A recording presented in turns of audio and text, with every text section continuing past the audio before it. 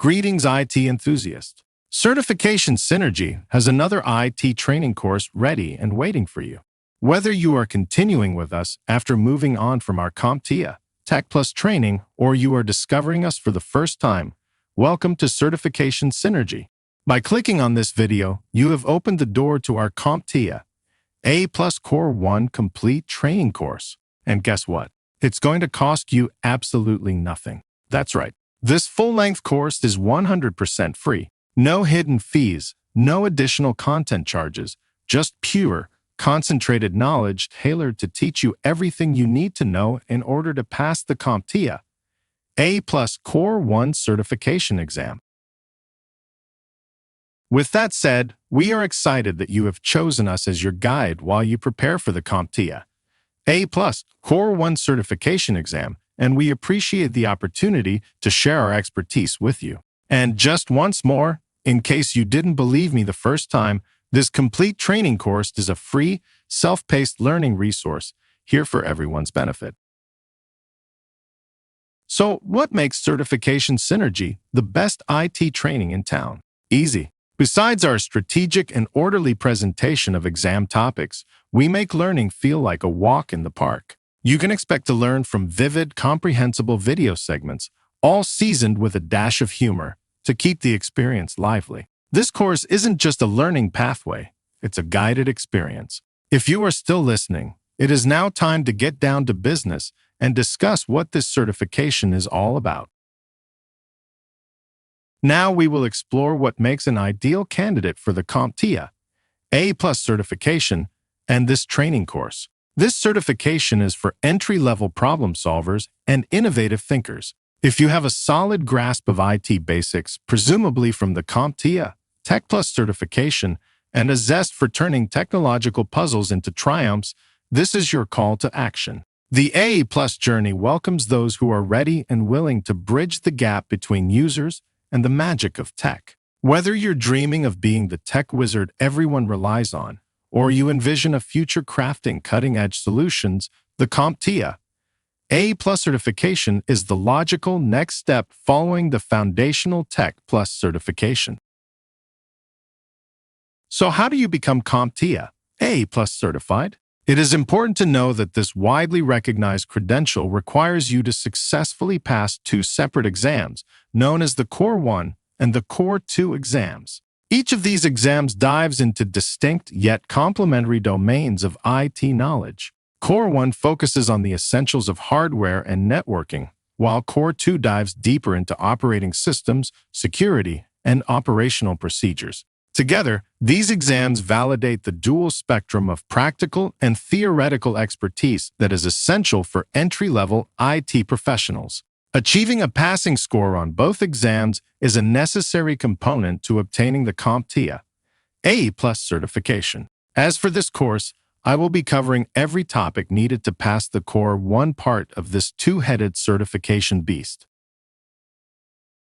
Taking a step back, let's understand the overall path to IT foundational mastery. If you are here, ideally you have earned your CompTIA Tech Plus certification, or you have at least acquired comparable foundational IT skills, priming you for this A Plus Core 1 course.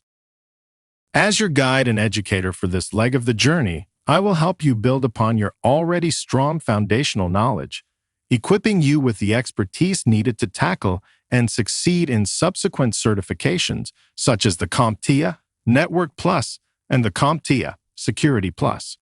This course is designed to be a stepping stone, helping you to grow while progressively expanding on your IT capabilities. Next, you need to know what IT concepts will be taught in this course. The CompTIA A Plus Core 1 certification exam focuses on the essential IT skills and knowledge needed to complete tasks commonly performed by entry-level IT professionals. To pass, you will need to have the knowledge and skills required to understand mobile devices, basic networking, computing hardware, virtualization, and cloud computing. Additionally, this exam will assess your knowledge of troubleshooting scenarios related to these topics. Moving on with our introduction, we come to the exam details.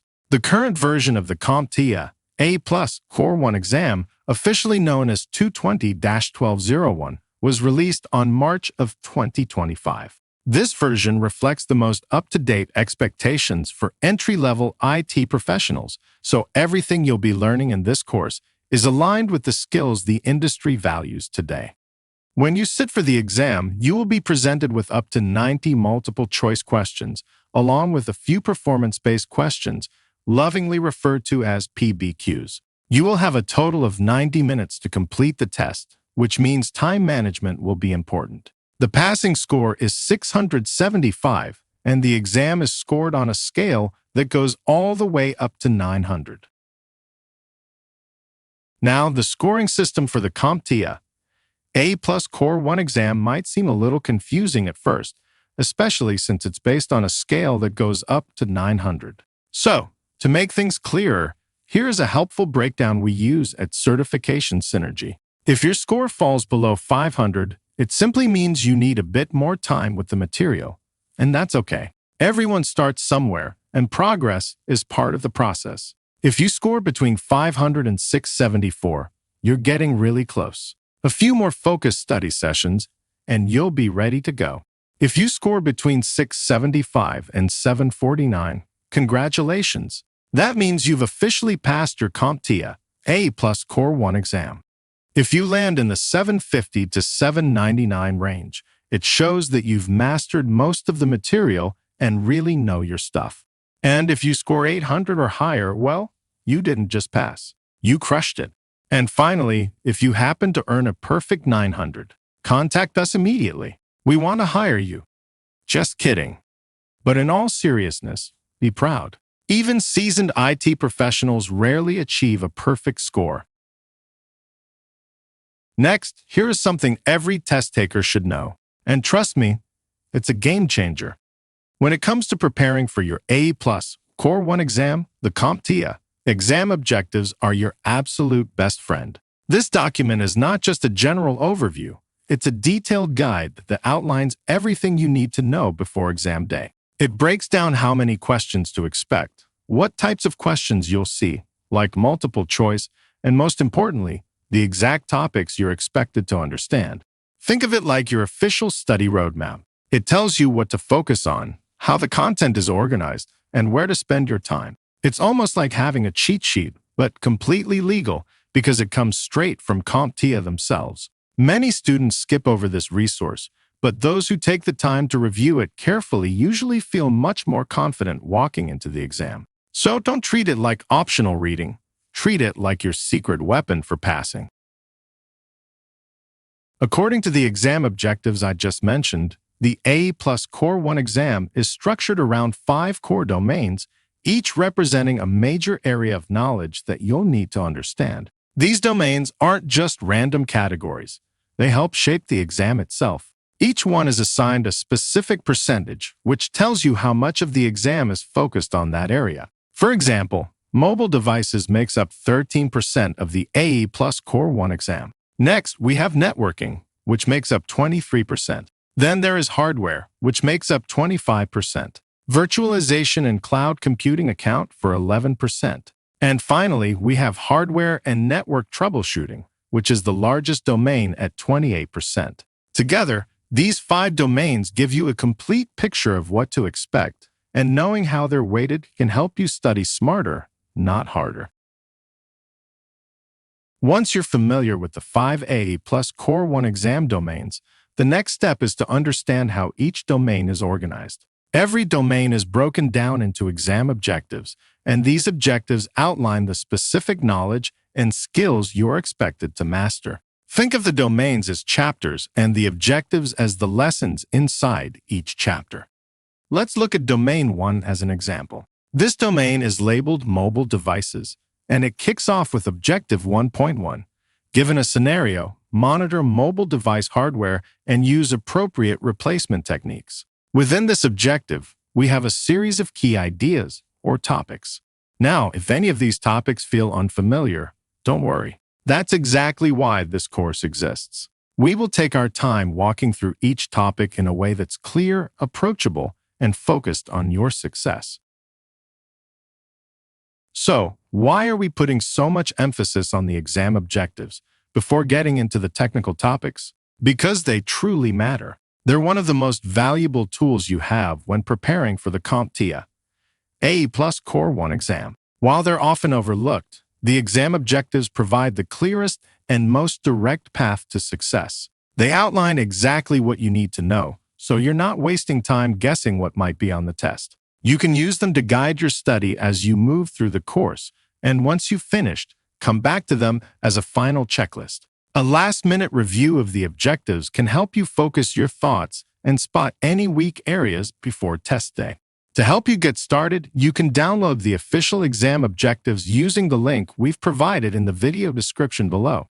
Now, here's how to get the most out of this course. Watch each video segment at your own pace. Pause when you need to. Rewind if something doesn't quite click the first time. And feel free to revisit any topic as many times as it takes to feel confident. This course is here for you whenever and however you need it. And while you're here, go ahead and hit that subscribe button. That way, you'll always know where to find us, and you'll stay up to date with all the free training content we're constantly adding.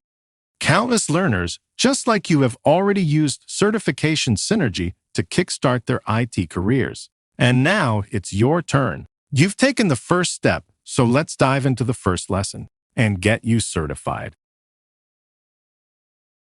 Exam Objective 1.1. Given a scenario, monitor mobile device hardware and use appropriate replacement techniques. Mobile device hardware.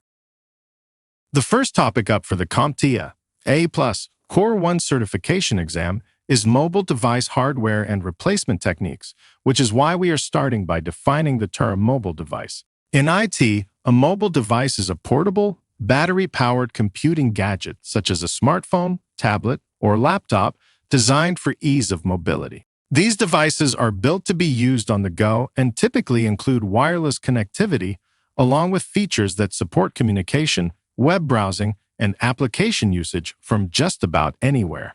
Because mobile devices are portable and powerful, they are also constantly on the move, and that puts them at constant risk. They get dropped, overheat, spilled on, stuffed into backpacks, and charged with whatever cable happens to be closest. In this video segment, we are focusing specifically on mobile device hardware, how to monitor it for signs of failure, and how to determine when replacement is the appropriate solution. This is not about guessing or swapping parts at random. It is about recognizing symptoms, understanding what those symptoms point to, and making smart, safe decisions exactly the way CompTIA expects you to do on the exam.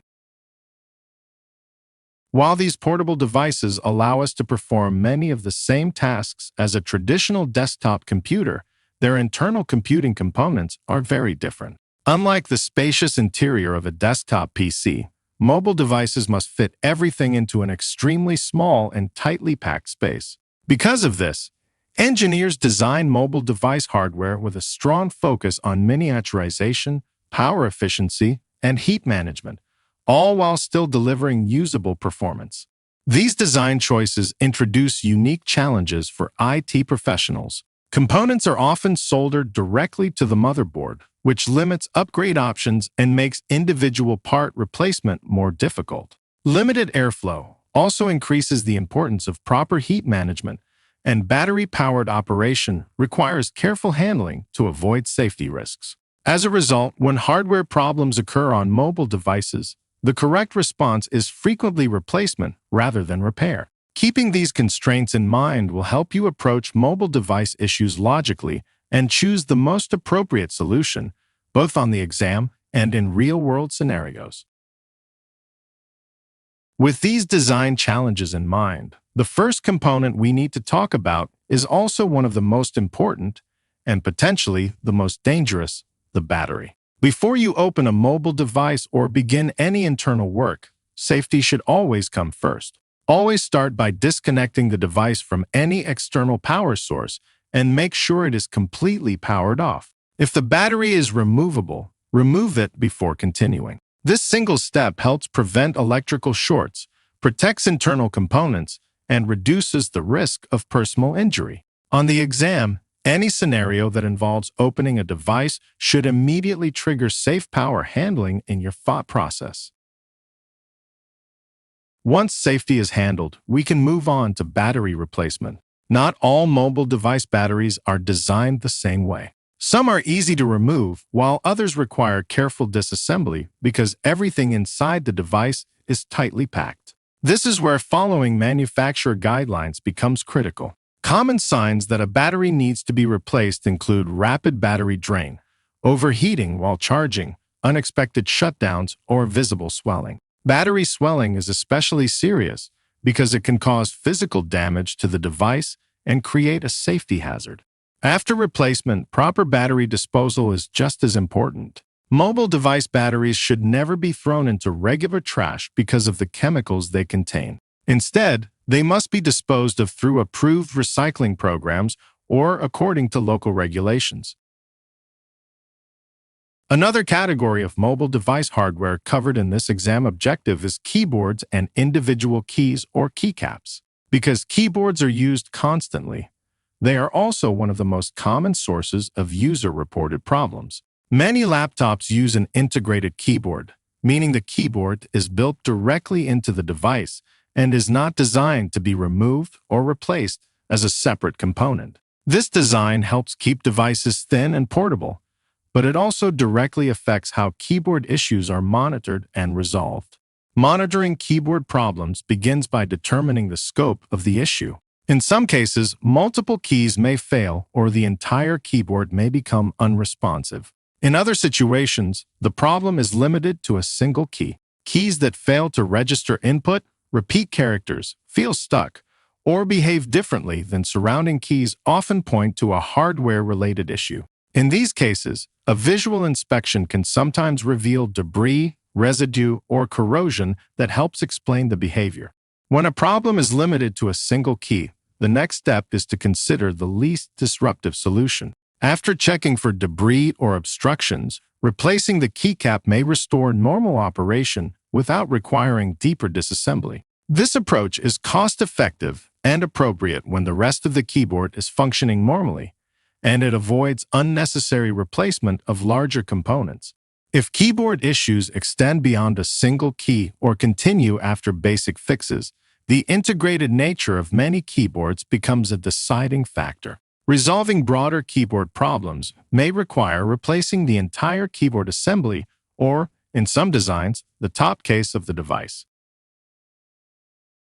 Another important category of mobile device hardware is random access memory, commonly referred to as RAM. RAM plays a major role in overall system performance, and how it is implemented varies depending on the type of mobile device. In laptops, RAM is typically installed using small outline dual inline memory modules, often abbreviated as SO-DIMM. As the name suggests, SO-DIMMs are more compact than the standard memory modules used in desktop computers, which allows them to fit inside thinner laptop designs. They are also designed for lower power consumption, helping extend battery life. In many laptops, SO-DIMM memory can be upgraded, making RAM one of the few components that can be replaced to improve performance. Smartphones and tablets handle RAM a bit differently. In these devices, RAM is commonly soldered directly to the motherboard rather than installed as a removable module. This design saves space and improves efficiency, but it also means the RAM is not user upgradable. Increasing memory capacity would require redesigning the motherboard itself, making RAM a fixed resource from the moment the device is manufactured. The next component we will cover is mobile device storage, which is where the operating system, applications, and user data are stored. In laptops, storage is typically provided by either a hard disk drive or a solid-state drive, and understanding the differences between the two is important for both performance and replacement decisions. A hard disk drive, often referred to as an HDD, uses mechanical components to store and retrieve data. HDDs are generally more affordable and can offer larger storage capacities at a lower cost. However, because they contain moving parts, HDDs are slower, more fragile, and more susceptible to damage, especially in mobile devices that are frequently moved.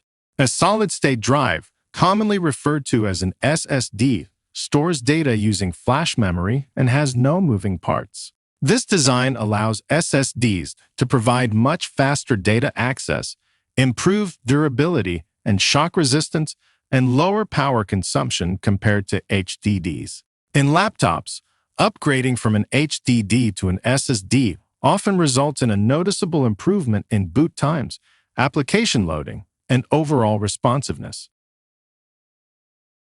The final mobile device hardware component we will cover in this video segment is built-in cameras and microphones, which are commonly used for video calls, conferencing, and media capture. Because these components are integrated directly into the device, issues with cameras or microphones can be frustrating for users and sometimes difficult to isolate.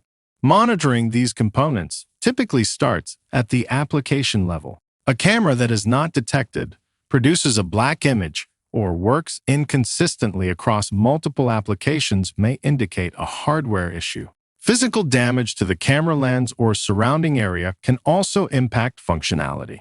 Microphone problems often present as distorted audio, no input detected, or audio cutting in and out. If these issues occur across multiple applications and settings, the likelihood of a hardware-related problem increases.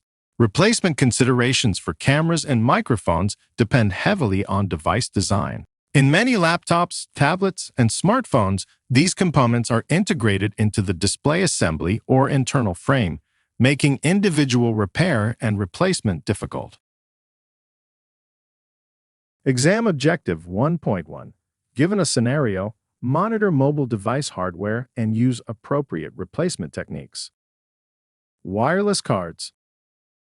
You open a laptop, connect to Wi-Fi, pair a Bluetooth mouse, and maybe even tether to a mobile hotspot, all without plugging in a single cable. None of that works without one critical piece of hardware behind the scenes: the wireless network interface card. Wireless network interface cards, often called wireless NICs or wireless network adapters, are the hardware components that allow computers and other devices to connect to wireless networks when wired connections, like Ethernet cables and RJ45 connectors, are not available. These network interface cards are installed inside mobile devices and handle a wide range of wireless signals that keep users connected on the go. In laptops, how that wireless capability is delivered can vary. Some systems use onboard wireless NICs, while others rely on a replaceable expansion card. Onboard wireless NICs are built directly into the motherboard and are not designed to be replaced individually. Wireless expansion cards, on the other hand, are separate components that can be installed, removed, and replaced if necessary. Many laptops use this expansion-style design, allowing a single device to support multiple wireless card technologies. Those technologies typically include Bluetooth, Wi-Fi, and cellular connectivity. Bluetooth cards support short-range connections to peripherals like keyboards, mice, and speakers. Wireless Local Area Network, or WLAN cards, allow devices to connect to nearby Wi-Fi networks, while Wireless Wide Area Network, or WWAN cards, enables internet access over cellular networks. Because all of this connectivity depends on a small internal card, wireless problems often show up in very noticeable ways. Symptoms may include weak signal strength, intermittent connectivity, or an inability to detect available networks. In some cases, the wireless card itself is not the issue. Instead, the problem lies with the antenna connections attached to it.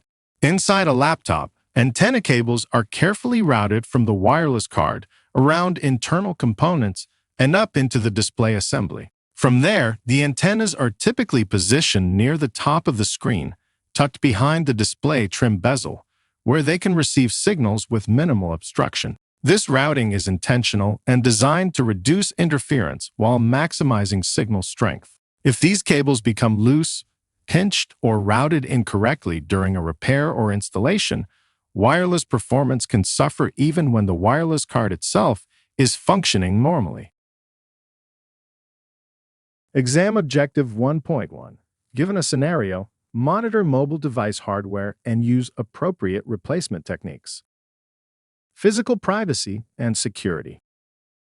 The security features of mobile devices, including laptops, often differ from those found on desktop systems. Because mobile devices are portable and frequently used outside of controlled environments, certain physical privacy and security features are more prominent. Two key examples covered in this objective are biometric authentication and near-field communication, often abbreviated as NFC. Biometric authentication uses physical characteristics, such as fingerprints or facial features, to verify a user's identity. Fingerprint readers are commonly found on laptops because they provide fast and convenient access without requiring complex passwords. These sensors can be used to unlock the device, authenticate purchases, or sign into secure services, while ensuring that only authorized users can gain access. From a physical security standpoint, biometrics help protect devices that may be used in public or shared spaces.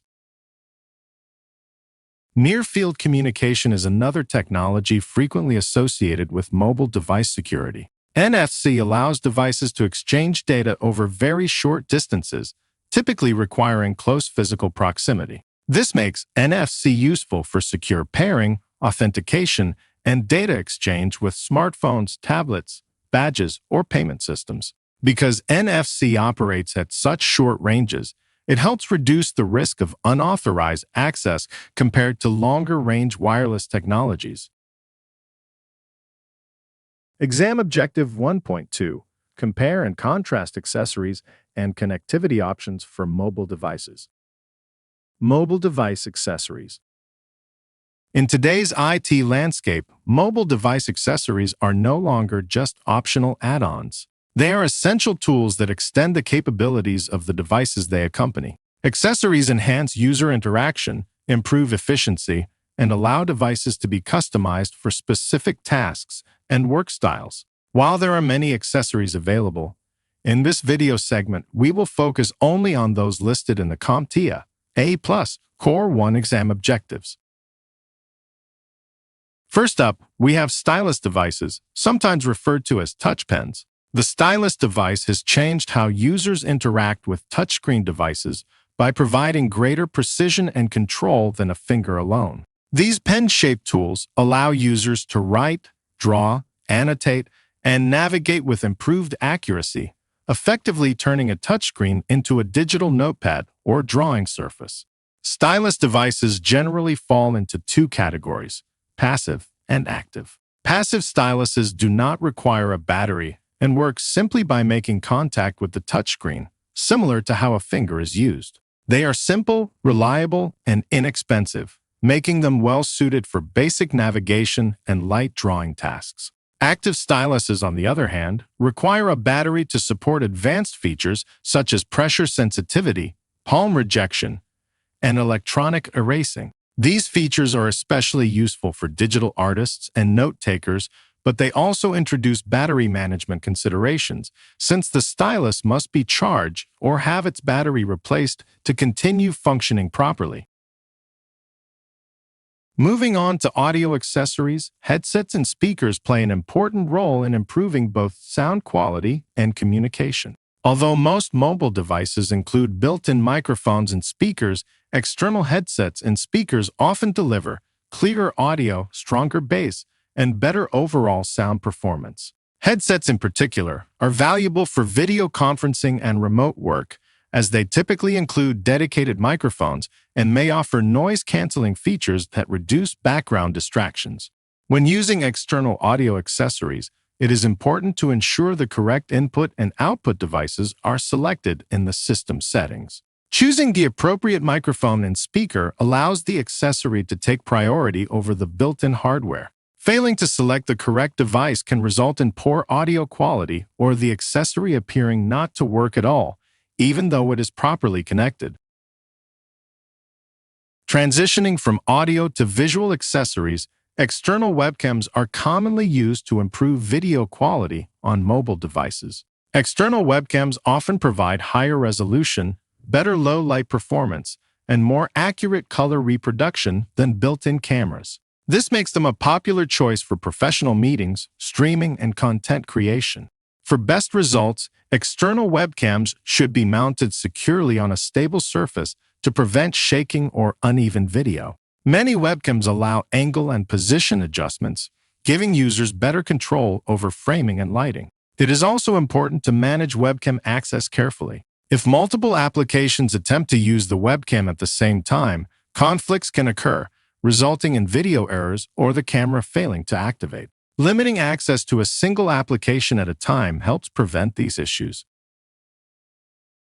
Finally, we have drawing pads and trackpads, also known as touchpads. These input accessories provide an alternative to traditional mice. Trackpads support gesture-based input, making navigation faster and more intuitive, while drawing pads are essential tools for designers and artists who need accurate input for creative work.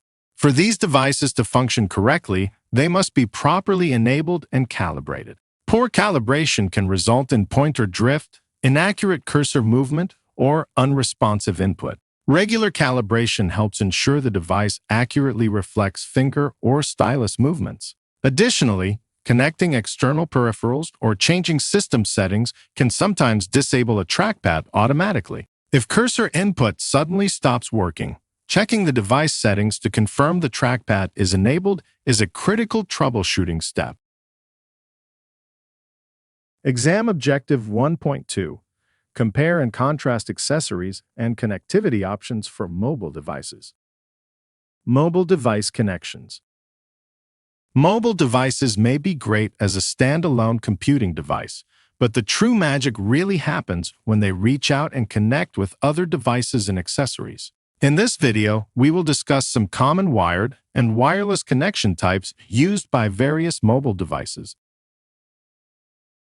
Let's begin with USB, or Universal Serial Bus Connections. USB is a wired peripheral device interface standard that allows for data transfer and device charging, and the ports come in several form factors. Some of the most common form factors for mobile devices include mini USB, micro USB, and USB-C. USB-C, known for its reversible design, is the latest and most versatile, allowing for faster data transfer and charging. As for the mini USB and micro USB, these are older but still prevalent. Another common wired connection type is the Lightning connector. Lightning is a wired peripheral device interface standard that is exclusive to Apple devices and allows for data transfer and device charging. It's a sleek, small connector that can be used for various tasks, like transferring files from an Apple phone to a workstation. Such a task could be accomplished by simply plugging one end into your iPhone and the other into the USB port of your computer. Do so and you will be ready to transmit data. Switching away from wired connection types, we will now cover a few wireless connection options used by mobile devices. And first up for the wireless category, we have Near-Field Communication, or NFC. NFC is a wireless networking interface standard that uses radio frequencies to share data over a short distance of a few centimeters or inches. This short-range wireless connectivity enables various convenient functions like authentication and mobile payments. For example, by simply tapping your device to a reader, you can authenticate access or complete purchases quickly and securely. Now we have Bluetooth, a wireless networking interface and peripheral device interface standard that uses radio frequencies to share data over a short distance of a few meters or yards. This technology allows mobile devices to effortlessly connect with peripherals such as wireless headphones, portable speakers, and keyboards. Eliminating the need for cables, Bluetooth enables a clutter-free, hands-free experience. Additionally, it supports various functions like file sharing, audio streaming, and voice commands, which serves to amplify the capabilities of connected devices, creating a cohesive and more productive personal tech environment.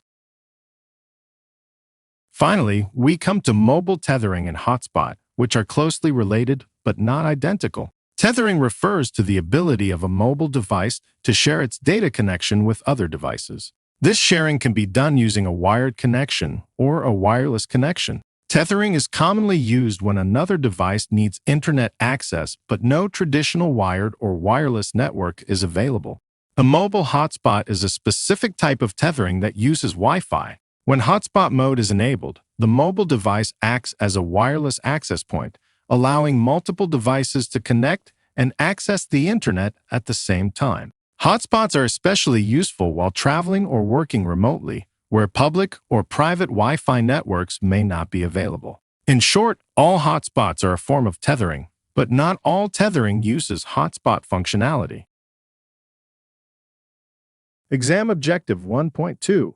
Compare and contrast accessories and connectivity options for mobile devices. Port replicator. A port replicator is a device that plugs into a laptop or other mobile device and provides additional ports for peripherals, but does not provide additional features. With that said, they typically plug directly into these mobile devices through a USB, USB-C, or Thunderbolt port to multiply the number of available connections. Essentially, it allows a laptop to interface with a variety of peripherals that would typically be connected to a desktop computer, providing an array of ports such as USB, HDMI, Ethernet, and sometimes more specialized ports like serial or parallel ports, depending on model. The convenience of a port replicator lies in its ability to consolidate connections. For individuals who alternate between multiple workspaces or those who are frequently on the move, the port replicator becomes a stationary hub to which all peripherals are connected. When the user arrives at their workspace, they can connect their laptop to the port replicator with a single cable, immediately integrating with all the connected devices. This is not only a time saver, but also reduces the physical wear and tear on the laptop's ports from repeatedly plugging and unplugging peripherals. With the trend of making laptops thinner and lighter, many models sacrifice the number of available ports, which can limit functionality. Port replicators address this limitation by providing the extra ports that users need without the need for internal hardware upgrades or external attachments. Additionally, they have become more advanced over time, with the latest models supporting USB 3.0, USB-C, and Thunderbolt connections for faster data transfer, providing outputs for high-definition displays and offering power delivery to charge the laptop while it's connected. For professionals, students, or anyone who uses their laptop for various tasks and needs to connect multiple devices, a port replicator is a valuable investment. It transforms the laptop into a dynamic workstation that mimics the connectivity of a desktop computer, enhancing productivity and making it easier to work efficiently in any location. The streamlined setup enabled by a port replicator is a simple yet powerful solution for maximizing the potential of portable devices in today's mobile-first world. Exam Objective 1.2. Compare and contrast accessories and connectivity options for mobile devices. Docking station.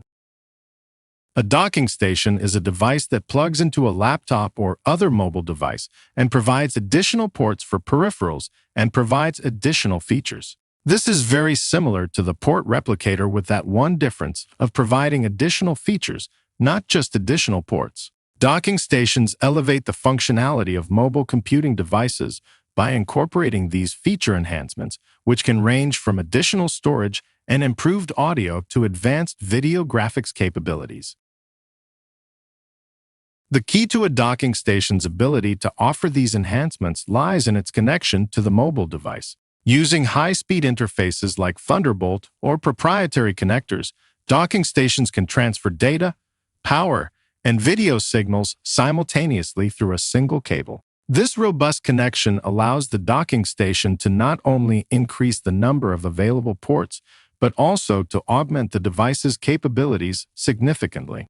One of the primary additional features of a docking station is the inclusion of its own power supply, which allows it to charge the connected laptop directly. This power can also support more power-hungry peripherals that a port replicator cannot handle due to its reliance on the laptop's power resources. Furthermore, Docking stations can host additional hardware like dedicated graphics cards, which empower laptops to perform tasks that are graphically intensive, such as video rendering or gaming, far beyond the laptop's built-in capabilities. Docking stations also often come with added storage in the form of built-in hard drives or SSDs, providing not just extra space, but also the possibility of enhanced data processing speeds. Some even have their own network ports for faster internet connections, multiple video ports that support high-resolution external monitors, and advanced audio ports for high-fidelity sound systems. These additional features make docking stations particularly suitable for power users who need more than just extra USB ports or a simple video output extension. They cater to those who need to transform their laptop into a fully fledged desktop computing environment when at the office or home, but still require the flexibility to undock and go mobile at a moment's notice. Exam Objective 1.3. Given a scenario, configure basic mobile device network connectivity and provide application support. Cellular connectivity. Cellular connectivity refers to the technology that allows mobile devices to communicate over long distances without using physical cables. Instead, these devices rely on radio signals exchanged with nearby cell towers that are strategically placed to provide wide geographic coverage. Whenever you make a phone call, send a text message, or access the internet using mobile data, your device is communicating with one of these towers. To support millions of users at the same time, cellular networks operate across carefully managed frequencies and channels. As a user moves from place to place, the connection is automatically handed off from one cell tower to another without interruption. This seamless transition is what allows you to start a phone call in one location and continue it while traveling, or stream media while on the move without losing connectivity. Cellular technology has evolved through several standards, commonly referred to as 2G, 3G, 4G, and 5G, with each version improving speed, reliability, and overall capacity. 2G, or second generation, was designed primarily for voice calls and basic text messaging. While it was groundbreaking at the time, its data capabilities are extremely limited by modern standards.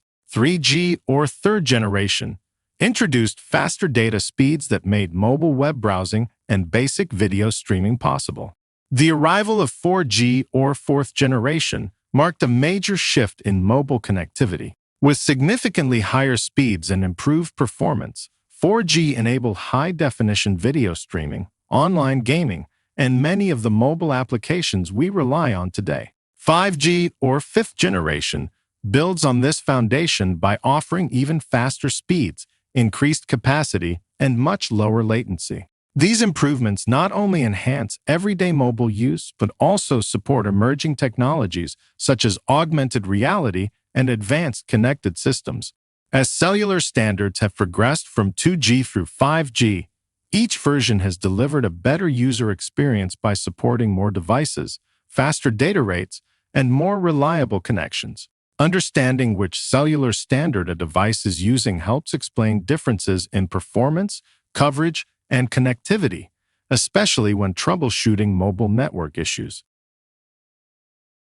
Beyond understanding how cellular networks work, it is also important to know how a device manages its cellular connection. When cellular connectivity is enabled, a mobile device can place calls, send text messages, and access the internet through its mobile service provider, often referred to as a carrier. This connection becomes especially important when Wi-Fi networks are unavailable, such as while commuting or traveling.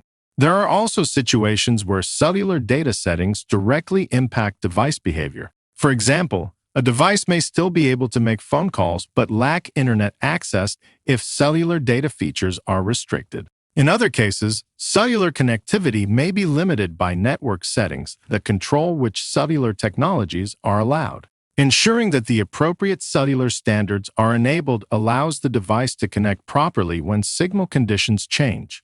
Additionally, when traveling internationally, cellular data may be restricted to prevent unexpected charges. In these situations, enabling data roaming allows the device to access mobile data services outside the home carrier's coverage area. While this restores internet access, it should be used carefully, as roaming can result in additional costs.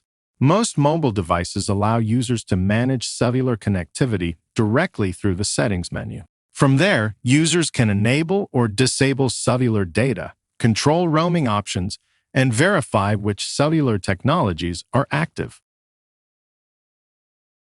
Exam Objective 1.3. Given a scenario, configure basic mobile device network connectivity and provide application support. Subscriber Identity Module. To understand how mobile devices connect to cellular networks, we need to start with the Subscriber Identity Module, often abbreviated as SIM. A SIM is a small card that stores information used to identify a device and authenticate it on a cellular network. This information links the device to a specific mobile service provider and allows the device to make calls, send text messages, and access mobile data. A SIM plays a critical role in activation. Activation is the process of enabling a device to connect to a carrier's cellular network using the information stored on the SIM. Until a SIM is activated, the device may power on, but it will not have full cellular functionality. Closely related to activation is provisioning, which is the process of configuring the carrier's network services for that device. Provisioning determines what services are available, such as voice, text, data limits, and roaming capabilities. Another important concept tied to SIM cards is portability. Because the SIM stores subscriber information rather than device-specific hardware details, it can often be moved from one compatible device to another. This allows users to switch phones without changing carriers, as long as the devices are unlocked and supported by the network. This portability is why swapping a SIM card can quickly restore service on a replacement device. SIM cards also define the relationship between the device and the carrier. Some devices are locked to a specific carrier, meaning they will only accept SIM cards from that provider. Other devices are unlocked and can work with SIM cards from multiple carriers. Understanding this relationship is important when troubleshooting connectivity issues or when users attempt to change service providers. Now let's shift to a newer technology known as embedded SIM, often abbreviated as eSIM. An eSIM performs the same basic function as a physical SIM card, but instead of being removable, it is built directly into the device's hardware. Because it is embedded, there is no physical card to insert or replace. With eSIM technology, activation and provisioning are handled digitally. Users can download a carrier profile directly to the device, allowing service to be enabled without visiting a store or inserting a SIM card. This makes eSIM especially useful for devices that need quick setup, frequent carrier switching, or support for multiple cellular plans at once. eSIM also changes how portability works. Instead of physically moving a SIM card between devices, portability is managed through software by adding or removing carrier profiles. While this offers greater flexibility and convenience, it also means the device must support eSIM and be compatible with the carrier's eSIM implementation. Exam Objective 1.3. Given a scenario, configure basic mobile device network connectivity and provide application support. Hotspot connectivity. A mobile device hotspot is your gateway to the internet when traditional network connections are just out of reach. For instance, imagine you are in a cafe that doesn't offer Wi-Fi, but you urgently need to send an email from your laptop. This is where your smartphone could come to the rescue. By enabling the hotspot feature, your smartphone uses its cellular data connection to create a personal Wi-Fi network. You can then connect your laptop to this network, allowing your laptop to access the internet just as if it were connected to a regular Wi-Fi or wired network with little time and effort required. To begin setting up a mobile device hotspot, you can start with your smartphone. First, enable the hotspot feature by going to the Settings menu and enable the hotspot option. Once you do this, your smartphone will begin broadcasting a Wi-Fi signal. Once your smartphone's hotspot is active, take your laptop and open the Wi-Fi network list. Your smartphone's network name should appear here. Select it. Now your laptop will be connected to the internet via your smartphone's data connection. This seamless connectivity allows you to use your laptop to browse the internet, stream content, or attend virtual meetings, leveraging the mobile data from your phone. Just remember, while connected, your laptop is using your phone's data plan, so be mindful of your data usage to avoid incurring any fees. Now, this is just one way in which to set up a hotspot. There are many other hotspot arrangements that can be utilized depending on the specific use case. I just walked you through this scenario, as it tends to be the most commonly used method.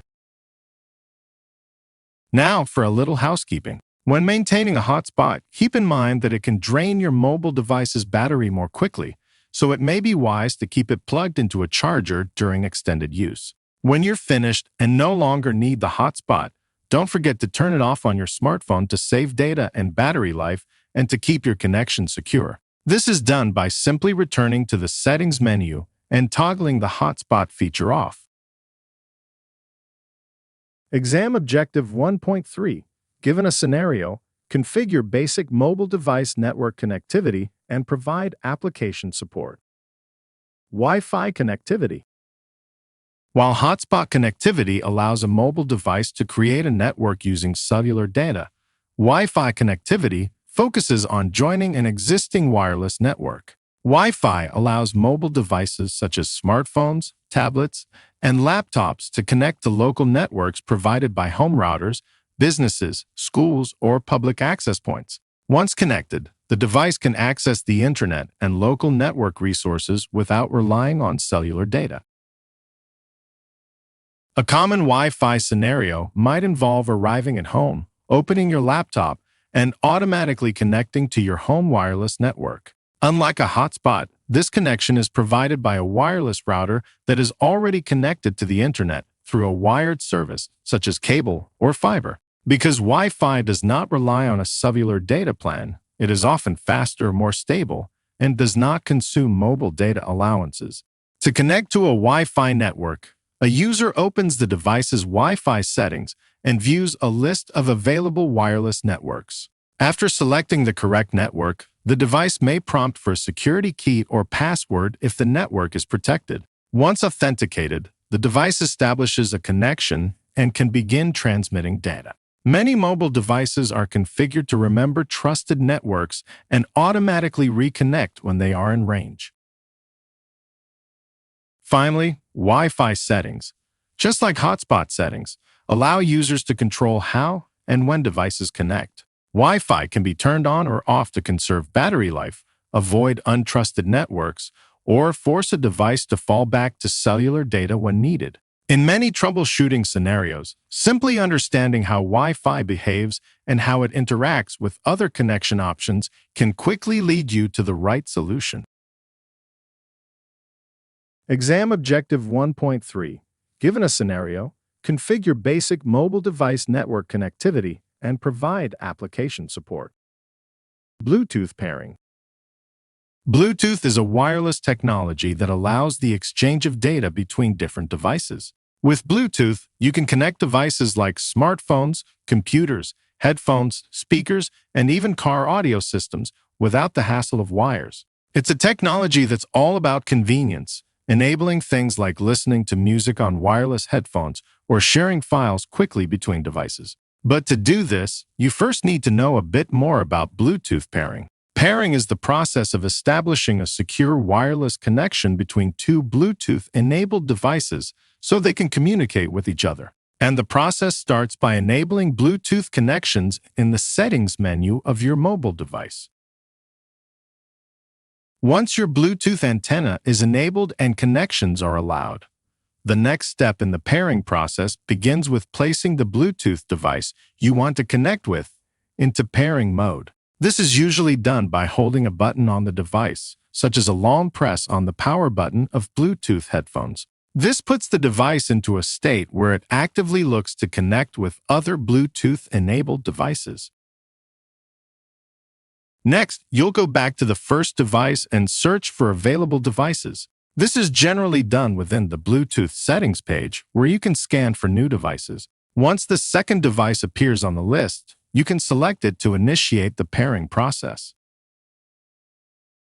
Sometimes you may need to enter a PIN code to complete the pairing. In the Bluetooth pairing process, entering a PIN code is an additional security measure to ensure that only users with the correct permissions can establish a connection between devices. The necessity of entering this code prevents unauthorized users from connecting to your device because without the correct PIN, the connection cannot be completed. This step is particularly important when pairing devices in public spaces where multiple Bluetooth devices might be present and the risk of an unintended or malicious connection is higher. After the devices are paired, they'll remember each other unless you choose to disconnect them or remove the pairing, meaning you won't have to go through the setup process every time.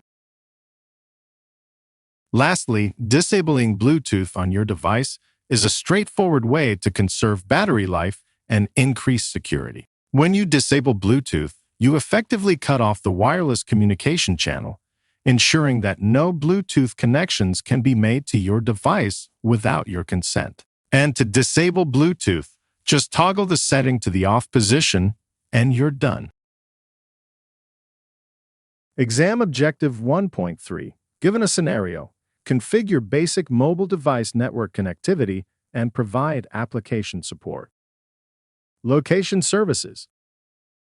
In today's interconnected world, mobile device location services act as the bridge between the digital and physical worlds.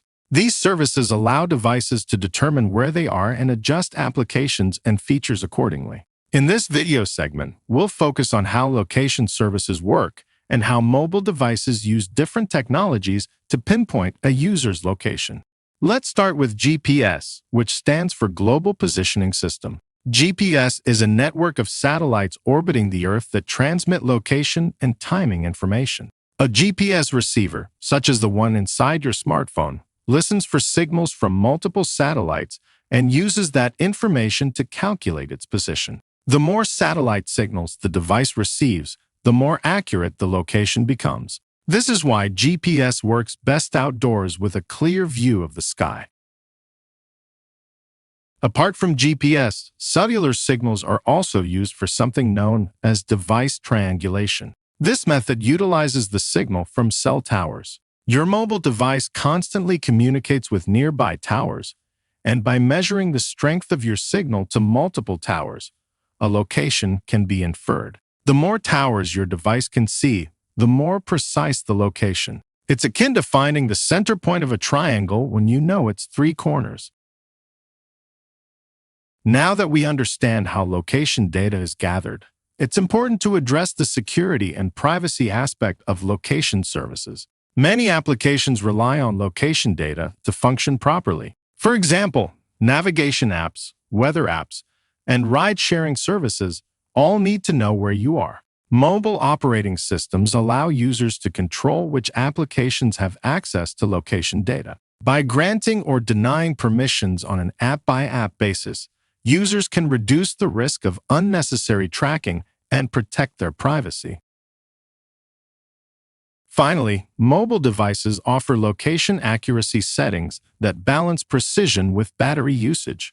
High accuracy mode uses multiple signal sources to determine location, including GPS, Wi-Fi, Bluetooth, and cellular networks. This mode provides the most precise location information, but consumes more battery power. Other modes may limit which technologies are used to conserve power, but high accuracy combines all available signals to deliver the most reliable location data. Exam Objective 1.3. Given a scenario, configure basic mobile device network connectivity and provide application support. Mobile device management.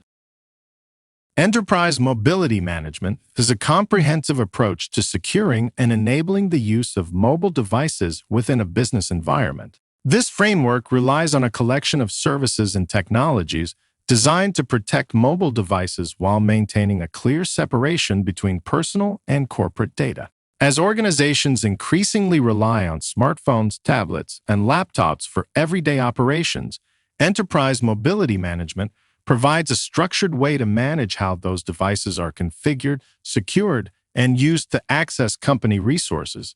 In today's workplace, employees often access sensitive corporate data from multiple locations and on different types of mobile devices. Without a centralized approach, maintaining security and consistency becomes difficult.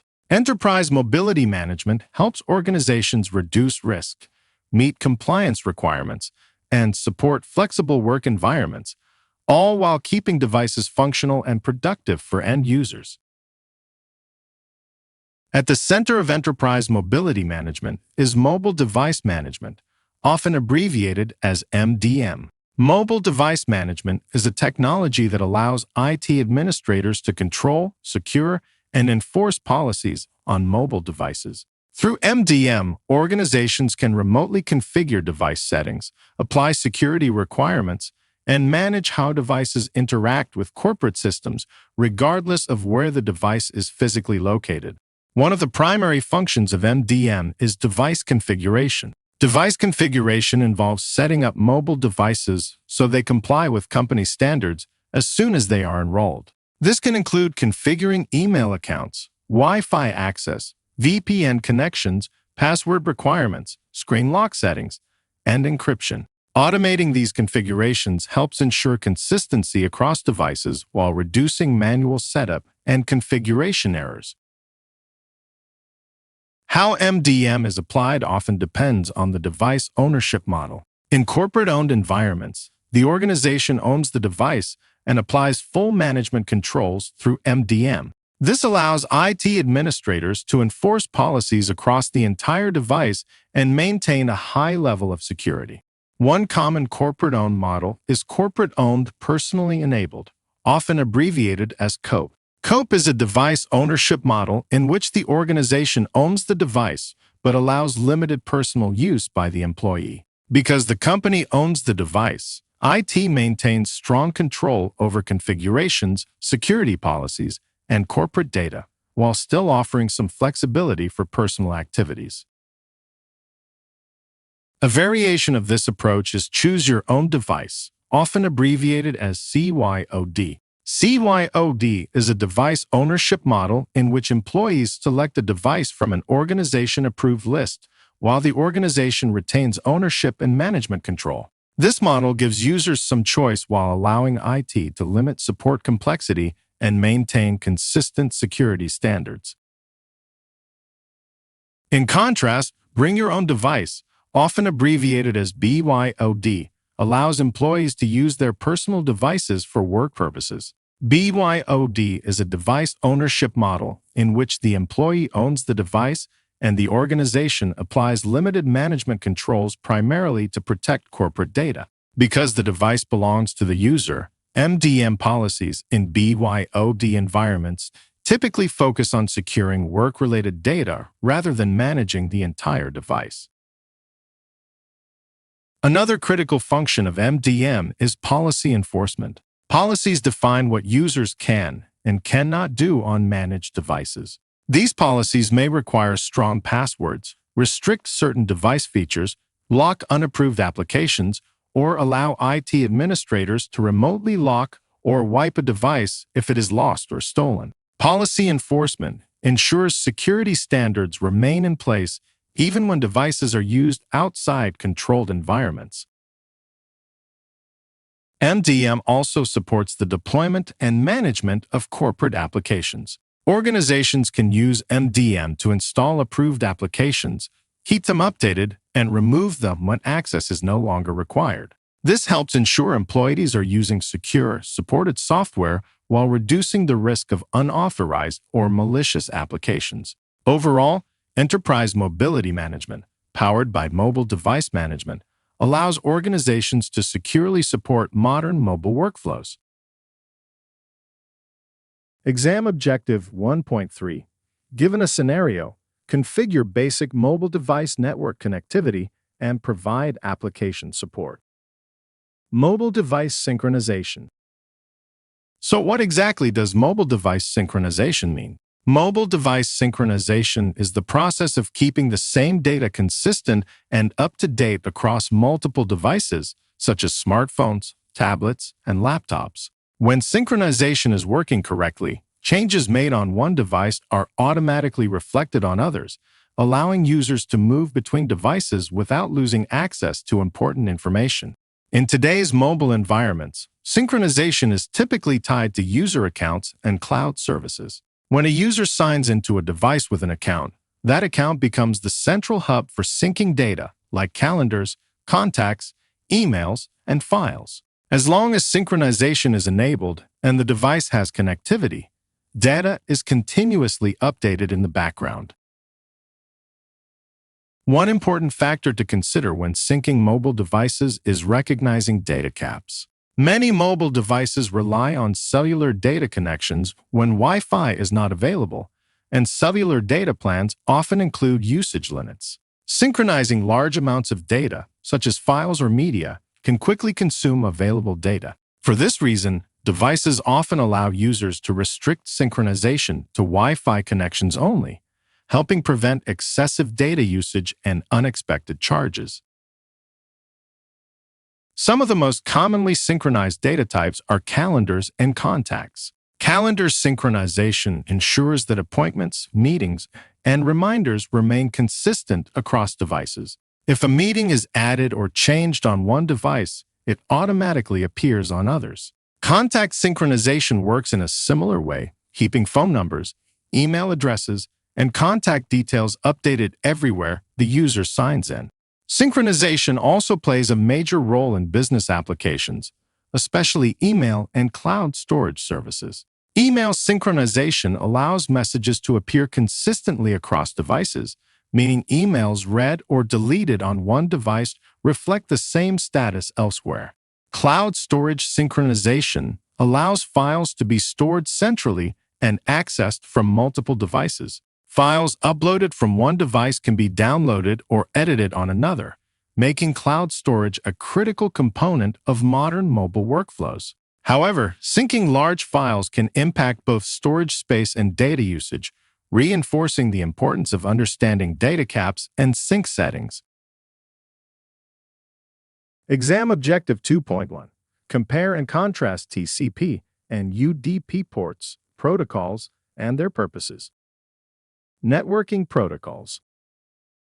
With this video segment, we will be kicking off our study of the second domain of the CompTIA A Plus Core 1 certification exam. This domain will be all about computer networking. If you completed our Tech Plus course, you have already been introduced to many foundational networking concepts, and that baseline knowledge is expected as we move deeper into networking topics in this domain.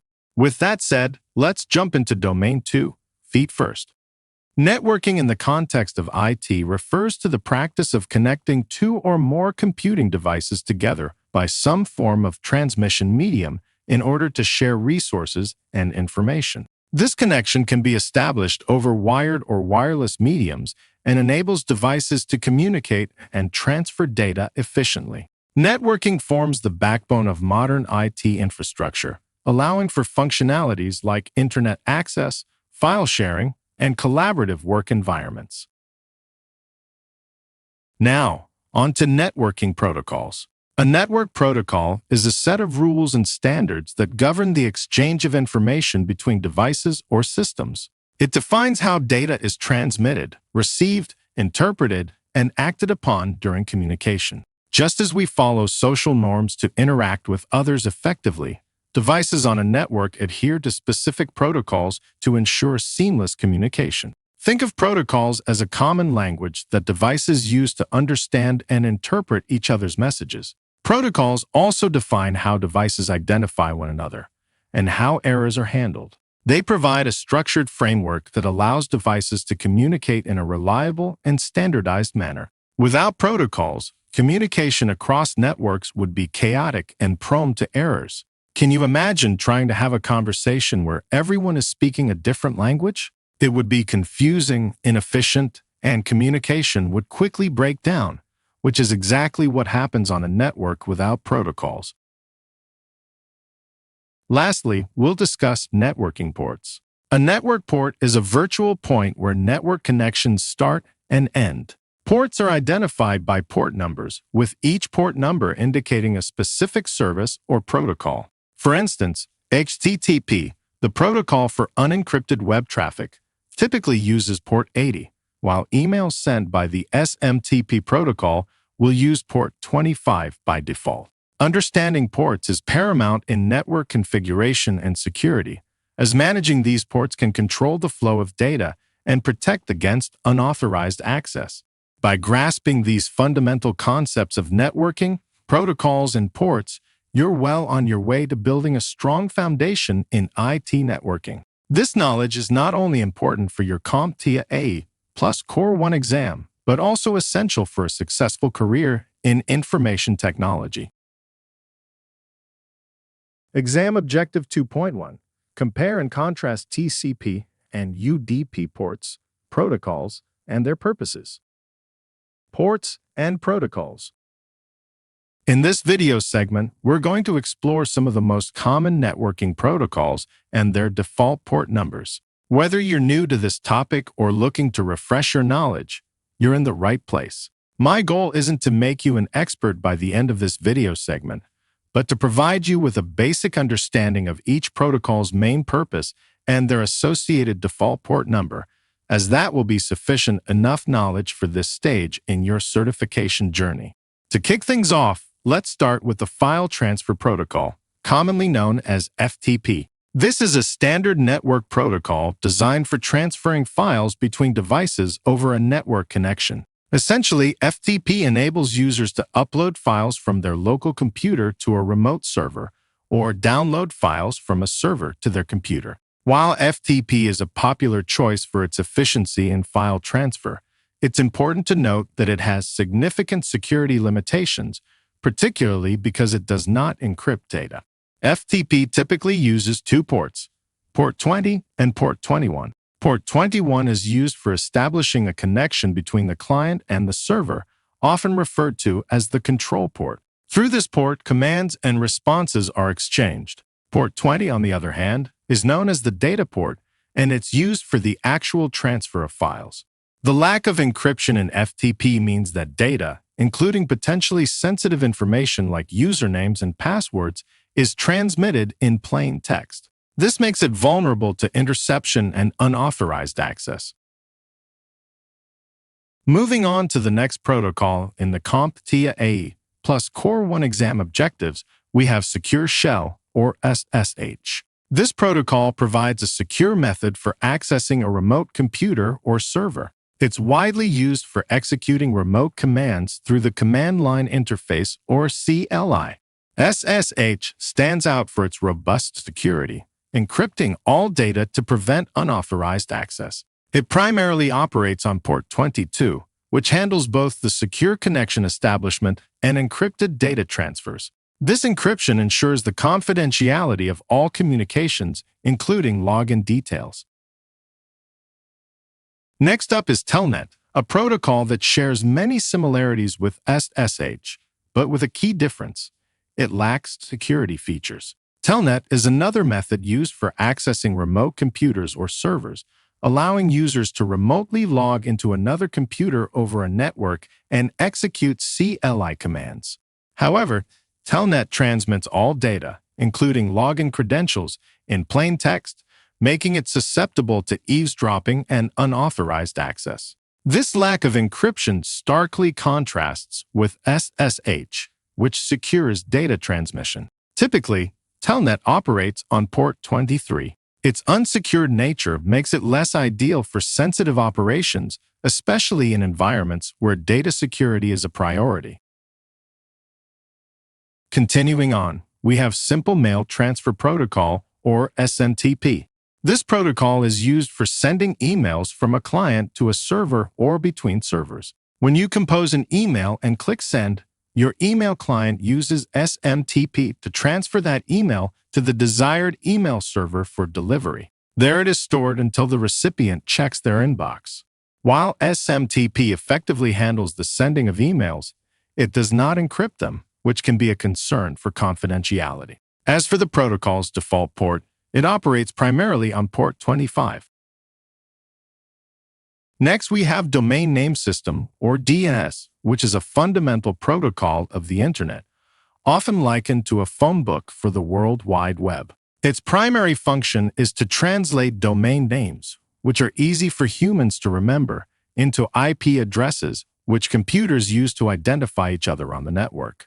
DNS operates mainly on port 53. This port is used for both querying DNS servers and receiving responses. For instance, when you type a website URL into your browser, DNS servers use port 53 to find the corresponding IP address and direct your request to the correct server.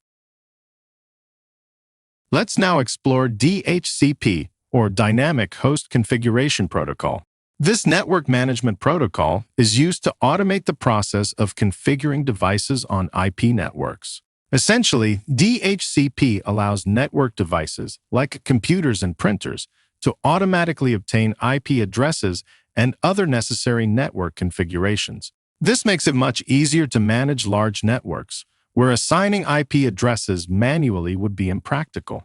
DHCP operates primarily on two ports, ports 67 and 68, and utilizes a four-step process known as DORA: discover, offer, request, and acknowledge, to automate network configuration. Initially, a client device seeking network access sends a discover message on port 68, signaling its need for an IP address. A DHCP server, listening on port 67, responds with an offer message, proposing an available IP address and other configuration details. The client device then sends back a request message, essentially accepting the offered settings. Finally, the DHCP server completes the process by sending an acknowledge message, confirming the IP address and network settings assignment.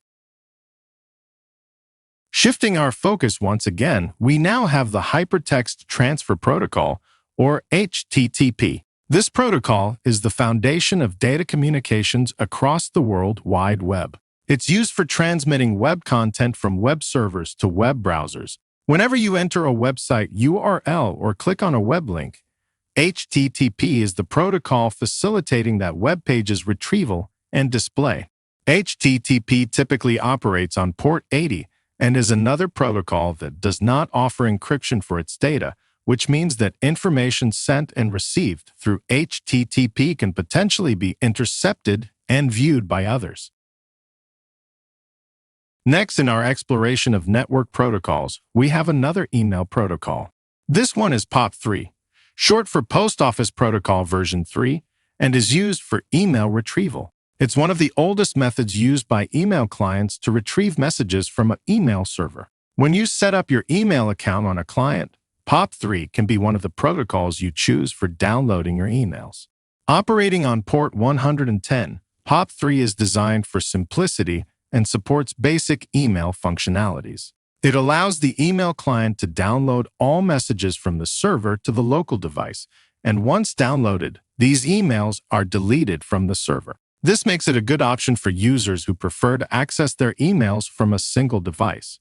It's important to note that in its standard form, POP3 does not encrypt the email data it retrieves. This can pose a security risk, especially when accessing emails over unsecured or public networks. As we continue our exploration of network protocols, we turn our focus to NetBIOS, or Network Basic Input-Output System. This protocol is a key player in local area networks, primarily facilitating tasks like file sharing and printer access within smaller networks.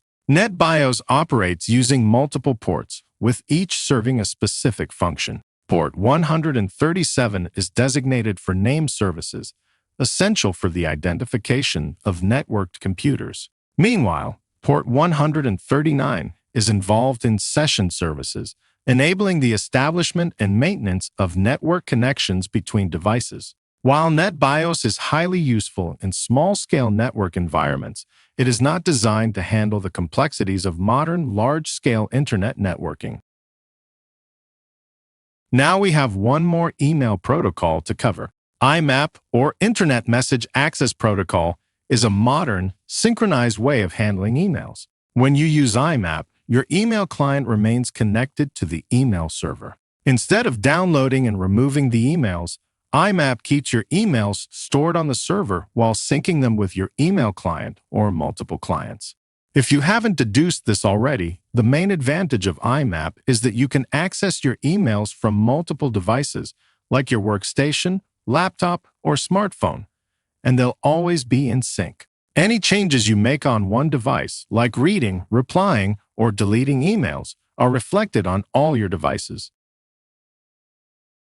Next, we have SNMP, or Simple Network Management Protocol. While SNMP is not directly tested within this exam objective, it is an important protocol to become familiar with as you continue advancing in networking.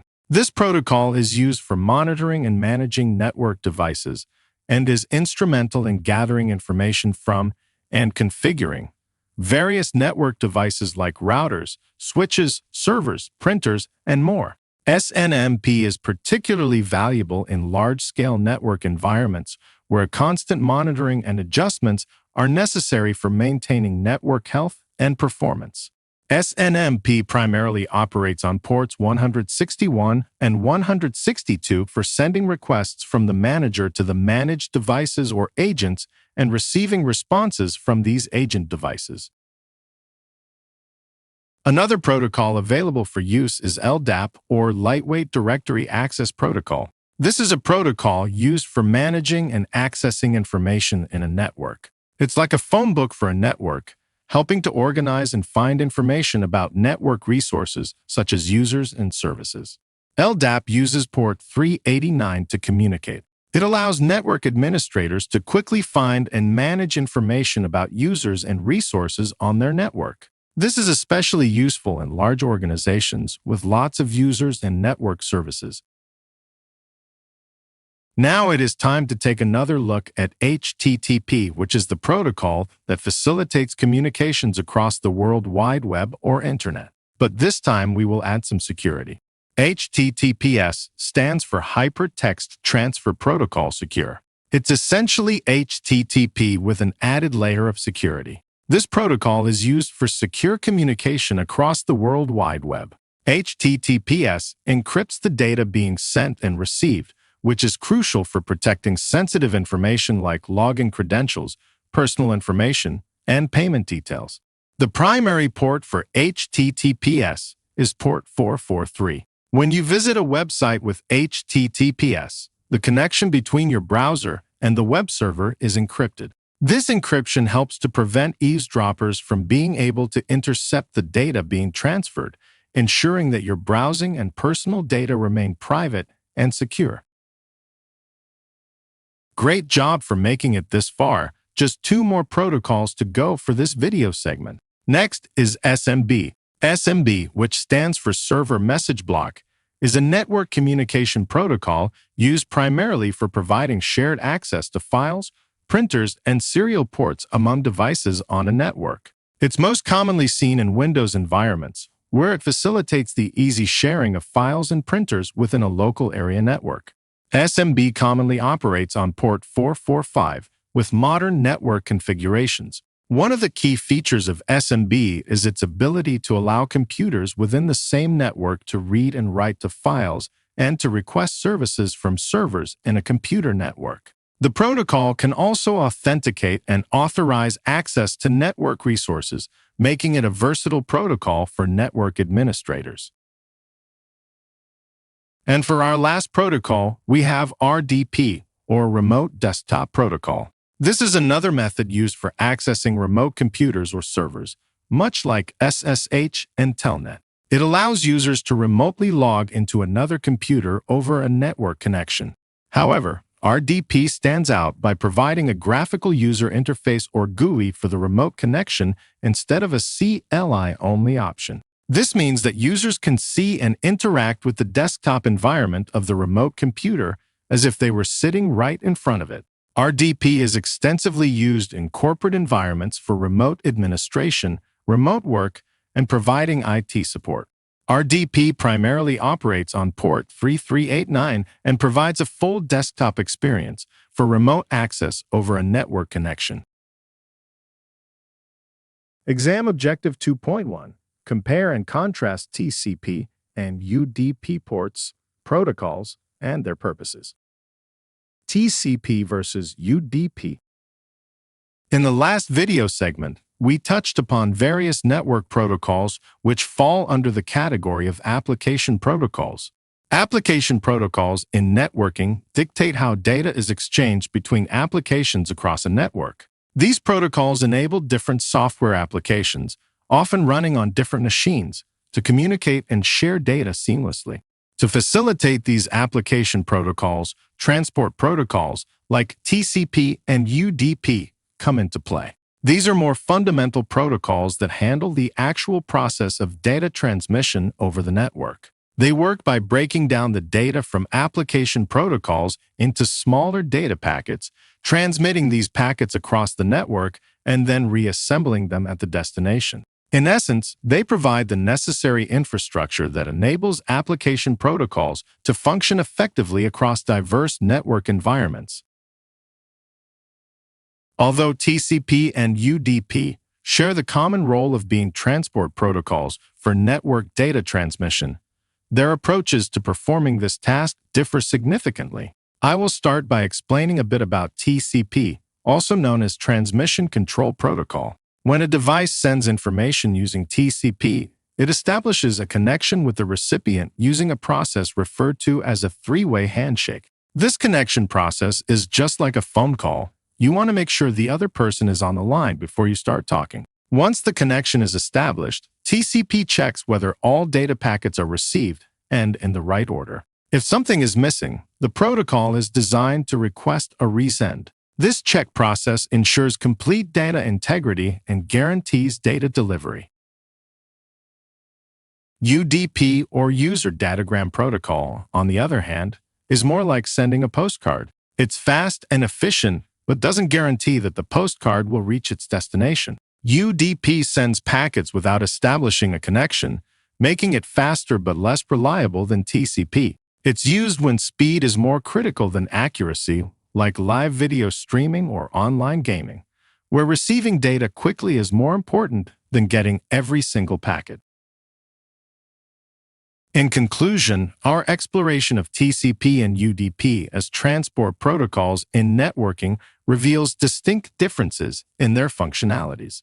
TCP is connection-oriented, establishing a reliable connection before data transmission, ensuring guaranteed delivery. This makes it ideal for application protocols that require data integrity and security. On the other hand, UDP operates in a connectionless manner, where data is sent without establishing a connection, leading to non-guaranteed delivery. This is suitable for applications where speed is more critical than reliability. Understanding these differences is crucial in choosing the right protocol for specific networking tasks, balancing the trade-offs between reliability and efficiency. Exam Objective 2.2. Explain wireless networking technologies. Wireless frequencies. Imagine wireless signals as invisible waves carrying data through the air. These signal waves have different frequencies, which determine how they behave and what tasks they excel at. A signal frequency is a measurement of how fast a signal wave moves up and down. Think of a bouncing ball, and you counting how many times it bounces up and down in 1 second. Signal frequency is similar. It measures how many times a signal wave goes up and down in 1 second. If it moves up and down quickly, it has a high frequency. But if it moves up and down slowly, it has a low frequency. Signal frequencies are usually measured in hertz, which represents the number of cycles per second. The electromagnetic spectrum chart behind me shows the entire range of electromagnetic frequencies. This is just to give you an idea of the vast nature of wireless signal frequencies. But for the CompTIA A Plus exam, we are going to focus on the 3 primary frequency bands used in modern wireless networking. These frequency bands are 2.4 GHz, 5 GHz, and 6 GHz. The first frequency band we will discuss is the 2.4 GHz band. It's like a slow but steady marathon runner. The 2.4 GHz band offers better range, meaning it can travel further. This characteristic makes it ideal for providing Wi-Fi coverage in larger spaces. The 2.4 GHz band can also penetrate solid objects like walls more effectively. However, since it's quite popular, the 2.4 GHz band can get crowded, leading to potential interference from other nearby devices competing for the same frequency. Now let's meet our speedy sprinter, the 5 GHz band. It may not travel as far as the 2.4 GHz band, but it offers faster and more reliable connections over shorter distances. Due to its higher frequency, the 5 GHz band can handle more data, making it ideal for higher bandwidth tasks like HD video streaming, online gaming, and file transfers. Additionally, since the 5 GHz band is less crowded, it experiences less interference from neighboring wireless signals, though it is more affected by walls and other physical obstacles. Finally, we have the newest runner in the race, the 6 GHz band. This frequency band offers even more available bandwidth and significantly less congestion because fewer devices currently operate in this range. The trade-off is that, like 5 GHz, it has a shorter range and an even more limited ability to pass through physical obstacles. For your CompTIA exam, it's important to recognize the trade-offs between these different frequency bands and that the 6 GHz band is designed specifically to support high-performance wireless networking in environments that require speed, capacity, and minimal signal competition. Exam Objective 2.2. Explain wireless networking technologies. Wireless channels. In this video segment, we are going to take the wireless frequency bands we just discussed and break them down further into wireless channels. Imagine tuning into a radio station, where each station broadcasts on a specific frequency so that signals do not collide. In wireless networking, a wireless channel works the same way. A channel is a smaller slice of a frequency band that devices use to transmit and receive data, helping reduce interference and keep communication organized. In wireless networking, we primarily work with the 2.4 GHz, 5 GHz, and 6 GHz frequency bands. Each of these bands is divided into multiple channels, and the way those channels are selected can directly impact performance. Channel selection involves considering the channel's width, its frequency placement, and the band it operates within, all of which influence speed, range, and potential interference. Starting with some information about the 2.4 GHz band, this range is divided into multiple channels that are closely spaced together. Because these channels are wider than the separation between them, many of the channels overlap. This overlap can cause interference when multiple wireless networks operate nearby. For this reason, channels 1, 6, and 11 are commonly used since they are spaced far enough apart to avoid overlapping with each other. Selecting non-overlapping channels in the 2.4 GHz band helps improve reliability, especially in crowded environments.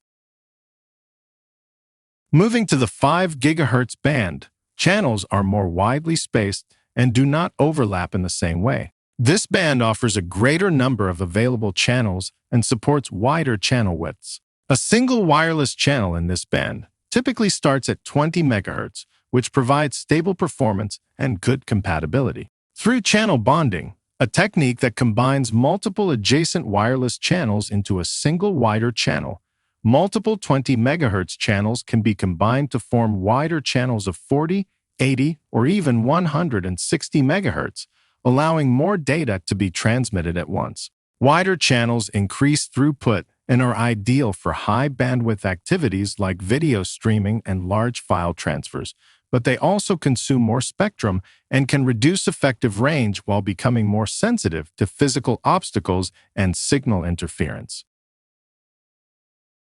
The 6 GHz band builds on these same concepts, offering even more available channels and wider channel options. Because this band is newer and less congested, it experiences minimal interference from competing wireless signals. However, like the 5 GHz band, it has a shorter range and limited ability to pass through walls. For the exam, it is important to recognize that 6 GHz is designed to support high-capacity wireless environments where performance and clean channel availability are the priority. Finally, wireless channels are subject to regional regulations, which determine which channels and channel widths are allowed in different parts of the world. These regulations exist to prevent interference with other wireless services and to protect critical communications. For example, in the 2.4 GHz band, the United States typically allows channels 1 through 11, while parts of Europe and other regions allow additional channels beyond that range. As a result, available channels and power levels can vary depending on location, making regulatory awareness an important part of wireless channel selection. Exam Objective 2.2. Explain wireless networking technologies. Wi-Fi. When discussing wireless networks, the technology that most commonly comes to mind is Wi-Fi. Wi-Fi, short for wireless fidelity, is a technology that allows computing devices to connect to and communicate with other computing devices wirelessly. It enables the transmission of data over short distances using radio waves and is most commonly used in homes, small offices, and public spaces like cafes, airports, and campuses. Earlier in this course, we covered Wi-Fi connectivity, where we focused on how a device connects to a wireless network from the user's perspective. In this video segment, we are taking a step back to better understand what Wi-Fi actually is, how it functions at a higher level, and why it behaves the way it does. This foundational understanding will make troubleshooting and exam scenarios much easier to reason through. Wi-Fi communication begins when a device connects to a wireless access point, which acts as the bridge between the wireless device and a larger network. That connection takes place over specific radio frequency bands, most commonly the 2.4 GHz, 5 GHz, and now 6 GHz bands. Each of these bands has different characteristics related to range, speed, and interference, which is why Wi-Fi performance can vary depending on environment and usage. Now that we have a working definition of Wi-Fi, we can move toward understanding how it is standardized. Since Wi-Fi was first introduced in 1997, it has evolved through multiple standards developed by the IEEE, or the Institute of Electrical and Electronics Engineers. The IEEE is a professional organization known for developing technical standards across many industries, including networking and telecommunications. Within the large collection of standards developed by the IEEE, the 802 family of standards focuses on local area networking, also known as LAN communications. From there, a specific subset of those standards applies to wireless networking. That subset is known as 802.11. The 802.11 standards define how Wi-Fi works, how devices communicate wirelessly, and how wireless local area networks, or WLANs, operate.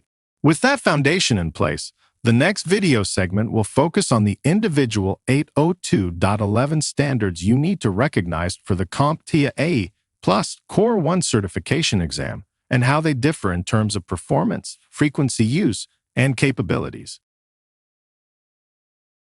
Exam Objective 2.2. Explain wireless networking technologies. 802.11 standards. The first Wi-Fi standard appeared in 1997 with the introduction of the IEEE 802.11 standard. This original version laid the groundwork for wireless networking by allowing devices to communicate without physical cables. While it was limited in speed and capability, it marked the beginning of Wi-Fi as we know it today and set the stage for decades of innovation. As wireless networking grew in popularity, demand quickly increased for faster and more reliable connections. This led to the evolution of multiple 802.11 standards, each improving on the last. Understanding how these standards progressed helps explain why modern Wi-Fi behaves the way it does.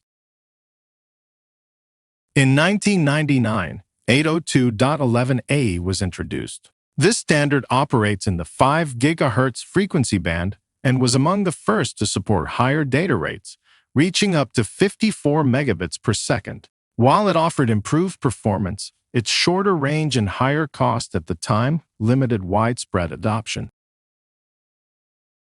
Later that same year, 802.11b was released. This standard operates in the 2.4 GHz frequency band, which provides better range and improved wall penetration, but is more susceptible to interference. Its maximum throughput reached 11 megabits per second, and its lower cost helped Wi-Fi gain mainstream popularity. In 2003, 802.11g arrived. It also uses the 2.4 GHz band, but increased throughput to 54 megabits per second, matching the speeds of 802.11a, while maintaining the longer range benefits of the 2.4 GHz frequency band. This made it a widely adopted standard for many years. The next major advancement came with 802.11n, introduced in 2009. This standard operates in both the 2.4 GHz and 5 GHz frequency bands and marked a major shift in wireless performance. One of its most important contributions was the introduction of multiple input, multiple output, often called MIMO. With support for multiple data streams, 802.11n offers a theoretical maximum throughput of up to 600 megabits per second. MIMO, which was introduced with 802.11n, works by using multiple antennas to transmit and receive data at the same time, allowing several data streams to flow simultaneously instead of one at a time. This parallel transmission improves overall efficiency and performance, especially in environments with multiple connected devices. By supporting up to 4 MIMO streams, wireless communication becomes faster and more reliable compared to earlier single-stream standards. In 2013, 802.11ac, also known as Wi-Fi 5, was released. This standard operates exclusively in the 5 GHz band and further increased performance through wider channels and enhanced MIMO capabilities. It introduced multi-user MIMO, which allows an access point to communicate with multiple devices at the same time instead of serving them one at a time. Theoretical throughput under ideal conditions can reach up to 6.9 gigabits per second. Multi-user MIMO builds on the original MIMO concept by shifting the focus from a single device to multiple devices at once. With traditional MIMO, an access point could use multiple antennas to communicate more efficiently with one device at a time. Multi-user MIMO expands this capability by allowing the access point to transmit data to several devices simultaneously. This reduces waiting time, improves overall network efficiency, and is especially beneficial in environments where many devices are connected and competing for bandwidth.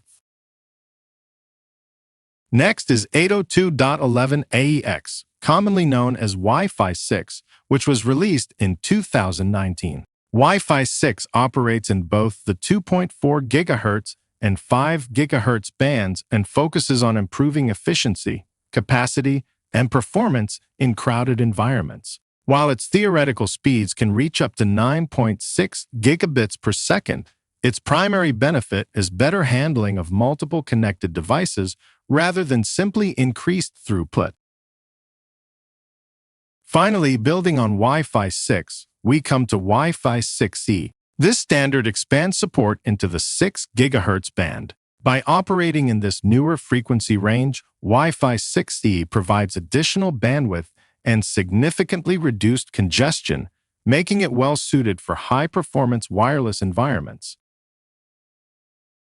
The progression of the 802.11 standards reflects how Wi-Fi has evolved to meet growing demands for speed, efficiency, and capacity. From early wireless connections to modern high-density networks, these standards continue to shape how devices communicate wirelessly today. Exam Objective 2.2. Explain wireless networking technologies. Bluetooth. As mentioned earlier in this course, Bluetooth is a wireless technology that allows devices to exchange data over short distances. It enables connections between devices such as smartphones, computers, headphones, speakers, keyboards, and even car audio systems without the need for physical cables. Bluetooth is designed for convenience, making it ideal for everyday tasks like listening to audio through wireless headphones or connecting peripheral devices quickly and easily. In a previous video segment on Bluetooth connectivity, we focused on how devices are paired from a user's perspective. In this video segment, we are stepping back to better understand how Bluetooth operates as a wireless networking technology and why it behaves differently from technologies like Wi-Fi. This higher-level view helps explain Bluetooth's strengths, limitations, and common use cases you may see in exam scenarios. Bluetooth operates using radio waves in the 2.4 GHz frequency band, which is the same general range used by many Wi-Fi networks. However, Bluetooth is optimized for short-range, low-power communication rather than high-speed data transfer. Since its introduction in 1999, Bluetooth has steadily evolved to become more reliable, efficient, and versatile. Early versions of Bluetooth faced challenges with interference and device compatibility, but improvements were made over time. Bluetooth 1.2 introduced better interference avoidance, helping devices coexist more smoothly with other wireless technologies. Bluetooth 2.0 increased data transfer speeds up to 3 megabits per second, and Bluetooth 2.1 simplified the pairing process, making connections easier for users. Bluetooth 3.0 introduced the ability to negotiate a Wi-Fi connection when transferring large amounts of data, allowing speeds of up to 24 megabits per second for those specific use cases. A major turning point came with Bluetooth 4.0, which introduced Bluetooth Low Energy, often called BLE. BLE was designed for devices that require very low power consumption, such as fitness trackers, smart sensors, and other IoT devices. Bluetooth 5.0 focused on improving speed, reliability, and range while maintaining low power usage. Under ideal conditions, Bluetooth 5.0 can support communication over distances up to 100 meters for certain devices. These improvements made Bluetooth more effective in environments with multiple connected devices and expanded its usefulness beyond simple point-to-point connections. Bluetooth 6.0 continues this evolution by further refining efficiency, responsiveness, and device awareness. While it maintains Bluetooth's short-range, low-power design, Bluetooth 6.0 enhances how devices interact and coordinate with one another, supporting more advanced use cases in areas like smart devices, wearables, and proximity-based applications. For the exam, it's important to recognize Bluetooth as an ongoing progression rather than focusing on specific performance numbers. Exam Objective 2.2. Explain wireless networking technologies. NFC.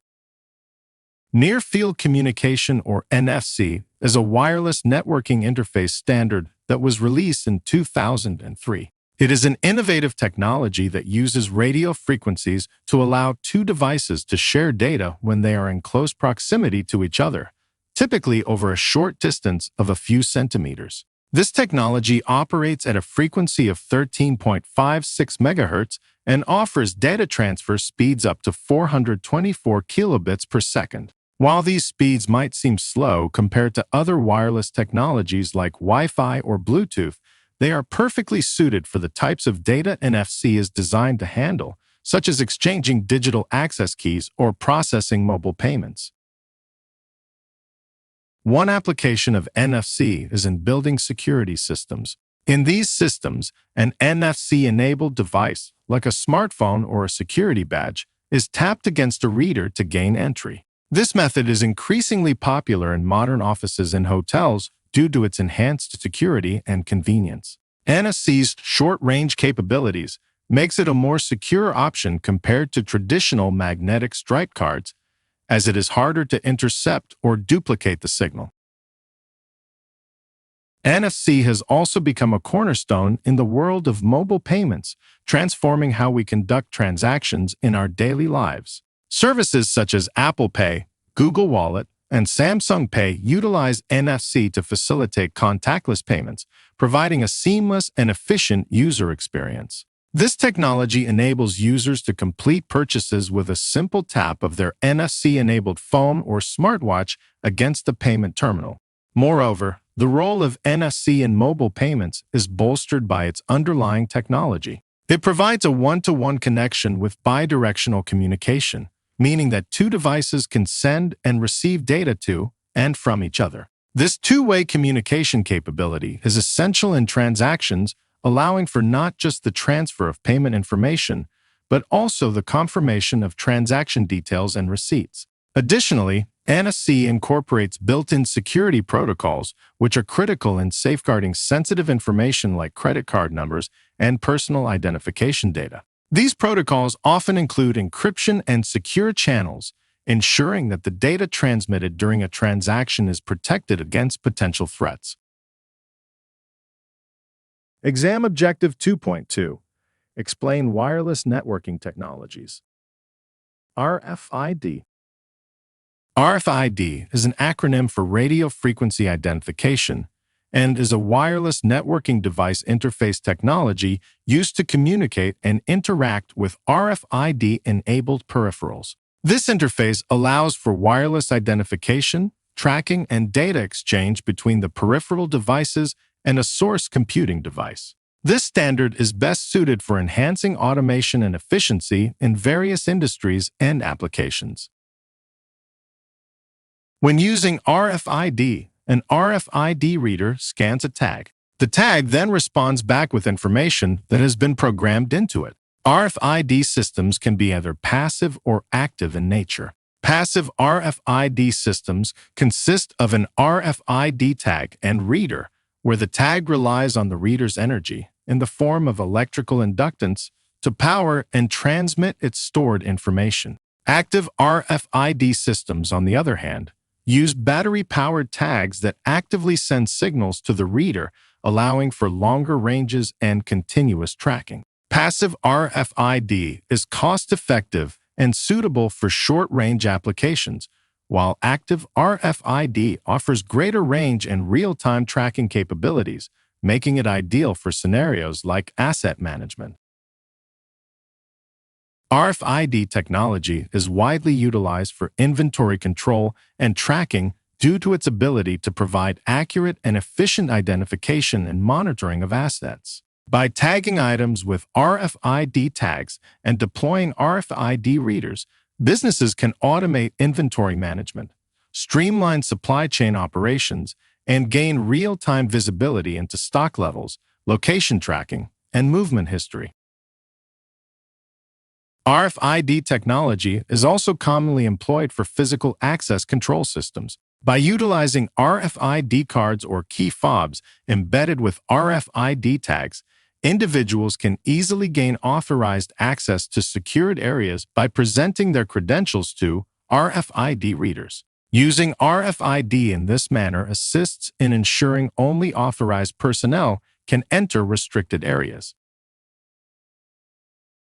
Exam Objective 2.3. Summarize services provided by networked hosts. Server roles. This might be a bit of a review for some of you, but I'm going to start this video with a quick definition of what a server is.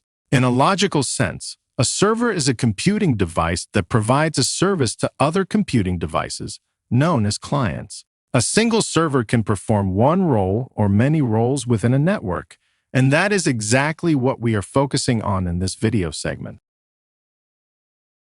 First, let's talk about DNS servers, or domain name system servers.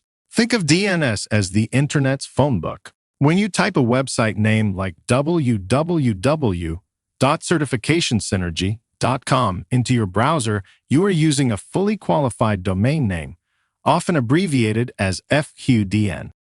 DNS servers translate that human-friendly name into an IP address, which is the numerical address computers use to locate resources on a network. Without DNS, users would have to remember IP addresses instead of simple names, which would make everyday internet use extremely impractical. Next, we have DHCP servers, which stands for Dynamic Host Configuration Protocol. DHCP servers automatically assign IP addresses to devices when they connect to a network. In addition to an IP address, a DHCP server typically provides other essential network settings, such as the subnet mask, default gateway, and DNS server information. This automatic configuration process allows devices to connect and communicate without requiring manual network setup. File servers provide a centralized location where users can store, access, and share files across the network. This makes collaboration easier and helps organizations manage data more efficiently by keeping files in a single, controlled location. Print servers manage printing resources on a network. They receive print jobs from users and forward them to the appropriate printer. This centralizes printer management and prevents each device from needing a direct connection to every printer. Mail servers are responsible for sending, receiving, and storing email messages. When you send an email, it is processed by a mail server before being delivered to the recipient. Mail servers also store messages so users can access their email from multiple devices. Syslog servers are used for logging and monitoring. They collect log files and system messages from network devices, servers, and applications. These logs are critical for troubleshooting issues, monitoring performance, and identifying security events. Web servers host websites and deliver web content to users' browsers. When you visit a website, your browser sends a request to a web server, which responds by sending back the website's data so it can be displayed on your screen. Next, we have servers that handle authentication, authorization, and accounting, commonly referred to as AAA servers. These servers verify who a user is, determines what they are allowed to access, and keeps records of their activity. AAA servers play a critical role in network security by ensuring only approved users and devices can access network resources. Two common implementations of AAA services are Radius and CompTIA A Plus, which are often used to control access to networks and network devices. Now let's look at database servers, which are a new addition to the exam objectives. Database servers store, organize, and manage large amounts of structured data.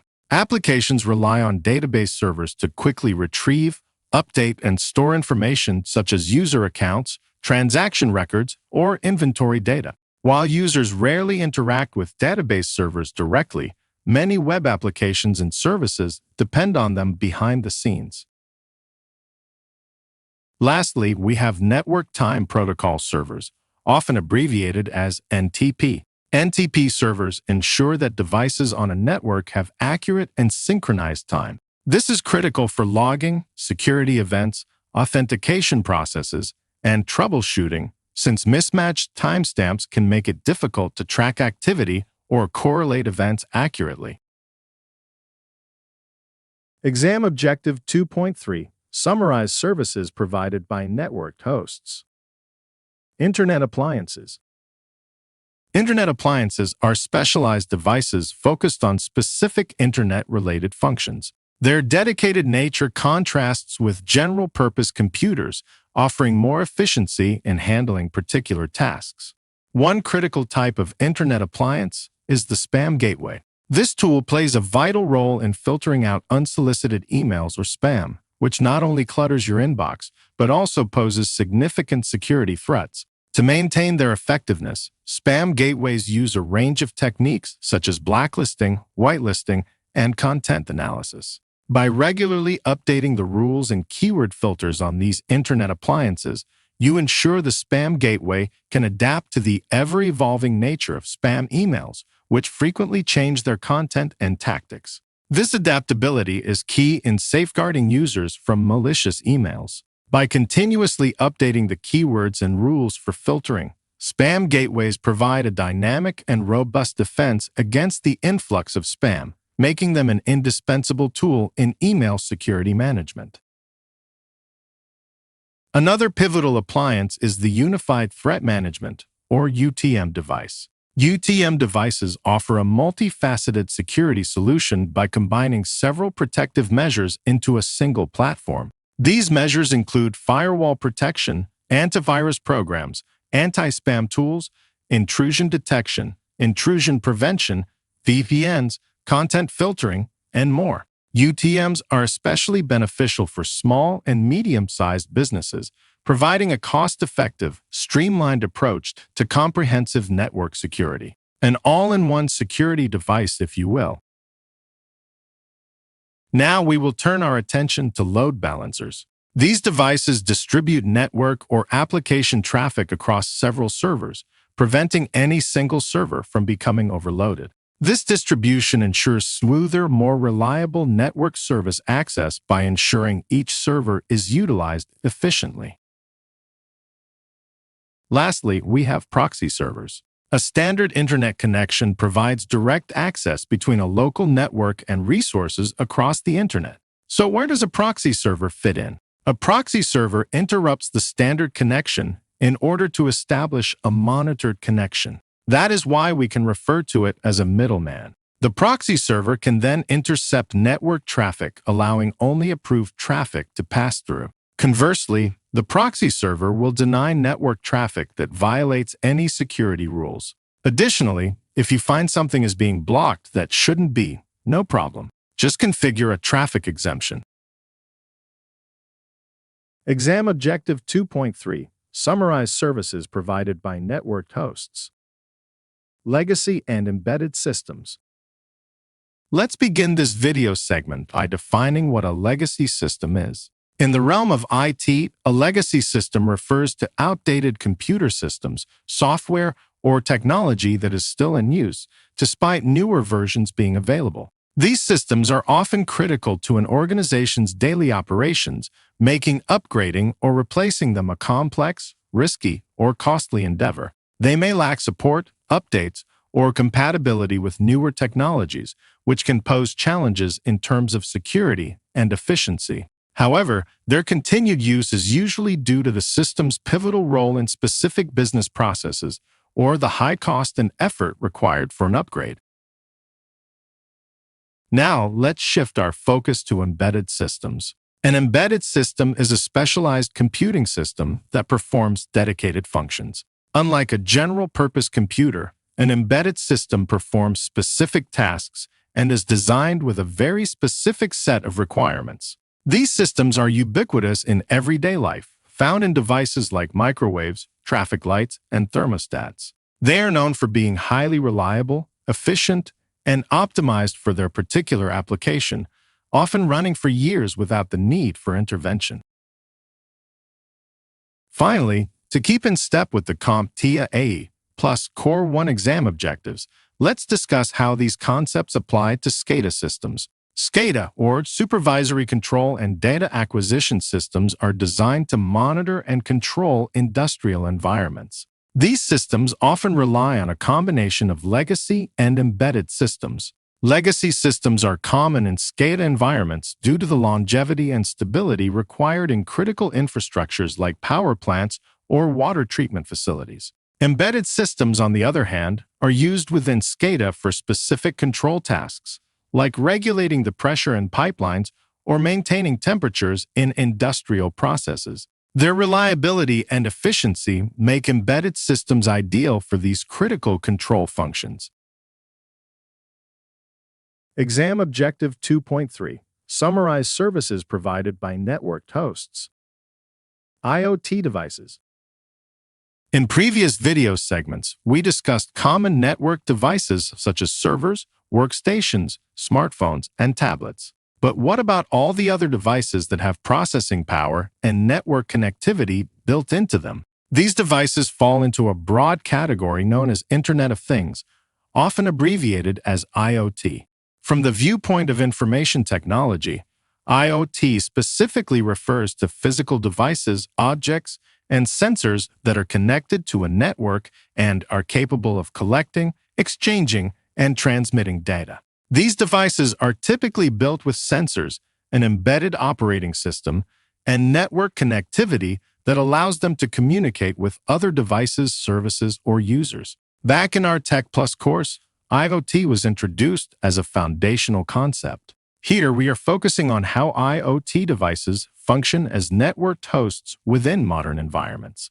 IoT devices are designed to interact with both people and other systems. This interaction allows for data collection, automation, remote monitoring, and remote control. From a networking perspective, each IoT device is another endpoint on the network, often communicating with cloud services or centralized controllers to perform its function.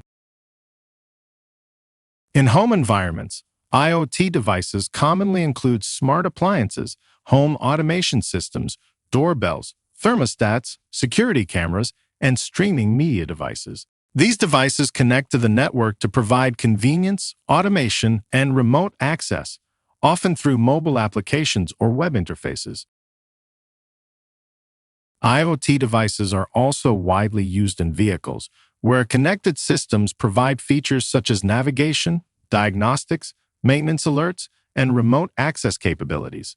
In healthcare, IoT-enabled medical devices allow for continuous monitoring and data sharing, supporting improved patient care and faster response times. Other common examples include fitness equipment and wearable devices like smartwatches and fitness trackers.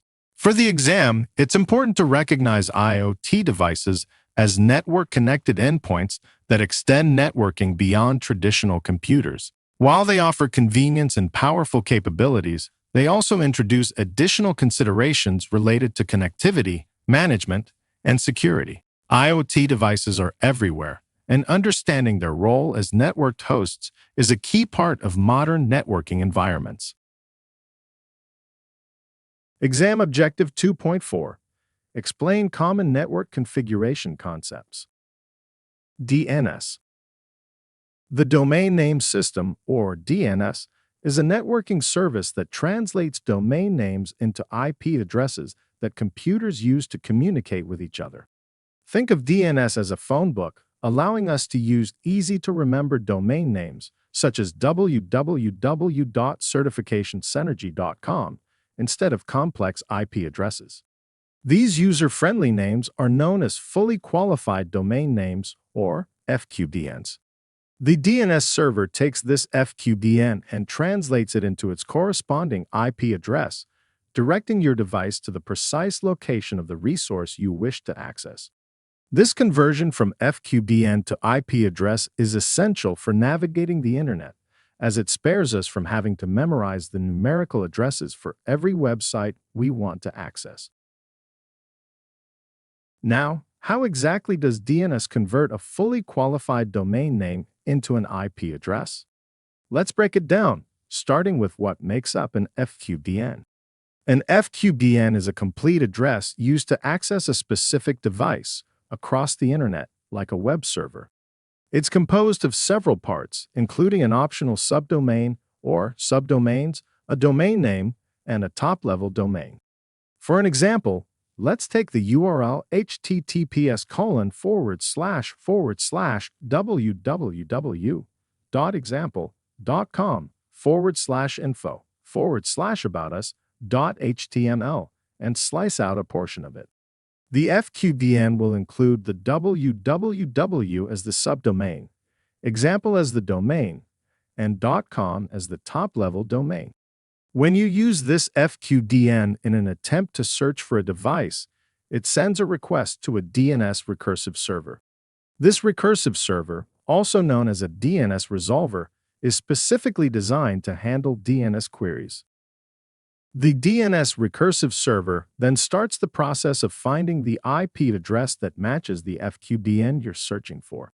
Now, let's dive into this lookup process, step by step, to understand how it translates an FQDN, like www.example.com, into a numeric IP address that leads you to your desired resource.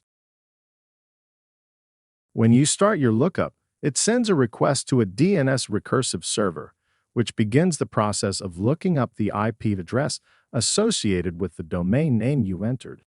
The first stop is a root name server. A root name server provides a referral to the appropriate top-level domain server. For our scenario, the .com TLD server. The DNS recursive server then reaches out to the TLD server, which then directs the DNS recursive server to the domain name server responsible for the specific domain. The domain name server will then return the IP address associated with the domain to the DNS recursive server. The DNS recursive server will complete the lookup process by providing the requested IP address back to your browser. Now that we know how the DNS lookup process works, in the next video segment, we will probe deeper into the topic of DNS records and learn about the many different types of information, or records, that we can request. Exam Objective 2.4.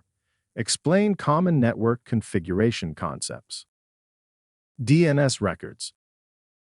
In this video segment, we will be taking a closer look at domain name servers, or name servers for short. For IT professionals, understanding the operation and significance of DNS servers is fundamental. These servers not only facilitate the basic function of connecting users to web servers, email servers, or other online resources, but also play a key role in network security and efficiency. Name servers can be configured to block access to malicious sites, redirect traffic for load balancing, and even implement custom domain name rules within private networks. So how do these name servers work? Well, simply put, they house a database of DNS records. A DNS record is a database entry on a domain name server that links a domain name to various types of information. These records are stored in the server's database and play a critical role in controlling the behavior of internet traffic. They contain instructions on how to route requests for a domain, including IP addresses, mail server configurations, and other essential data. One of the most common types of DNS records is the AE record, also known as an address record. An AE record maps a fully qualified domain name directly to its corresponding IPv4 address, which is the standard protocol for the majority of internet traffic. For example, when you enter a website URL into your browser, the DNS lookup process takes the FQDN and sets out to find the AE record to resolve the domain name to its IPv4 address, guiding your request to the correct web server. Up next, we have Quad AE records. These records perform a function very similar to AE records, but are used to map a fully qualified domain name directly to its corresponding IPv6 address, which is the newer Internet protocol designed to eventually replace IPv4. Quad AE records ensure that domains can be resolved and connected over the IPv6 infrastructure, future-proofing the Internet's expansion. Moving on, we have the MX record or mail exchange record. These records are vital for email functionality, directing where emails that are sent to your domain should be delivered. Each MX record maps an email domain to a FQDN of a mail server and is accompanied by a priority setting. This priority setting allows for a primary, secondary, and further backup mail servers to ensure email delivery even if one server goes down. TXT records are versatile DNS records that contain text-based application-specified values. They're often used for verifying domain ownership. Additionally, TXT records are crucial for implementing various security measures, which brings us to our next point. In the context of spam management, three significant TXT records come into play: DKIM, SPF, and DMARC. DKIM, or Domain Keys Identified Mail, verifies the sender's domain and ensures that the emails have not been tampered with in transit. SPF, or Sender Policy Framework, specifies which mail servers are authorized to send emails on behalf of your domain, preventing email spoofing.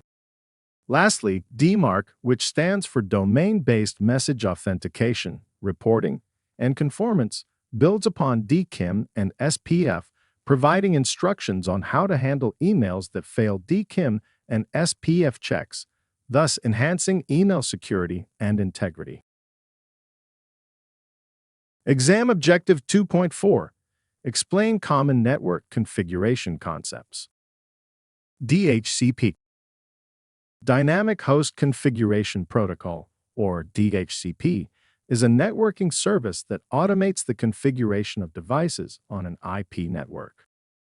Essentially, DHCP allows network devices, like computers and printers, to automatically obtain IP addresses and other necessary network configurations.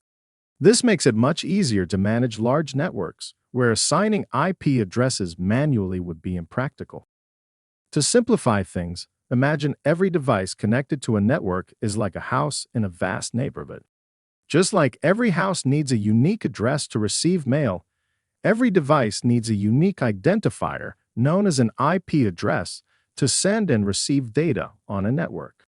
Here's where DHCP steps in. It acts like the neighborhood's post office, dynamically assigning IP addresses to devices as they join the network, ensuring each one has a unique address and can communicate efficiently.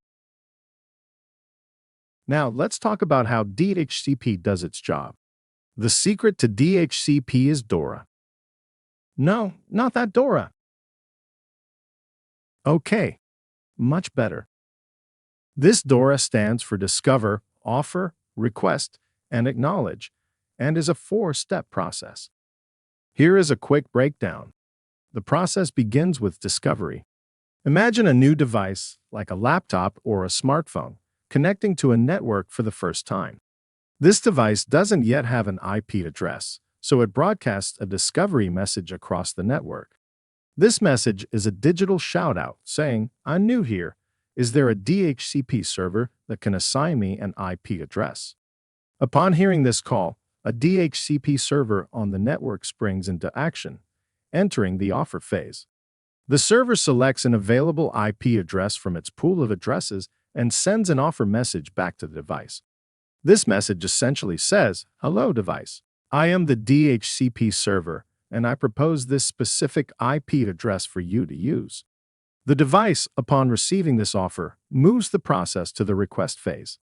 It evaluates the proposed IP address and, finding it suitable, sends a request message back to the DHCP server. This message is the device's way of saying, "I accept your offer of this IP address. May I use it?" The final step in this dance is acknowledgement. The DHCP server receives the device's request and seals the deal by sending an acknowledgement message back. This message confirms the IP address assignment, effectively saying, "The IP address is yours to use. Welcome to the network." With this exchange, the device is now a fully functional member of the network, able to communicate with other devices using its newly assigned IP address. If only all communications in real life were this cordial. With that said, it is also important to note that DHCP does more than just handle IP addresses. It also configures other essential settings for network communications, such as the subnet mask, which determines the network size, the default gateway for connecting to other networks, and information on how to find the network's preferred DNS server or servers in order to resolve domain names into IP addresses. Another key concept in DHCP is the lease, which is the period of time for which an IP address is assigned to a device. Leases are temporary, allowing for efficient reuse of IP addresses in environments where devices frequently connect to and disconnect from the network. Next, we have the DHCP scope. The scope is the predefined range of IP addresses that the DHCP server is authorized to assign to devices. It's essentially the pool of addresses that the server can draw from when assigning addresses to network devices. Then there are DHCP reservations. This is a handy feature that allows network administrators to reserve specific IP addresses for certain devices, ensuring they always receive the same IP address each time they connect to the network. This is particularly useful for devices like printers or servers that need a consistent IP address for network users to access them easily. Finally, we have DHCP exclusions. Exclusions are specific IP addresses or ranges within a DHCP scope that the DHCP server is instructed not to assign. These excluded addresses are often set aside for devices that use manually configured static IP addresses, such as routers, servers, or network appliances. By using exclusions, administrators prevent IP address conflicts and ensure that DHCP only assigns addresses that are truly available. So, did you get all of that? I hope so, because understanding DHCP and its components is necessary for anyone stepping into the IT field. It's a fundamental part of network management, ensuring devices can connect and communicate seamlessly in a dynamic network environment. Exam Objective 2.4. Explain common network configuration concepts. VLAN. Let's start this video segment by thinking about how traffic moves across a network. Imagine a network as a growing town, where roads represent network cables and buildings represent computers and devices. In a small town, traffic flows freely. Everyone uses the same roads, and vehicles move wherever they need to go without much congestion or restriction. This kind of setup works well when there are only a few devices and everything on the network is trusted. As the town grows, traffic increases and challenges begin to appear. Some types of traffic need priority, certain areas require stronger security, and not every device should be able to communicate with every other device. When all traffic shares the same space, performance can suffer and managing the network becomes more difficult. This is where VLAN, short for Virtual Local Area Network, comes into play. A VLAN is a technology that allows you to divide a single physical network into multiple separate logical networks. In this setup, each VLAN functions as its own isolated network. Devices within the same VLAN can communicate with each other as if they were connected to a dedicated network, even though they share the same physical infrastructure. This logical separation helps improve security, reduces unnecessary traffic, and makes large networks easier to manage without adding extra physical hardware. Devices in different VLANs are kept separate unless communication between them is intentionally allowed. To tie this back to our city analogy, think of a VLAN as an advanced traffic management system in a busy city. City planners can create dedicated lanes on existing roads, separating traffic based on purpose or priority. Emergency vehicles may use restricted lanes, while everyday traffic stays in general lanes. Everyone still uses the same roads, but traffic is organized in a way that keeps things running efficiently and securely.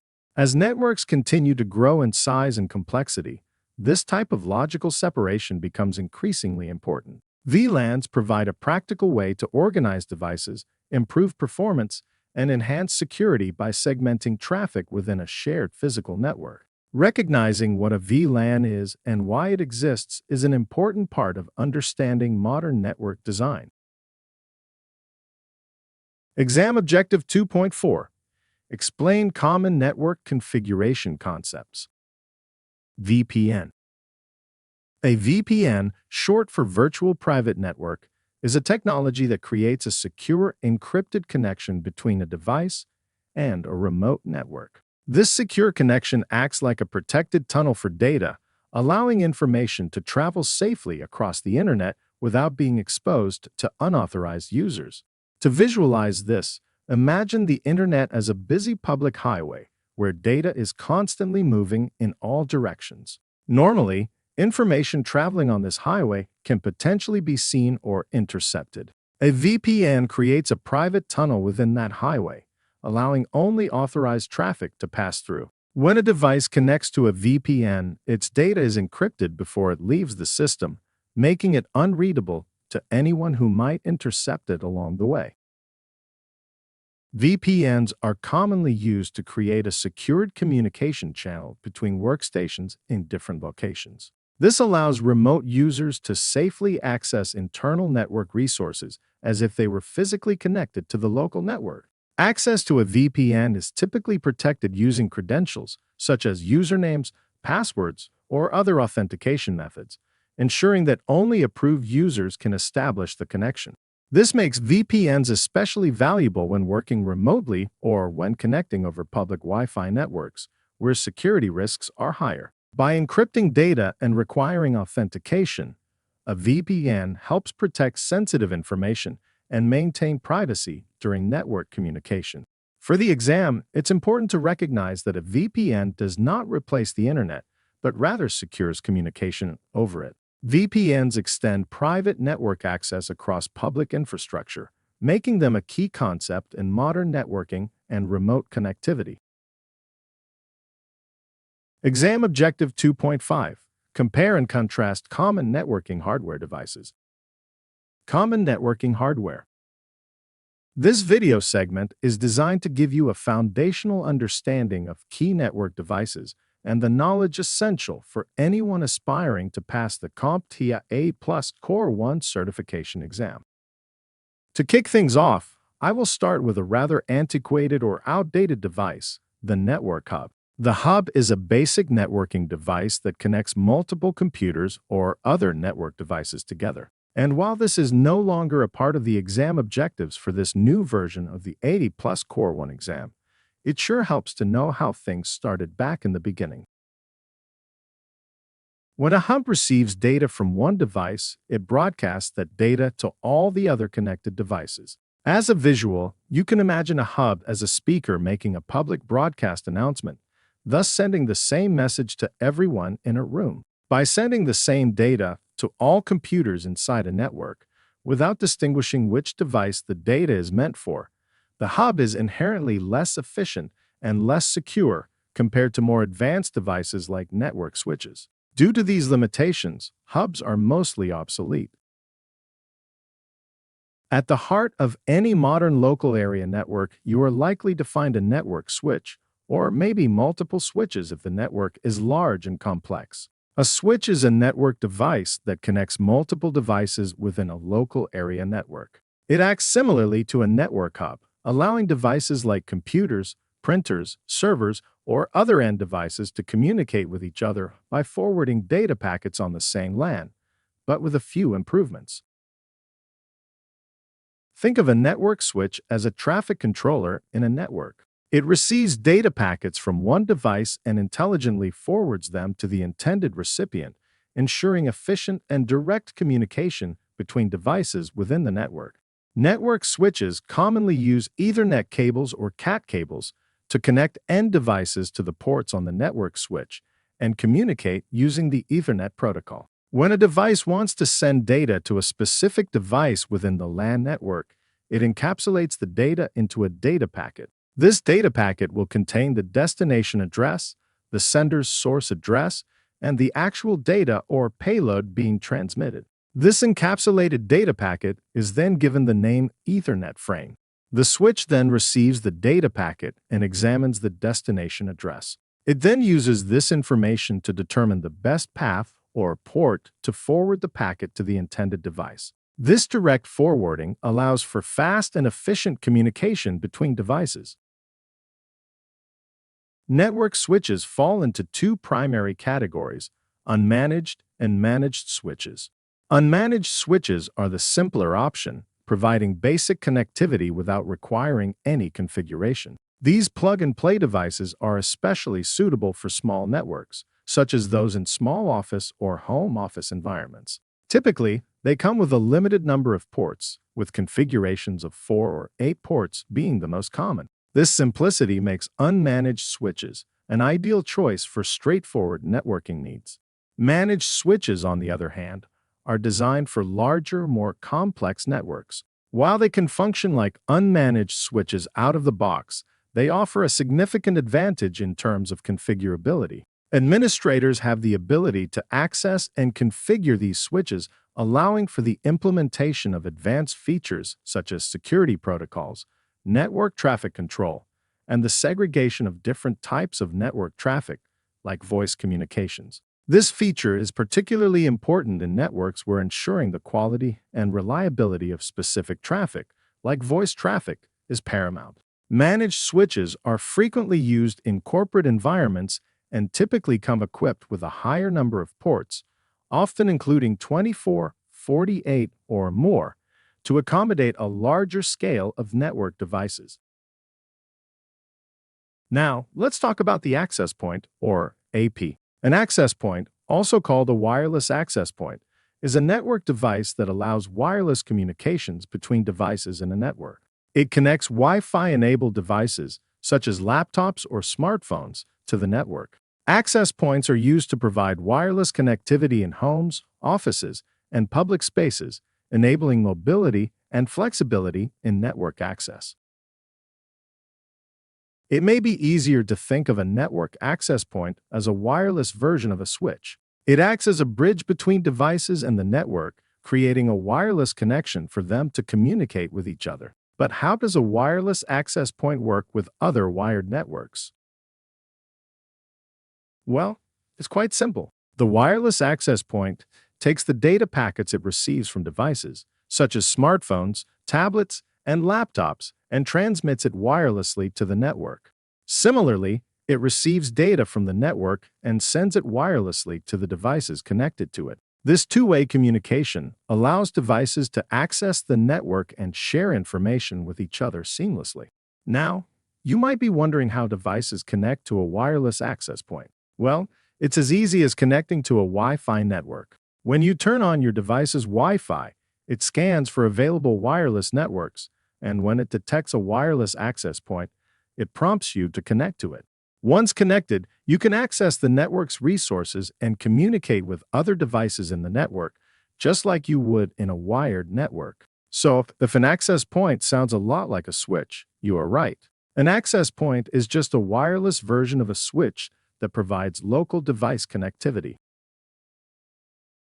By now, you may be realizing that computer networks are basically a digital highway, connecting devices together to facilitate communication and resource sharing. And just as highways have intersections and signs to guide traffic, networks have switches to direct data packets. But switches are not the only devices used to control traffic. We also have network routers. A network router is a network device that directs data packets between different computer networks. Yes, this is similar to a switch, with the exception that a switch directs traffic within a local area network, and a router controls data packets entering or leaving a local area network. But how does a network router actually work? Well, when a device wants to send data to another device in a different network, it compiles a data packet. These data packets will contain a source IP address and a destination IP address. If the data packet has a destination IP address that is not located within the current network, the data packet will then seek out the router. The router examines the packet's destination address, much like reading a street address, and determines the most efficient path for the data to reach its intended destination. To sum up a router is a gateway sitting at the edge of a network's broadcast domain, controlling inbound and outbound connectivity to other networks. These could be other directly attached local area networks, or more commonly, they are installed between a local area network and a wide area network connection, like the one provided by an Internet Service Provider, or ISP. To close out this video segment, I have one more device to cover, the SOHO router. Having just covered the topics of network switch, access point, and router, I figured now would be a great time to discuss how these devices fit into a smaller setting of the home or small business environment.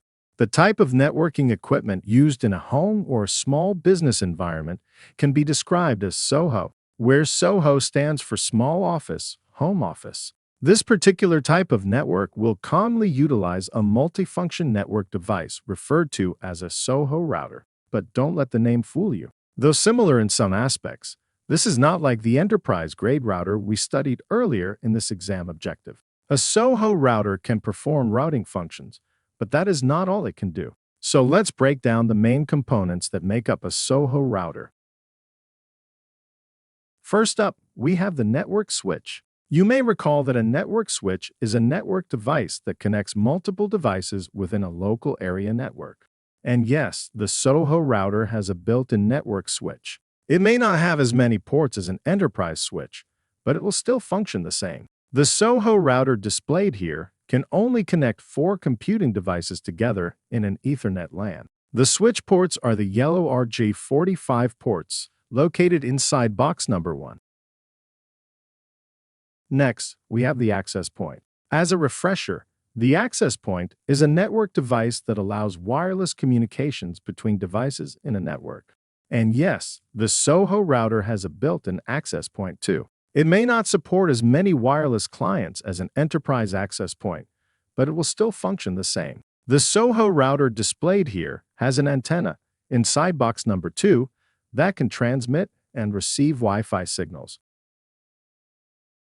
Lastly, let's talk about the router itself. The router is the gateway between your Soho network and the Internet, or ISP. That is where box number 3 comes in. This is your wide area network, or WAN connection. Pretty cool how a Soho router seamlessly integrates all these components into one compact device. If you are dealing with a limited number of computing devices in your network, a Soho router would be the perfect choice to provide network connectivity. Exam Objective 2.5. Compare and contrast common networking hardware devices. Patch panel. This video segment will cover an unsung hero in the networking world, the patch panel. A patch panel is a device containing ports used to manage and organize cable connections. It is a central location in a building's network system where all the network cables converge. It's typically a flat panel with numerous ports where network cables are plugged in. These panels provide a convenient and organized way of managing cable connections from different rooms or areas in a building in order to provide a connection to network devices like switches and routers. So, how does a patch panel function? Think of it as a switchboard operator. When a network cable from a computer or another device is connected to the panel, it doesn't directly communicate with other devices. Instead, it connects to another port that leads to a network switch or router. This setup allows for easy management of cable connections. If a device needs to be moved or connected to a different network segment, it's simply a matter of changing the patch cable connections at the panel rather than rerunning the entire cable. In the realm of networking, a patch panel is a key component in ensuring both organization and flexibility. Commonly found in server rooms or network closets, its primary role is to centralize all network cables from various endpoints into a single manageable location. This centralization simplifies many aspects of network management. Firstly, it streamlines the troubleshooting process. With all cables leading to one point, identifying and resolving issues becomes much easier and quicker, as there's no need to trace individual cables through complex and often inaccessible routes. Secondly, when it comes to network maintenance or reconfiguration, a patch panel is invaluable. Adjustments, whether adding new devices or changing network layouts, can be done efficiently at the panel, without the need to disturb the entire cable setup. Moreover, a patch panel helps in protecting the network's physical integrity. By reducing the frequency of handling the actual network cables and devices, wear and tear are minimized. This leads to a more stable and durable network setup, enhancing overall network performance and longevity.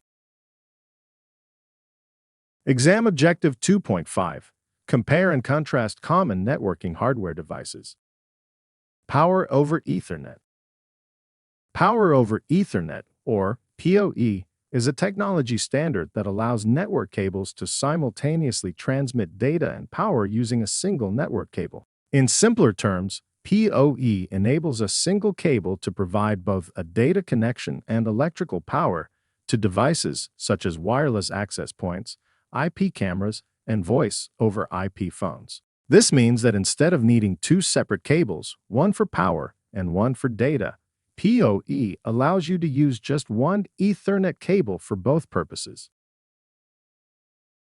So, how does PoE function? There are two primary ways: through a PoE switch or a PoE injector. A PoE switch is a network switch that has the ability to provide power over Ethernet to connected devices. When a compatible device is connected to a PoE-enabled port, the switch detects it and automatically provides the appropriate power. On the other hand, a PoE injector is used when you don't have a PoE switch. It's a small device that adds power to the Ethernet cable and can be placed between the switch and the device to provide power along with the data.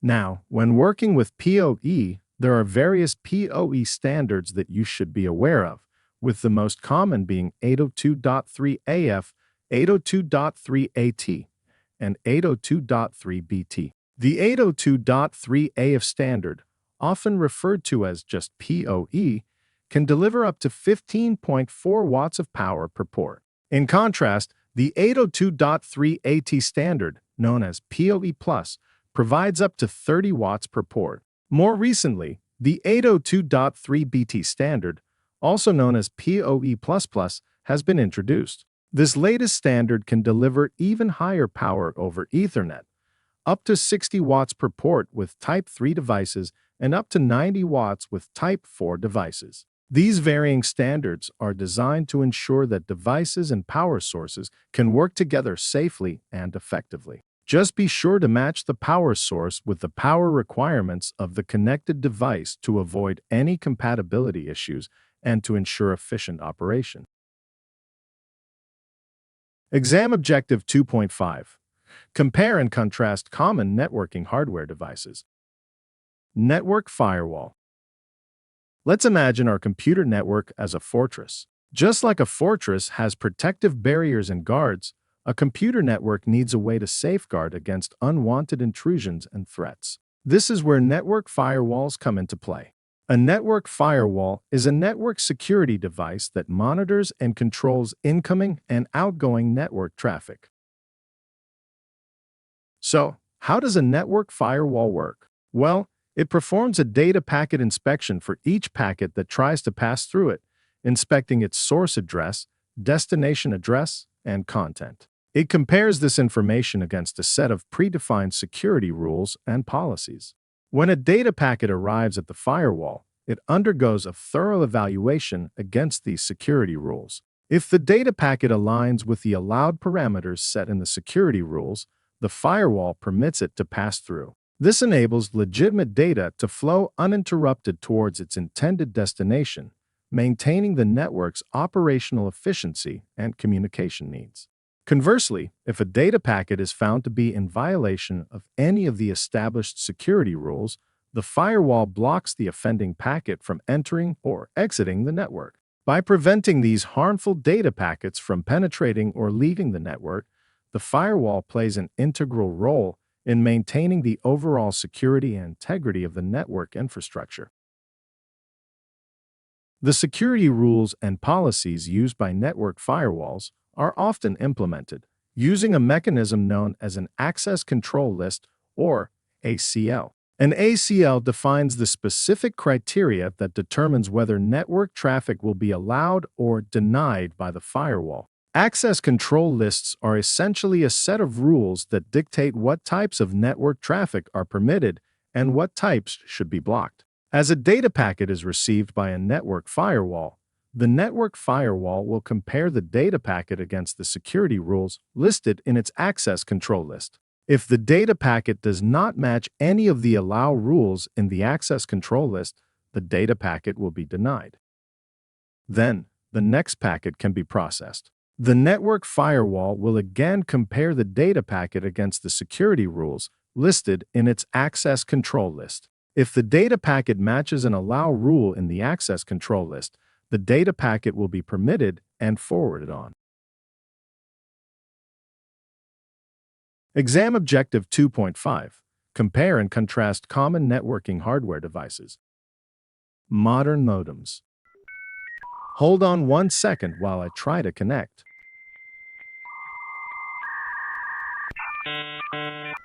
Just kidding. Some of you may have recognized that sound, but if you didn't, that was an old-school dial-up modem attempting to connect to an internet service provider. Dial-up used to be very common and very slow. Fortunately, today we have a few more modern connection methods available to us, each using their own special type of modem. Depending on the transmission medium and service connection type in use, there are many different types of modems that can be deployed. To ease into this topic, I will start with a basic definition. In networking, a modem, short for modulator-demodulator, is a networking device that converts data from one signaling format to another so it can travel between a local network and an internet service provider. Now, before I go any further, I want to remind you that this course builds upon the topics covered in the CompTIA Tech Plus certification exam. Specific to this video segment, you should have the prerequisite knowledge of electrical signals, as well as a basic understanding of cable, DSL, and fiber optic communications, all of which can be found in our free CompTIA Tech Plus training course. With that said, I will now talk about cable modems. A cable modem modulates and demodulates cable TV signals to provide internet access. Your internet service provider sends internet data in one format that the cable modem then converts into another format that your computer or network can understand. This also happens in reverse for outgoing data. As for making a connection, a cable modem connects to your home through the same coaxial cable that brings in cable TV. It plugs into a cable outlet on one end and to a computer or router on the other end, usually via an Ethernet cable. Next, we have a digital subscriber line, or DSL modem. DSL uses a separate frequency band on a traditional phone line for internet data transmissions, so you can use the internet and phone simultaneously. The DSL modem modulates internet data into high-frequency signals for transmission over the telephone lines and demodulates incoming signals back into a format that your computer or network can comprehend. Hooking up a DSL modem involves connecting to the internet through your home's telephone line. It plugs into a telephone jack using a DSL filter and to a computer or router via an Ethernet cable.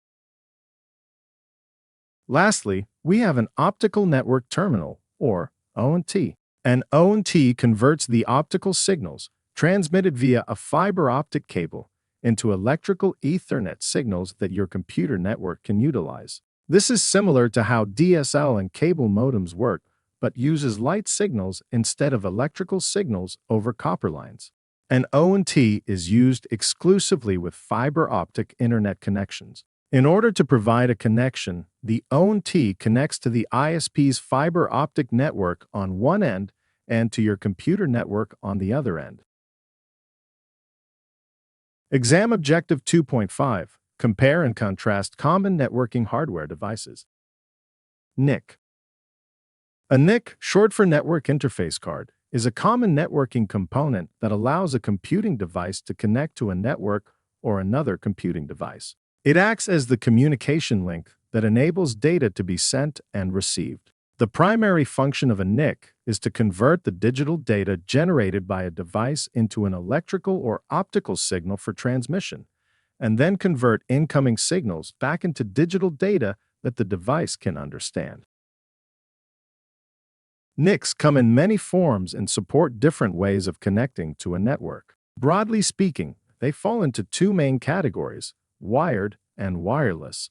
Wired NICs use physical cables, such as Ethernet cables, to establish a network connection. This direct connection typically provides faster speeds, lower latency, and greater reliability. Because wired connections are less susceptible to interference and signal loss, wired NICs are commonly used in environments where stable and consistent performance is critical, such as offices, data centers, and gaming SABs. Wireless NICs, on the other hand, use wireless technologies such as Wi-Fi, Bluetooth, NFC, or cellular connections. These NICs allow devices to connect to networks without physical cabling, providing flexibility and mobility. While wireless NICs offer convenience, they can be affected by interference, signal strength, and environmental factors, which may result in lower or less consistent performance compared to wired connections. Wireless NICs are ideal for mobile devices like laptops, smartphones, and tablets, or in situations where running cables is not practical. NICs can also be classified based on how they are installed in a system. Some NICs are integrated, meaning they are built directly into the motherboard. These are often referred to as onboard NICs. Integrated NICs require no additional installation and work right out of the box, but they offer limited upgrade options if your networking needs change. Other NICs are add-on or expansion cards. These NICs are installed separately and can be easily replaced or upgraded. If a system requires a faster connection, A different network type or improved features, an add-on NIC allows for flexibility without replacing the entire motherboard. In addition to providing physical or wireless connectivity, every NIC is also associated with a unique identifier that distinguishes it from every other network interface in the world. This identifier plays a critical role in how devices communicate on a network, and that brings us directly into the topic we will cover in the next video segment: MAC addresses. Exam Objective 2.5. Compare and contrast common networking hardware devices. MAC address. We just finished talking about network interface cards, or NICs, and how they allow devices to connect to a network. Every NIC also comes with something equally important built into it: a MAC address. MAC stands for Media Access Control, and a MAC address is a unique hardware identification address assigned to a network interface at the time it is manufactured. You can think of it as a digital fingerprint for the NIC. Any device that can connect to a network, whether it is a computer, smartphone, printer, or network device, has at least one MAC address associated with its network interface. A helpful comparison is a vehicle identification number, or VIN. Just like no two cars are supposed to have the same VIN, no two network interfaces should share the same MAC address. MAC addresses are written using the hexadecimal numbering system, which uses the numbers 0 through 9 and the letters A through F. A standard MAC address is made up of 12 hexadecimal characters, which represents 48 bits in total. The MAC address itself is divided into two main parts. The first half is called the Organizationally Unique Identifier, often abbreviated as OUI. This portion identifies the manufacturer of the network interface card. The second half is assigned by the manufacturer and uniquely identifies that specific network interface. Together, these two sections ensure that MAC addresses are globally unique. This uniqueness is essential for network communication. Imagine trying to deliver mail in a neighborhood where two houses have the exact same address. The mail carrier would have no idea where the letter belongs. The same problem would occur on a network if two devices shared the same MAC address. Network devices would not know which interface should receive the data. Now, you might be wondering, how are MAC addresses used? Well, MAC addresses play a vital role in the communication between devices on a local area network, or LAN. When you send data from your device to another device within the same local area network, the MAC address is used to identify the intended recipient. It helps ensure that your message reaches the correct destination. So why don't we look at this in action? First, we need a data packet to be sent. Luckily, the workstation in the top left of our diagram has a data packet to send to another device in our local area network. Now the workstation needs to encapsulate the data to be sent into an Ethernet frame. The Ethernet frame will include the destination MAC address, or the MAC address of the device the workstation will be sending the data packet to. The Ethernet frame will also include the workstation's own MAC address, known as the source MAC address, and finally, the data or payload that will be sent with this packet. Next, the data packet will then be sent out of the workstation's network interface card to the network switch. The switch will determine which network path is to be used to reach the device matching our destination MAC address in the Ethernet frame. And if everything goes right, our data packet will finally be delivered, all thanks to the help of MAC addresses. Exam Objective 2.6.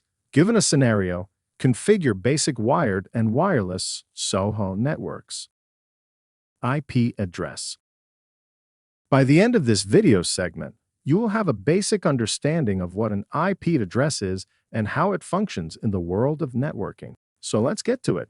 First up is to define what an IP address is. IP stands for Internet Protocol, and an IP address is a unique numerical identifier assigned to every device connected to a network. Within this definition, the keyword is assigned, as an IP address is logically assigned, can be changed, and even reassigned as needed. Currently, there are two versions of IP addresses in use.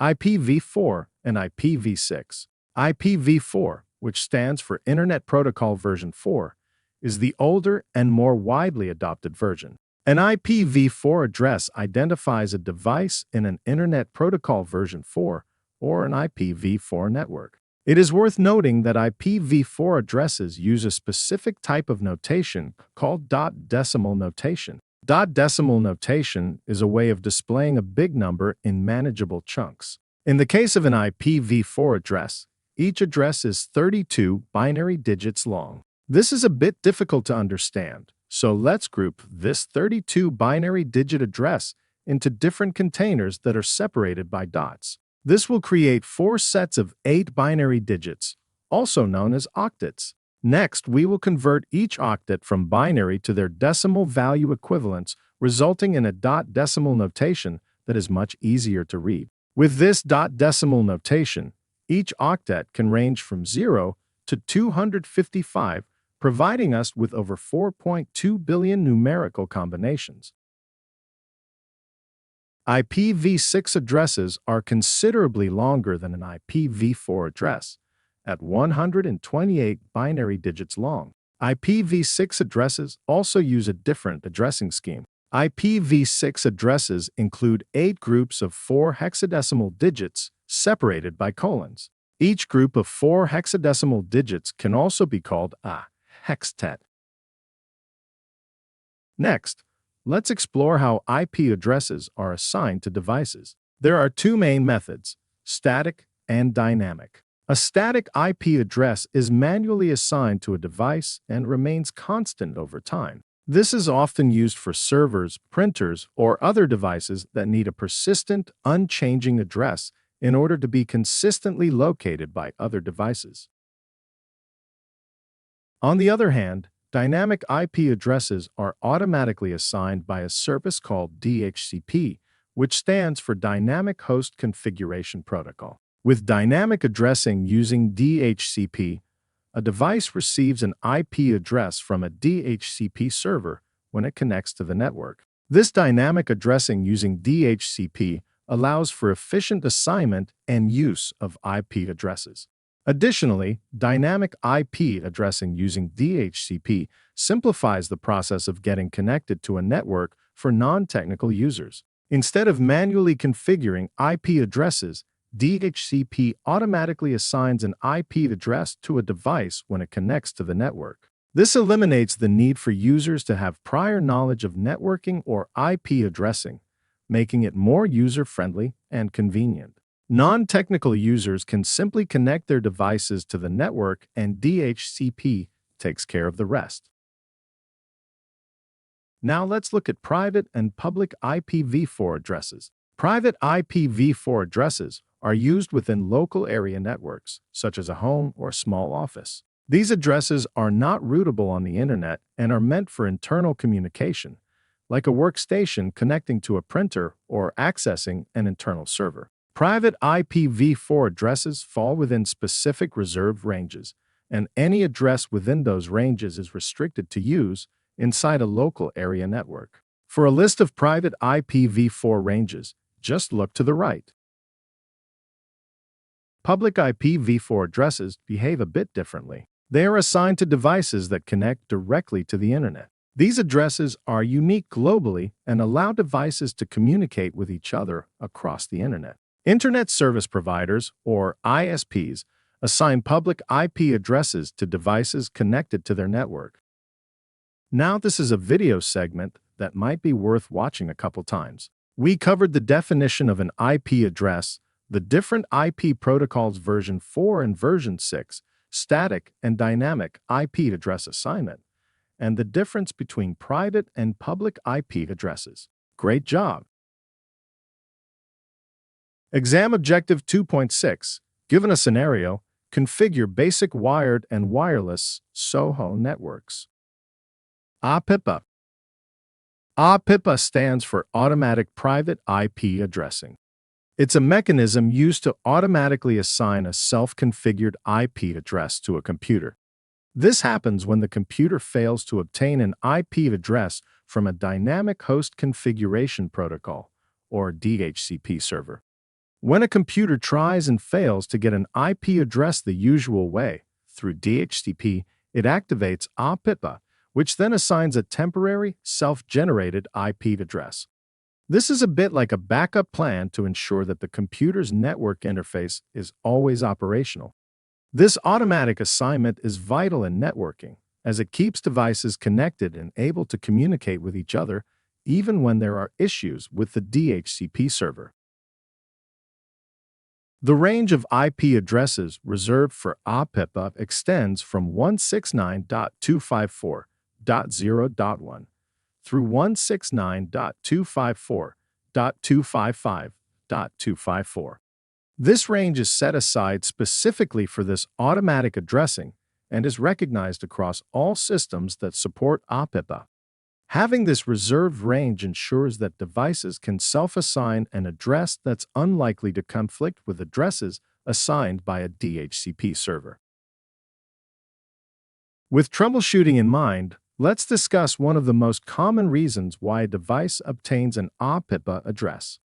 The primary reason is the inability to reach a DHCP server. This could be due to the server being offline, network congestion, or issues with the network infrastructure, such as faulty cables or incorrect network settings. When a computer boots up and requests an IP address but receives no response from a DHCP server, it defaults to assigning itself an CompTIA address. Now, having an CompTIA address will come with certain restrictions. The most significant limitation is the lack of internet connectivity. Devices with CompTIA addresses can communicate with other devices on the same local network segment that also have CompTIA addresses, but they cannot access external networks, including the internet. This is because CompTIA is designed for local network communication only, and routers typically do not forward traffic originating from CompTIA addresses to other networks. Exam Objective 2.6. Given a scenario, configure basic wired and wireless SOHO networks. Subnet mask. When a device connects to a network, it is not given just an IP address. There are several network settings that work together to allow proper communication, and one of the most important of these is the subnet mask. A subnet mask is a value that works alongside an IP address to determine the range of IP addresses that are considered part of the same local area network. In simple terms, the subnet mask helps a device decide whether another device is on the same local network or a part of another network. Think of the subnet mask like a neighborhood boundary drawn on a map. The subnet mask defines exactly which houses belong to your neighborhood and which ones do not. If another house falls within that boundary, you can walk next door and deliver a message directly. In networking terms, that means your device can communicate straight to another device on the same local area network without any extra help. However, if the house is outside your neighborhood boundary, you cannot reach it directly. Instead, you have to go through a main road that leads out of the neighborhood. In a network, that main road is the default gateway. When a device determines, using the subnet mask, that a destination IP address is not local, it forwards the traffic to the default gateway, which then takes responsibility for getting the data to its final destination. Now that we understand how a device determines whether traffic stays local or needs to leave the network, we're ready to take a closer look at the default gateway and the role it plays in getting data where it needs to go. Exam Objective 2.6. Given a scenario, configure basic wired and wireless SOHO networks. Default gateway. A default gateway is a router or networking device that connects a local network to other networks, including the internet. You can think of it as the exit point for traffic that is not destined for the local area network. When a device wants to communicate with another device, it first uses the subnet mask to decide whether that destination is local. If the destination is outside the local network, the device knows it cannot reach it directly. Instead, it forwards the traffic to the default gateway. The default gateway then takes responsibility for delivering that data beyond the local network. Once the traffic reaches the gateway, It is forwarded to the appropriate external network, such as the internet or another connected network. This process allows devices on a local network to reach resources that do not exist within the same local area network. This is how everyday activities like visiting websites, streaming videos, sending emails, and downloading files are made possible. Your device does not need to know the exact path to the destination. It only needs to know that the traffic is not local and that the default gateway is responsible for handling it. When the requested data or response comes back, it follows the reverse path. The default gateway receives the returning traffic from the external network and recognizes which internal device originally requested it. The gateway then forwards the data back to that device on the local network, completing the communication process. This back and forth handling of outgoing and incoming traffic is what allows multiple devices on the same local network to communicate with systems outside the network reliably and efficiently. In most home and small office networks, the default gateway is typically a router. Devices are usually given the default gateway address automatically through DHCP, along with their IP address and subnet mask. This automatic configuration allows devices to communicate both locally and externally without requiring any manual setup. In some cases, the default gateway can also be configured manually by entering its IP address directly into a device's network settings. While this is less common in everyday home networks, it is important to understand that the default gateway is simply the device that handles traffic leaving the local network. Exam Objective 2.7. Compare and contrast Internet connection types, network types, and their characteristics. Internet connection types.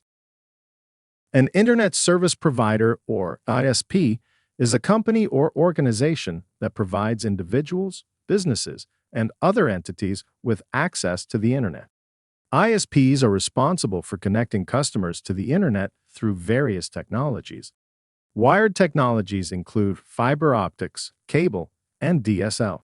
Wireless technologies include satellite and cellular.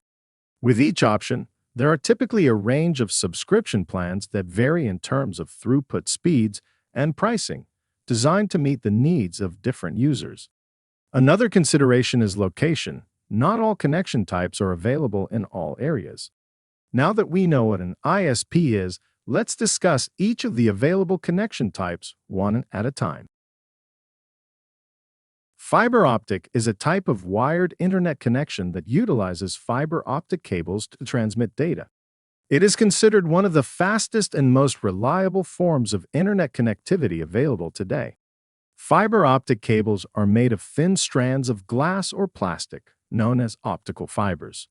These fibers are designed to transmit data using pulses of light. Fiber optic internet connections can be relatively more expensive compared to some other types of internet connections and are commonly deployed by ISPs in urban areas. Cable internet is a type of wired internet connection that utilizes the same coaxial copper cabling that is used for cable television transmission to deliver high-speed internet access to homes and businesses.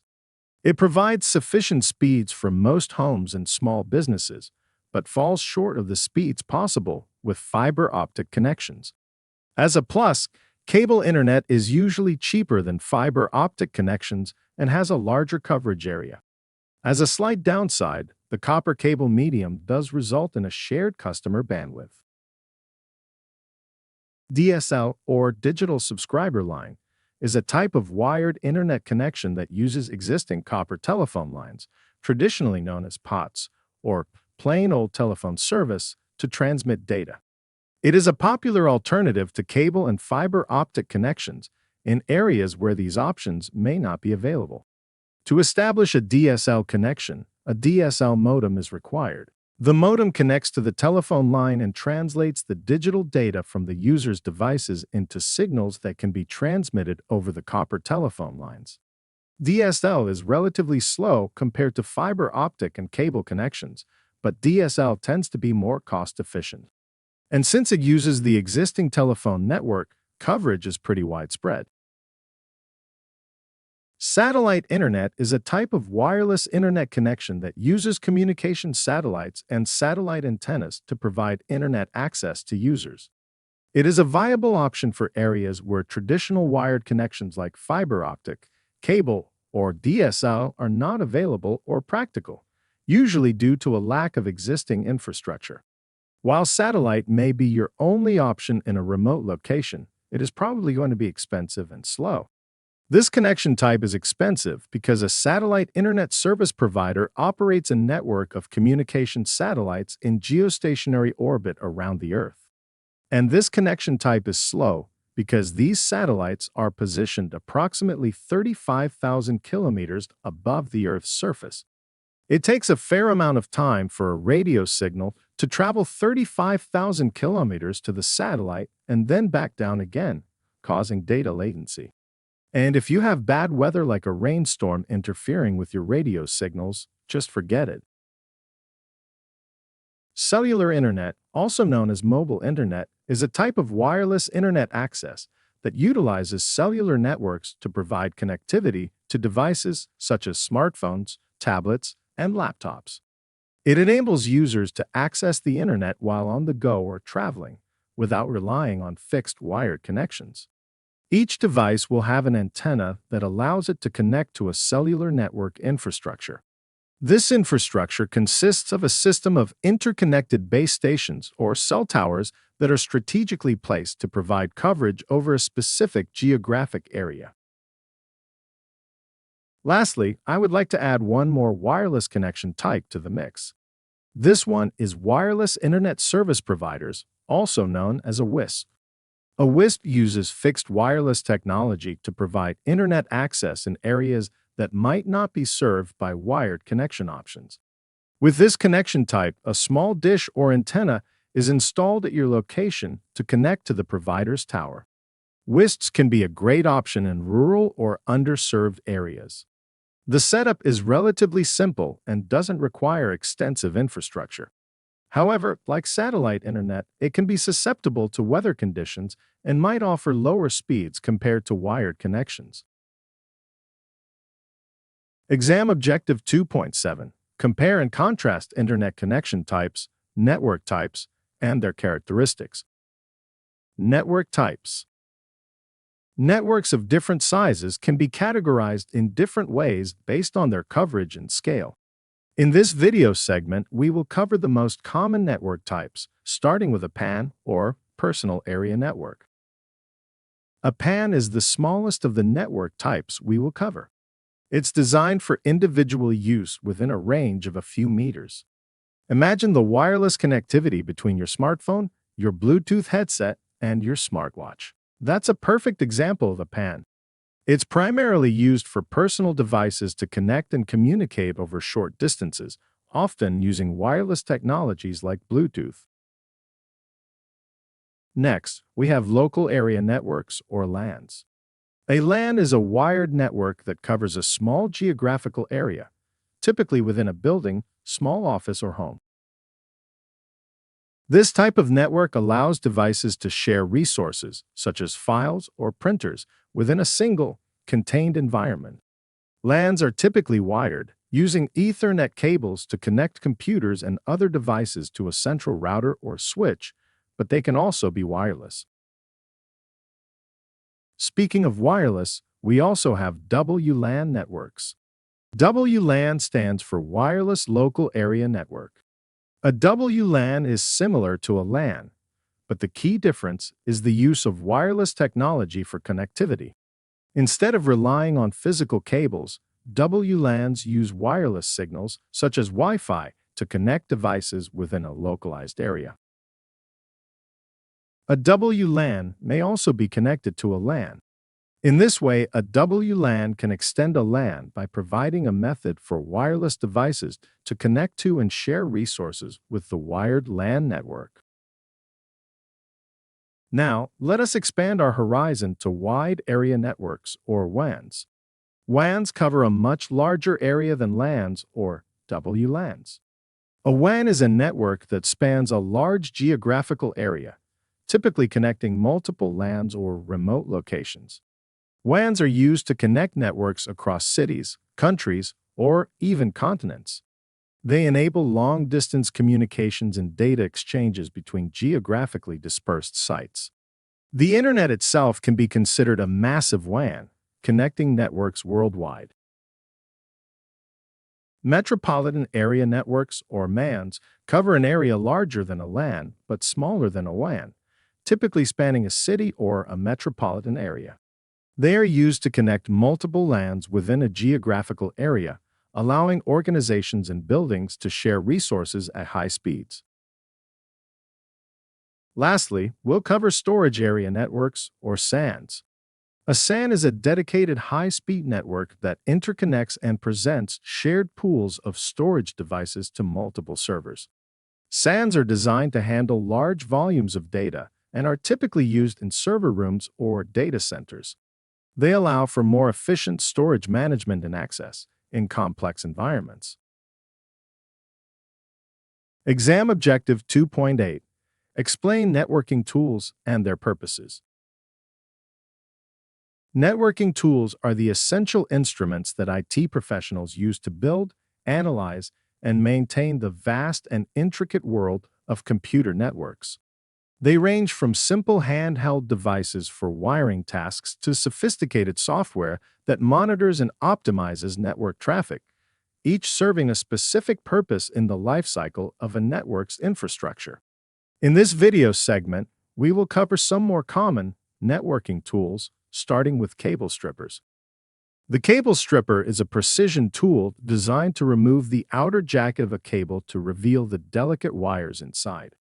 This tool is indispensable for anyone looking to install or repair cables. Its precise blades allow for the stripping of various cable thicknesses without nicking the internal wiring, ensuring that your data transmissions remain intact and reliable. Moving on, we have a crimper. This tool is the cornerstone of creating physical network connections. It's used to affix RJ11, RJ45, and F-type connectors to corresponding cables, be it telephone, Ethernet, or coaxial cables, respectively. The crimping tool must apply just the right amount of pressure to secure the connector without damaging the delicate wires inside. Whether you're crafting a custom-length Ethernet cable for a network setup, or attaching a connector to a coaxial cable for a television or internet connection, the crimping tool ensures a snug, stable connection that won't loosen over time. The cable tester is an analytical tool essential for verifying the integrity of network cables. It checks for proper wire pinouts, essential for communication between devices, evaluates signal quality by measuring resistance, signal attenuation, noise, and interference, and can even estimate the length of a cable. This tool is crucial not just for troubleshooting, but also for certifying that a cable meets the required performance standards before it becomes part of a critical network infrastructure. The punch-down tool is another fundamental instrument for network technicians. It allows for the insertion and trimming of wires in one motion, making it perfect for organizing and connecting wires to patch panels and blocks, a common scenario in large network installations. A toner probe set, affectionately known as a fox and hound, is the go-to for tracing cables. When you have a mess of wires and need to find a specific one, the tone generator sends a signal down the wire, which is then detected by the probe. This is incredibly useful for locating specific cables within a bundle or identifying the termination point of a cable on a patch panel, which is often a challenge in complex network environments. A loopback plug is a simple but powerful diagnostic tool. It is primarily used to test network ports and the functionality of the network interface card, or NIC, by redirecting the output signal back into the system as a return signal. This self-communication verifies that the port and NIC can send and receive data correctly, which is a fundamental check for network troubleshooting. A network tap, short for Network Test Access Point, is a dedicated hardware tool designed to facilitate the monitoring of network traffic.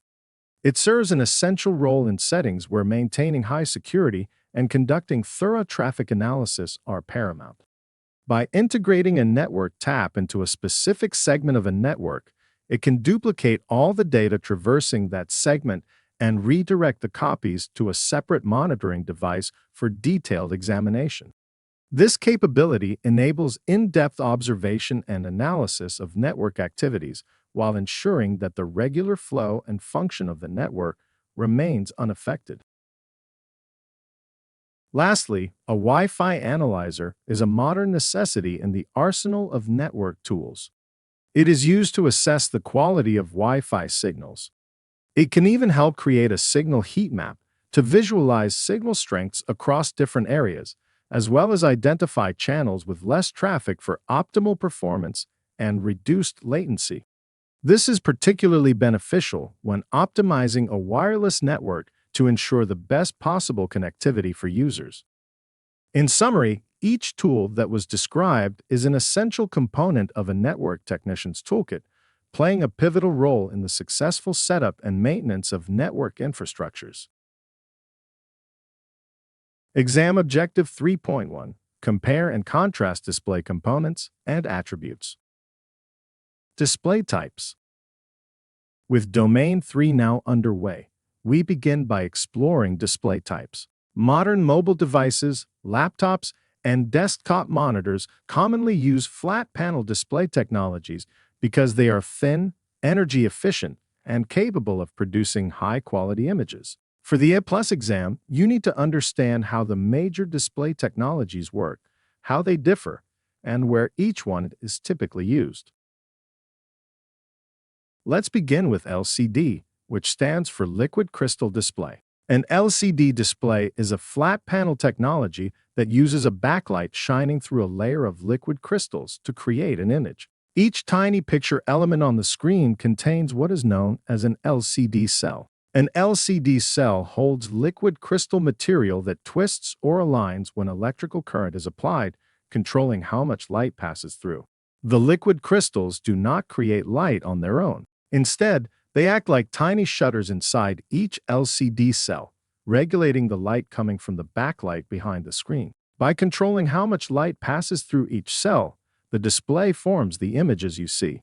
Now let's pause for a moment and make sure you fully understand this topic. A backlight is simply a light source positioned behind the screen. Without it, the display would be completely dark. In many modern monitors, that backlight is made of LEDs or light-emitting diodes. This is why you often hear the term LED monitor. In most cases, that is still an LCD display. The LEDs are just the light source behind the liquid crystal panel. The image itself is still being formed by LCD cells controlling that light. Because LCD relies on a separate backlight layer, it cannot produce what we call true black. Even when an image appears black, the backlight is still on behind the panel. LCD displays are generally cost-effective, reliable, and perform well in bright environments, which is why they are still widely used in mobile devices, laptops, and desktop monitors. Within the LCD family, there are three main panel types you need to recognize: IPS, TN, and VA.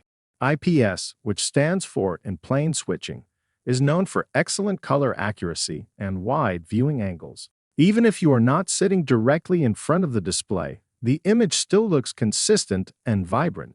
IPS panels are commonly used in environments where color precision matters, such as graphic design, photography, and content creation. The trade-off is that IPS panels are typically more expensive.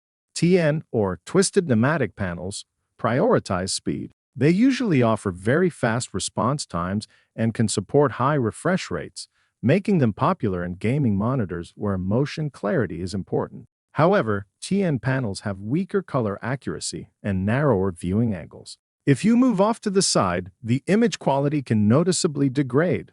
Then we have VA, which stands for vertical alignment. VA panels offer stronger contrast ratios and deeper blacks than IPS or TN because they block the backlight more effectively. They also provide better viewing angles than TN, though not quite as strong as IPS. VA panels are often used for media consumption because of their strong contrast performance.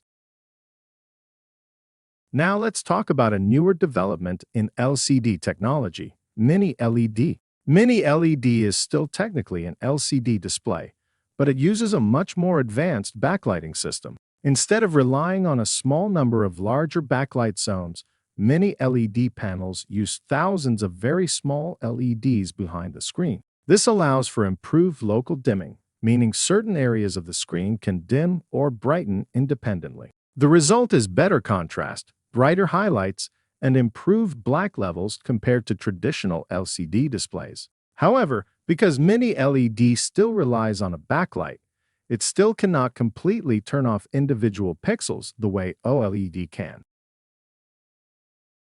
This brings us to OLED, which stands for Organic Light Emitting Diode. Unlike LCD and Mini LED, OLED does not use a backlight at all. Instead, each individual pixel produces its own light. You can think of it as millions of tiny colored lights that can turn on or off independently. If a pixel needs to display black, it simply turns off completely.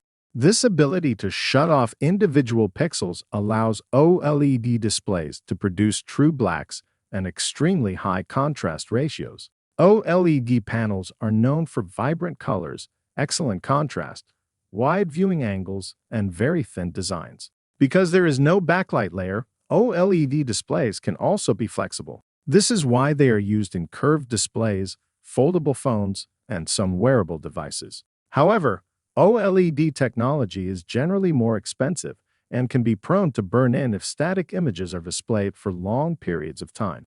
For the A+ exam, remember these key distinctions. Traditional LCD uses a backlight and liquid crystals to control light.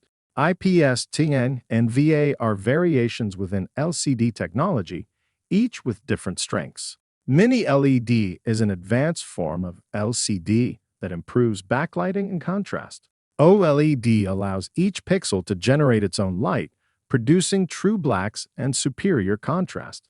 Understanding these differences will help you compare display technologies and identify the best choice in exam scenarios. Exam Objective 3.1: Compare and contrast display components and attributes. Display components. A touchscreen is a display that allows users to interact directly with what appears on the screen using touch input. Instead of relying solely on a keyboard or mouse, users can tap, swipe, pinch, or drag their fingers across the display to control the device. This direct interaction has become standard in mobile devices and is increasingly common in laptops and all-in-one systems. But here is an important distinction. The touchscreen you see and interact with is not a single component. It is actually made up of multiple layers working together behind the scenes. This brings us to the digitizer. The digitizer is a transparent layer positioned above the display panel. Its job is to detect touch input. When a user touches the screen, the digitizer senses the exact location of that touch and converts the physical motion into digital signals that the system can understand.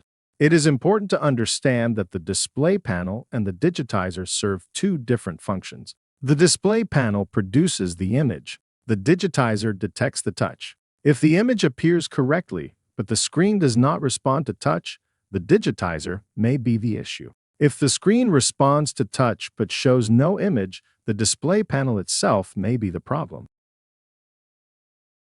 Now let's shift to a component you may encounter on older systems, the inverter. An inverter is a small circuit board found primarily in older laptops that use CCFL backlighting, which stands for cold cathode fluorescent lamp. Unlike modern LED backlit displays, CCFL backlights require high-voltage AC power to operate. The inverter's job is to convert the low-voltage DC power supplied by the laptop's battery or power adapter into the high-voltage AC power required by the CCFL backlight. Without a functioning inverter, the display may appear extremely dim or completely dark, even though the image is still being generated. A classic troubleshooting technique when a laptop screen appears black is to shine a flashlight at the display. If you can faintly see the image, it indicates that the display panel is functioning, but the backlight is not.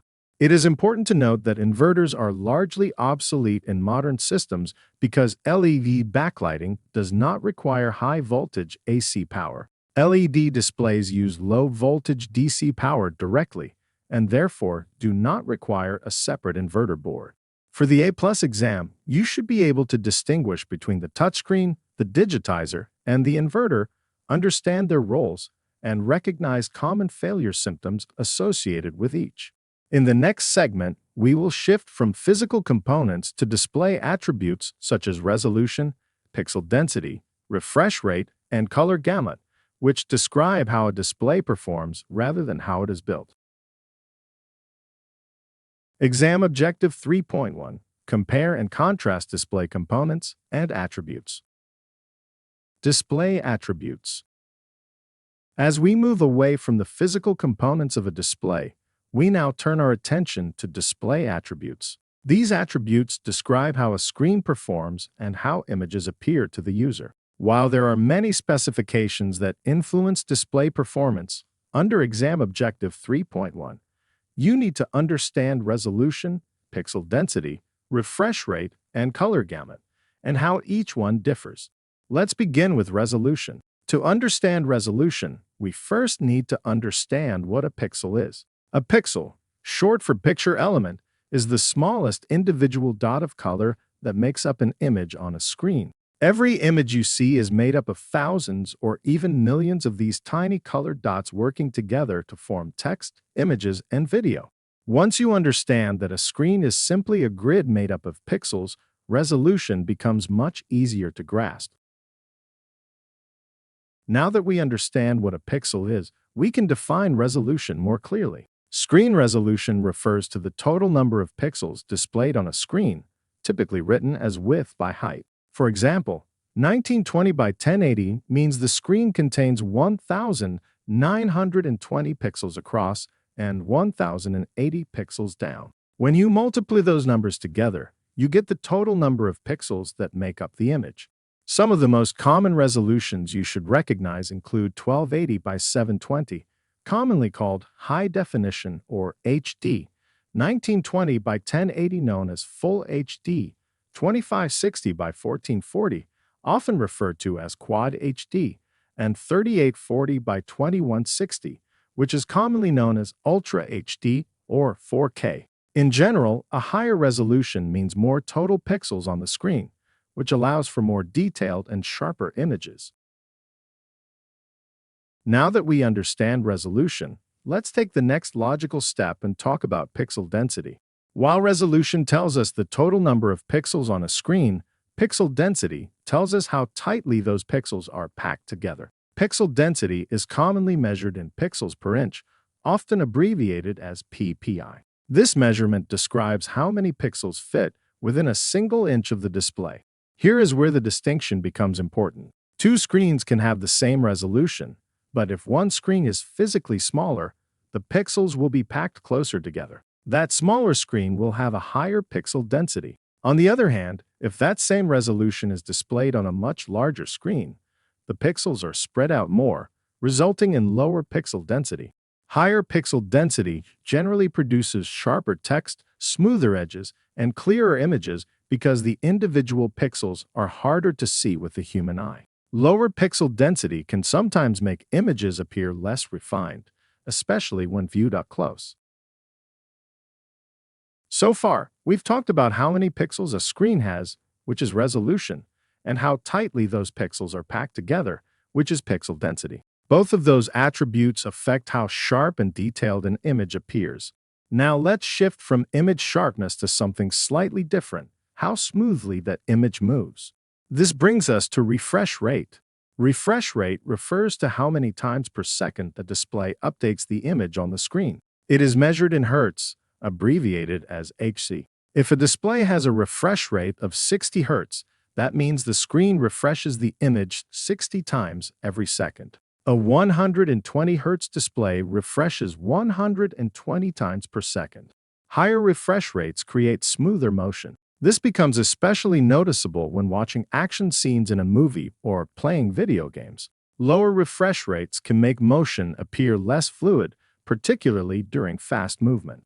It is important to remember that refresh rate is completely separate from resolution and pixel density. Resolution and pixel density affect clarity and detail. Refresh rate affects motion smoothness. A display can be extremely sharp but still feel less smooth if the refresh rate is low. Lastly, we have color gamut. Color gamut refers to the range of colors a display is capable of producing. In simple terms, it describes how many different shades and tones a screen can accurately show. A wider color gamut means the display can reproduce more colors, resulting in images that appear richer, more vibrant, and more true to life. Not all displays are capable of producing the same range of colors. Lower-end displays may show colors that appear washed out or less accurate. Higher quality displays are able to produce deeper reds, brighter greens, and more subtle transitions between shades. This becomes especially important in areas such as photo editing, graphic design, video production, and media consumption. Now, let's put this into a quick scenario.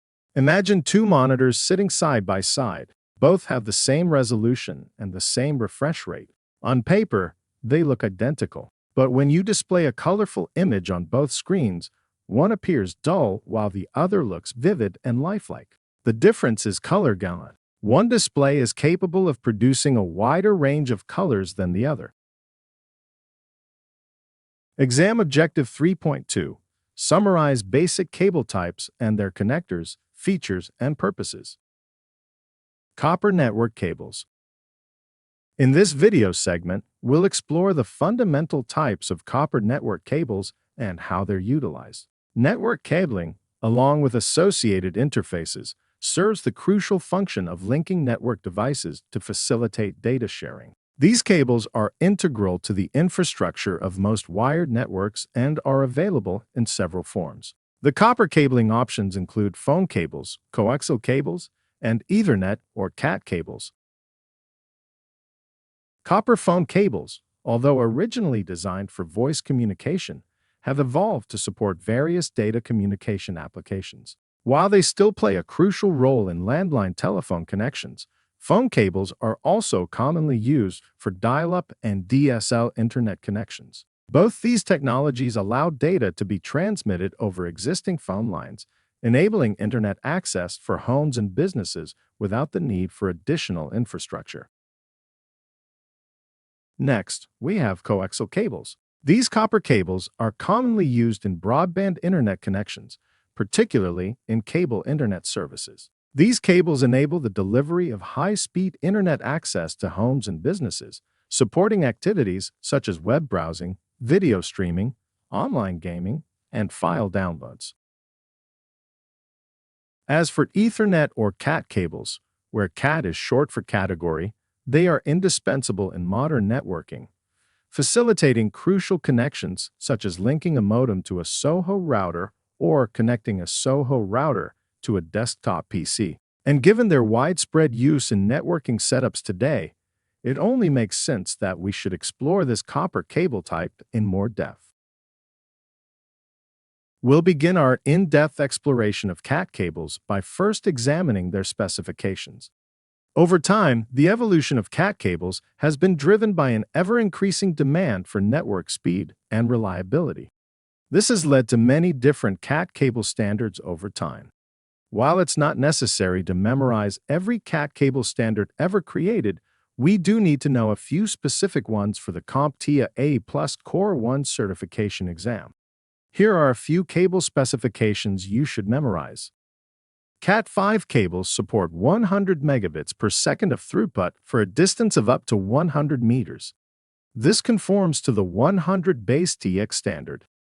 Cat5e cables support 1000 megabits per second of throughput for a distance of up to 100 meters.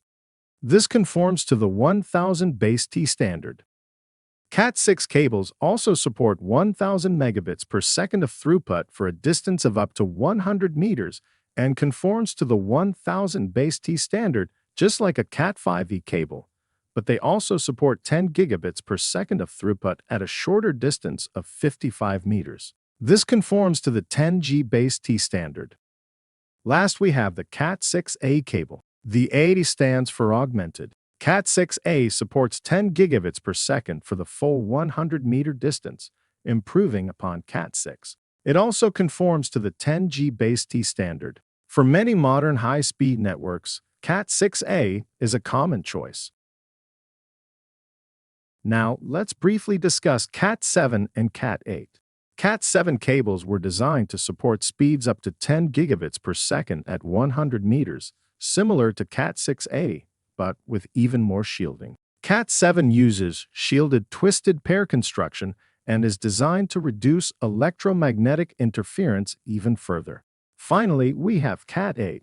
Cat8 is designed for very high-speed data centers. It supports up to 40 gigabits per second, but only at shorter distances, typically up to 30 meters. Cat8 is heavily shielded and intended for high-performance environments, such as server rooms and data centers, not typical home or small office installations.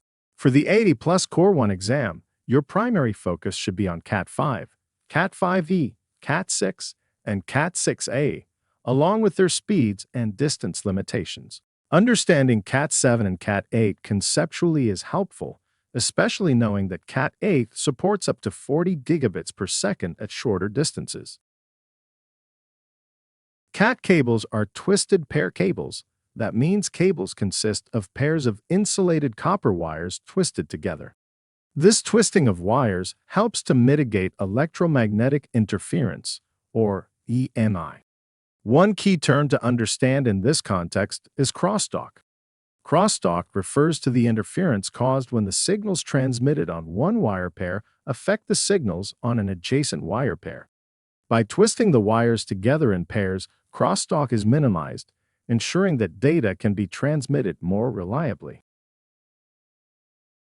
Next, we have two main types of twisted pair cables: unshielded twisted pair, or UTP, and shielded twisted pair, or STP. UTP cables do not have any additional EMI protection beyond the twisting of the wire pairs. STP cables, on the other hand, feature an extra layer of shielding, such as foil or braided metal, that is wrapped around the outside of the wire pairs, providing further protection against interference. These STP cables are commonly used in environments where there are high levels of electromagnetic interference, such as industrial settings or areas with heavy machinery. Another construction consideration is a plenum rating. Plenum-rated cables are specifically designed for use in plenum spaces within buildings. A plenum space is an area used for air circulation in HVAC, or heating, ventilation, and air conditioning systems, typically found above suspended ceilings or below raised floors. These spaces serve as pathways for air to circulate throughout the building, helping to maintain proper airflow and temperature regulation. What sets plenum-rated cables apart is their construction and materials.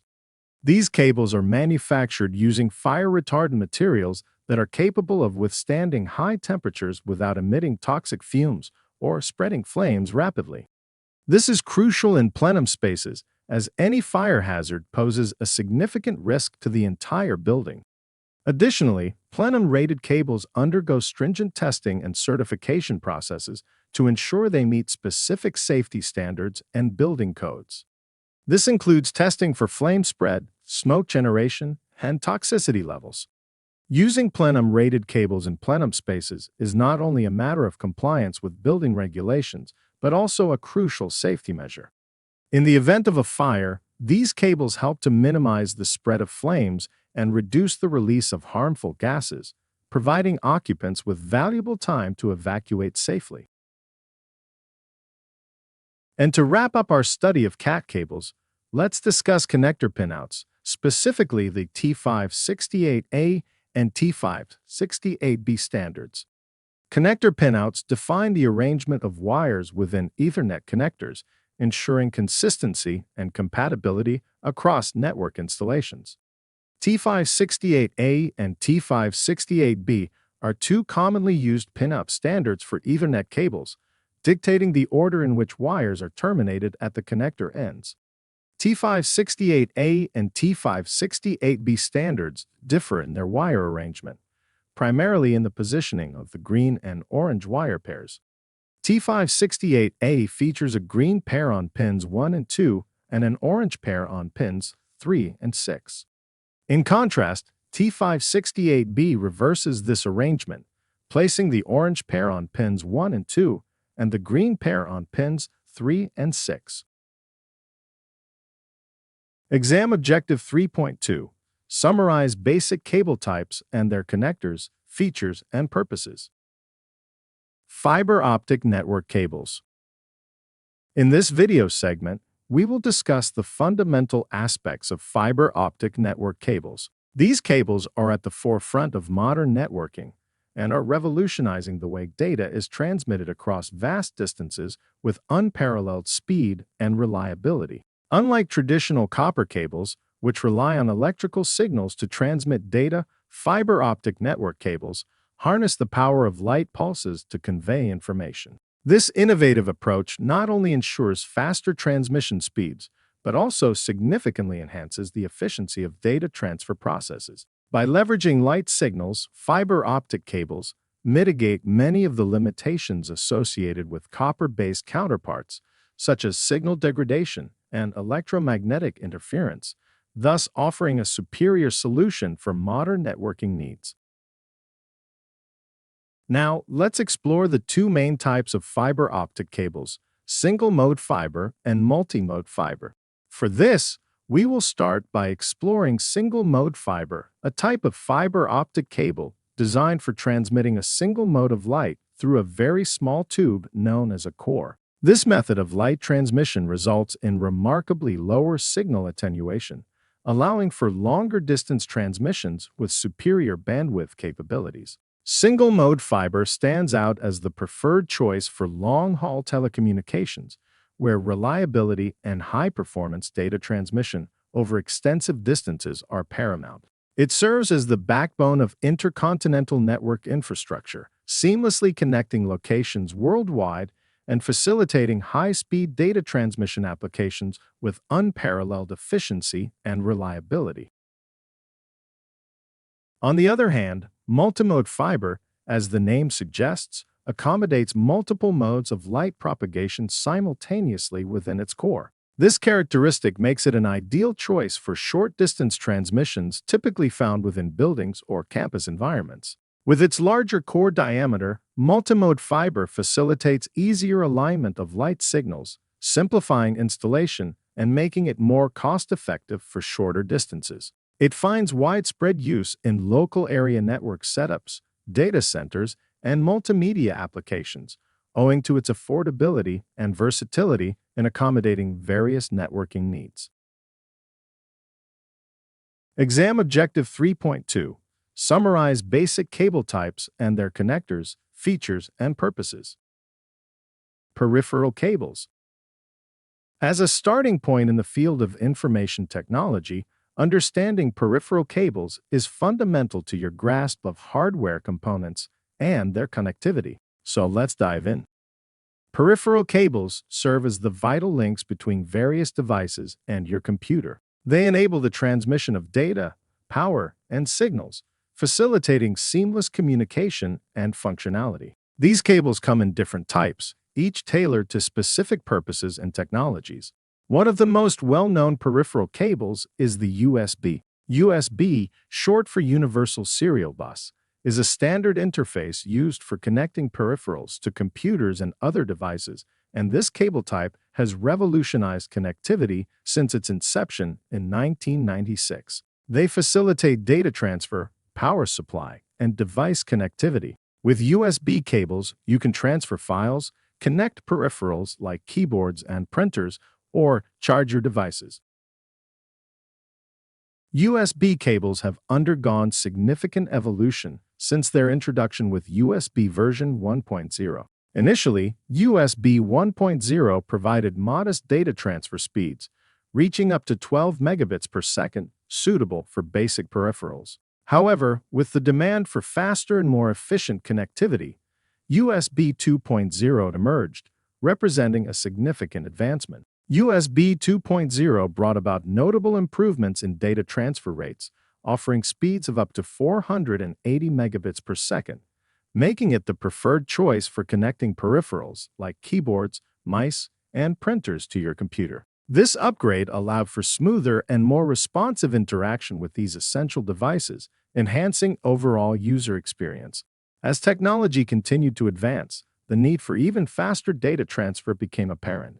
Enter USB 3.0, a groundbreaking development in USB technology. USB 3.0 cables, easily distinguishable by their blue connectors, revolutionized data transfer with substantially increased speeds compared to their predecessors. These cables are designed to handle high bandwidth applications, offering speeds of 5 gigabits per second or more depending on the 3.0 version, making them ideal for connecting high-speed devices such as external data drives and high-definition webcams. With USB 3.0, users can transfer large files and multimedia content swiftly and efficiently, without experiencing bottlenecks or slowdowns. This enhanced performance has transformed how we interact with peripheral devices, providing seamless access to vast amounts of data and multimedia content. Transitioning from USB cables, another type of peripheral cable is the serial cable. A serial cable is a type of connection used for serial transmission of data between devices. Although less common in contemporary computing environments, it maintains relevance for specific applications where its unique characteristics are advantageous. Serial cables are recognized for their method of serial data transmission, which involves sending data one bit at a time over a single wire or pair of wires, in contrast to parallel transmission used in interfaces like USB. While serial transmission generally results in lower data transfer speeds compared to USB, it offers advantages in certain scenarios such as long-distance communication and simplicity of implementation. Now, let's shift our focus to yet another remarkable peripheral cable technology, Thunderbolt.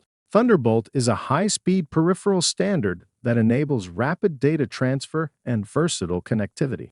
This cable standard was developed by Intel in collaboration with Apple. Thunderbolt enables blazing fast data transfer rates and supports a wide array of peripherals, including displays and storage devices. One of the defining features of Thunderbolt is its ability to handle multiple types of data streams simultaneously, making it ideal for demanding applications that require high bandwidth.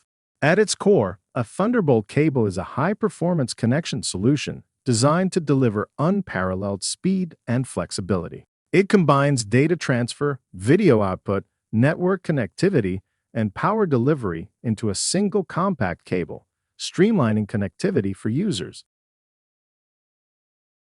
Exam Objective 3.2. Summarize basic cable types and their connectors, features, and purposes. Video cables.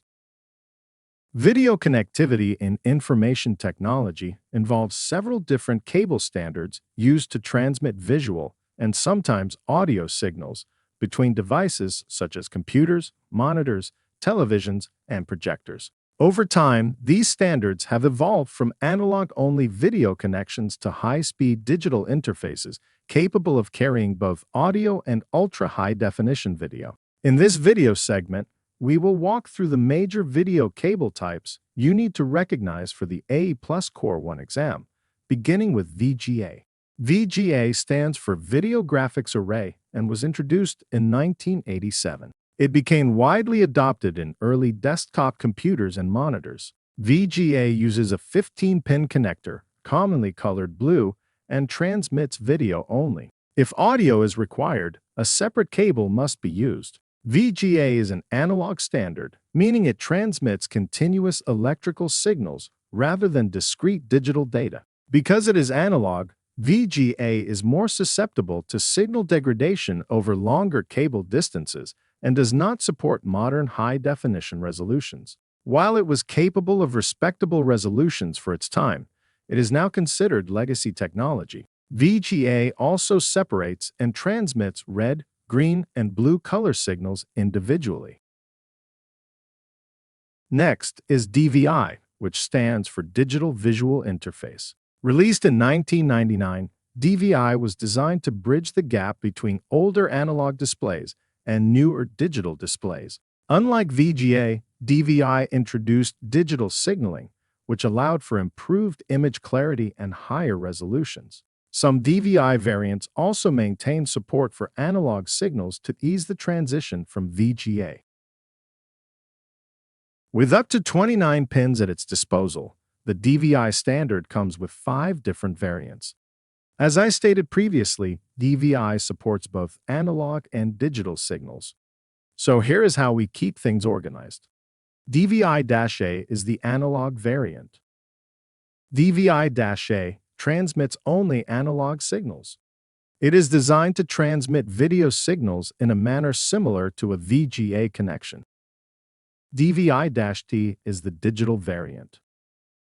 DVI-T transmits digital signals only, and its connectors can come in different configurations, such as single-link or dual-link. In single-link DVI, there is only one channel or pathway available for transmitting data, and dual-link has 2 channels. With a second channel, higher quality graphics can be achieved. It sure seems like we are always on a quest for bigger and better graphics. Okay, now for the last variant.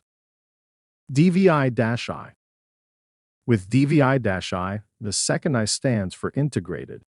This variant is a hybrid interface that combines both analog and digital signals in a single connector. DVI-I also offers single-link and dual-link configuration options, but these options are only supported by the digital half of this variant. That was a lot of information and worthy of a quick summary. So remember, DVI-A transmits analog signals. DVI-D transmits digital signals.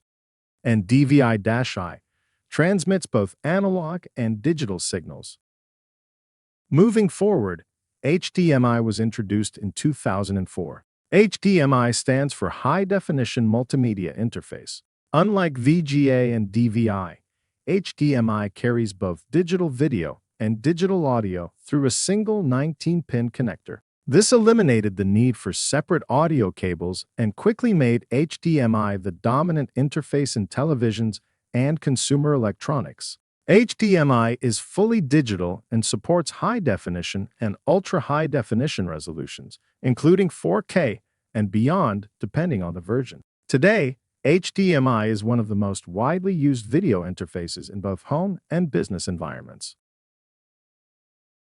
In 2008, DisplayPort was introduced. DisplayPort uses a 20-pin connector and, like HDMI, supports both digital video and audio transmission. It was designed with higher bandwidth capabilities and has historically offered strong support for high refresh rates and multiple display configurations. One key advantage is that DisplayPort supports daisy-chaining multiple monitors from a single port in certain configurations. DisplayPort is also commonly found in professional and enterprise environments. Unlike HDMI, which requires licensing fees from manufacturers, DisplayPort is royalty-free, which has contributed to its widespread adoption in computing devices. Finally, we arrive at USB Type-C, commonly referred to as USB-C. It is important to understand that USB-C is a connector type, not a video standard by itself. However, it has become extremely important in modern video connectivity. USB-C is a small reversible connector capable of carrying power, data, and video over a single cable. USB-C supports video through what is called DisplayPort alternate mode. This allows a USB-C port to transmit DisplayPort video signals directly to a monitor. Some USB-C ports also support Thunderbolt, which provides even greater bandwidth and advanced display capabilities. Because of this flexibility, USB-C is now commonly found on laptops, tablets, docking stations, and even smartphones. With the appropriate cable or adapter, USB-C can connect to HDMI, DisplayPort, or USB-C monitors. Exam Objective 3.2. Summarize basic cable types and their connectors, features, and purposes. Hard drive cables.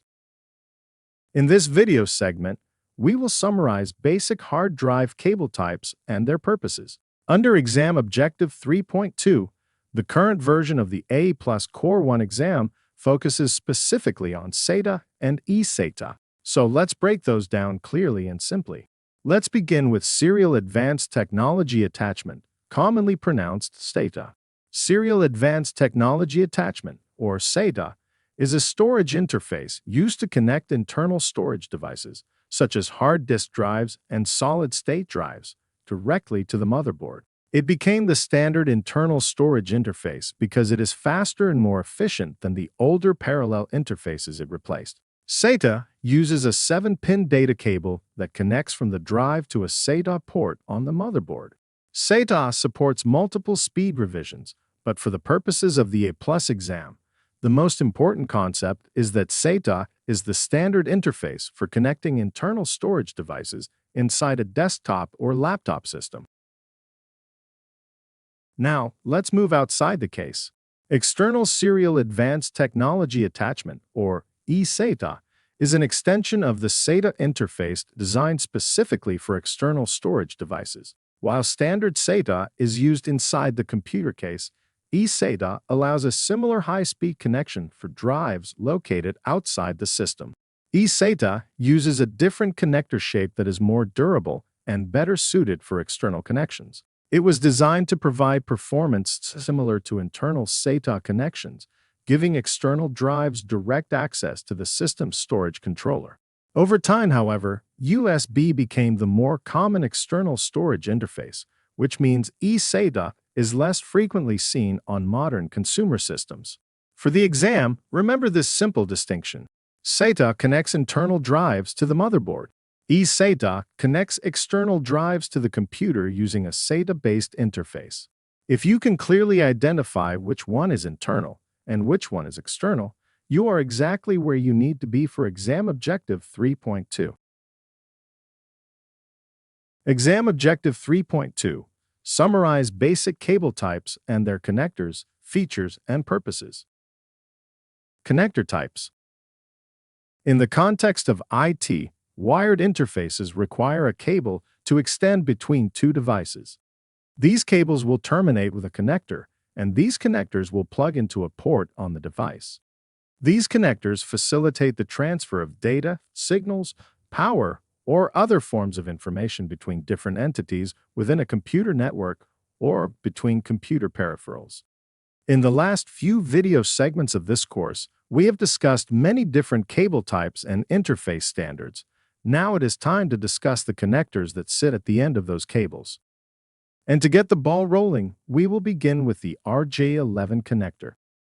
RJ11, where the RJ stands for registered jack, is a common network cable connector used in telephone communications, dial-up internet, and DSL. The RJ11 connector can support up to 6 pins or positions into which wires can be inserted, but most use cases for the RJ11 connector only utilize 2 or 4 of those pins. Another registered jack connector is the RJ45 connector. RJ45 is a common network cable connector used to terminate Ethernet CAT cables, which are the most common network cables in use today. The RJ45 connector has 8 pins or positions into which wires can be inserted. When placed side by side with an RJ11 connector, the RJ45 connector will appear similar in design to the RJ11 connector, but will be noticeably larger. The F-type connector is a network cable connector that provides a termination point in coaxial cable systems. It embodies a threaded design that ensures steadfast connections. Designed specifically for coaxial cables, it facilitates seamless transmission of signals in various applications such as cable television, satellite broadcasting, and broadband internet. Its threaded construction not only guarantees a secure fit, but also minimizes signal loss and interference. ST or straight-tip connectors are an integral component in fiber optic networks, particularly in setups utilizing multi-mode fiber for shorter distance transmissions within local area networks. With their cylindrical design and push-pull connectivity, ST connectors offer a reliable solution for seamlessly connecting networking equipment in environments such as office buildings, data centers, and educational institutions. The cylindrical design ensures precise alignment between fiber optic cables and devices, while the push-pull mechanism facilitates swift installation and removal. The SC, or subscriber connector, is another fiber optic network connector, used particularly in systems employing single-mode fiber for long-distance transmissions. Characterized by its square shape and push-pull mechanism, SC connectors provide a robust and efficient solution for interconnecting networking equipment in diverse settings such as telecommunications, enterprise networks, and internet service provider infrastructures. The LC, or Lucent connector, is found in more modern fiber optic networks, particularly in setups utilizing single-mode fiber for high-speed and long-distance transmissions. With its compact and versatile design, the LC connector offers a reliable solution for interconnecting networking equipment in various environments, ranging from telecommunications and data centers to enterprise networks. Its small form factor and push-pull latch mechanism make it well-suited for high-density installations where space is limited. Punch-down blocks serve as fundamental components in telecommunications and network infrastructure, providing a reliable and efficient means of terminating and connecting copper cables. Commonly utilized in structured cabling systems, punch-down blocks offer a straightforward solution for organizing and distributing incoming and outgoing cables within a network environment. Their simple yet robust design features a series of insulation displacement contacts, arranged in rows, allowing cables to be securely terminated. This ease of termination makes punch-down blocks particularly suitable for quick installations and field configurations. With their ability to accommodate various cable types, including twisted pair cables commonly used in Ethernet networks, punch-down blocks facilitate the creation of organized and easily manageable cable runs. Additionally, punch-down blocks are known for their reliability and cost-effectiveness, making them a preferred choice for telecommunications infrastructure in a wide range of applications, from small offices to large-scale data centers. Next, we have USB connectors. USB connectors come in many different form factors. And since most of these should be recognizable, I will only cover some of the most common form factors. First, there's the USB Type A connector, which has a rectangular shape and is commonly found in computers and laptops. It's used for connecting peripherals like keyboards, mice, printers, and external storage devices.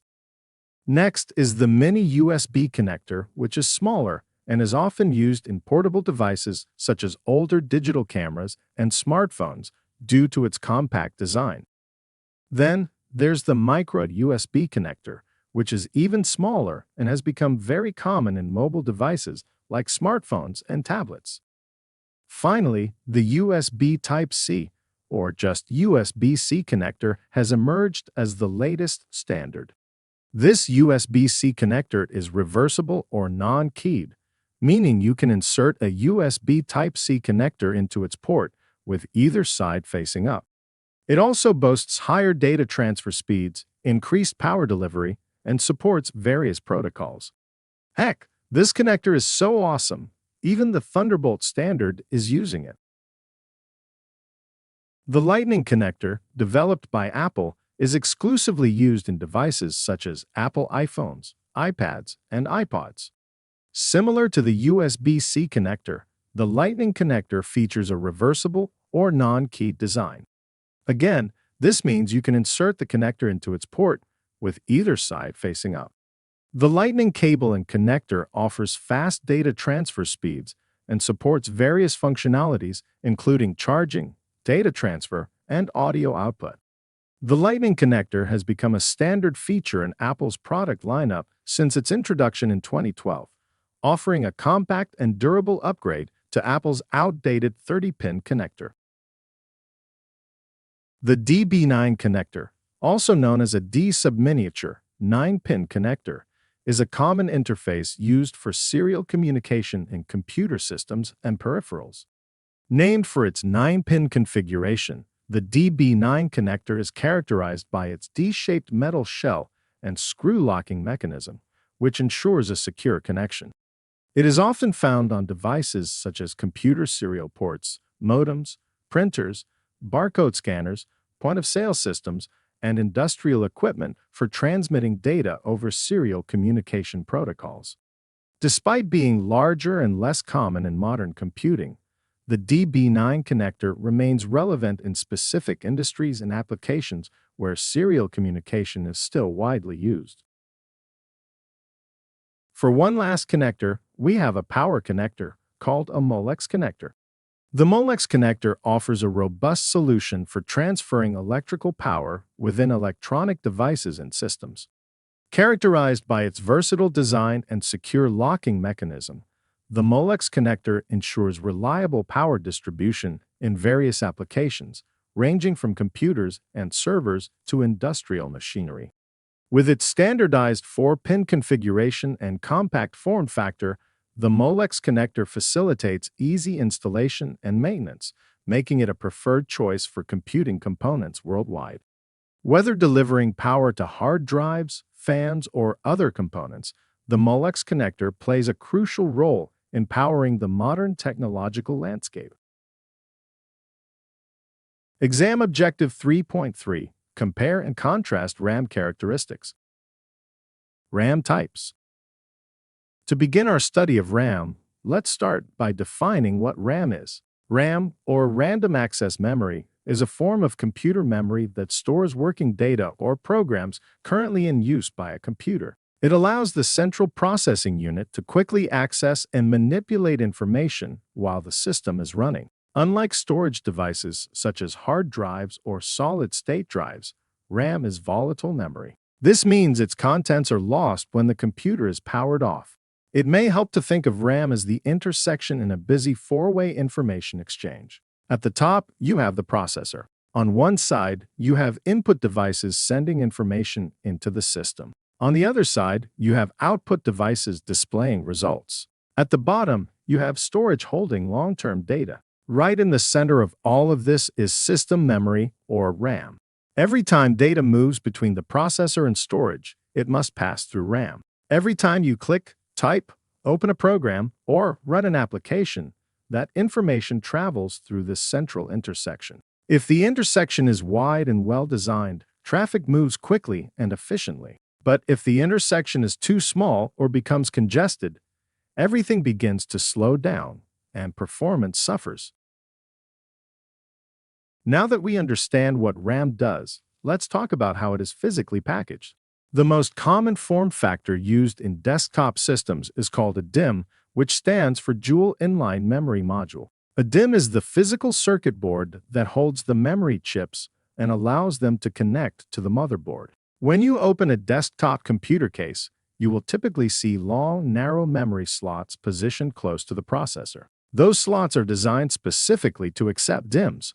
A DIMM installs vertically into the motherboard and locks securely into place using retaining clips on each end of the slot. Along the bottom edge of the module are electrical contacts that align with the memory slot. When properly seated, those contacts create the electrical pathway that allows the system to communicate with the RAM. DIMMs are keyed, meaning they have a notch cut into the connector edge. That notch is intentionally placed in a specific position so the module can only be inserted in the correct orientation. If the notch does not line up with the slot, the module is either flipped the wrong way or not compatible with that system.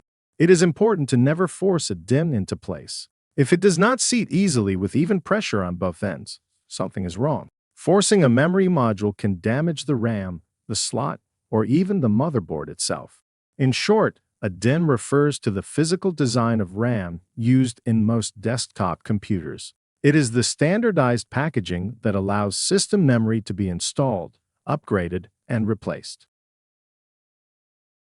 While DIMMs are used in most desktop systems, laptops and other compact devices require a smaller form factor.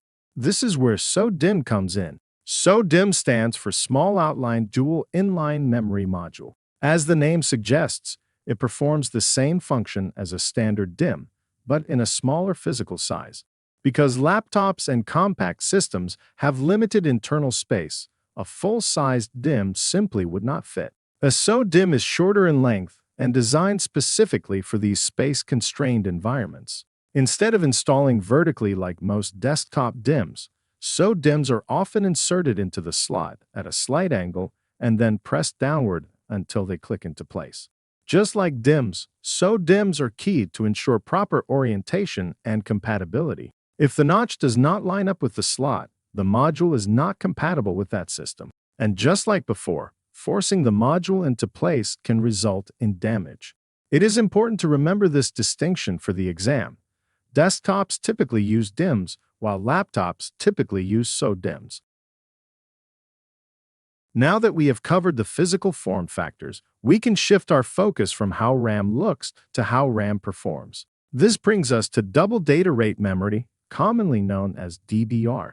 DDR refers to the memory technology itself, not the physical packaging. The term double data rate means that the memory is capable of transferring data twice per clock cycle. In simple terms, this allows the memory to move data more efficiently compared to older memory technologies.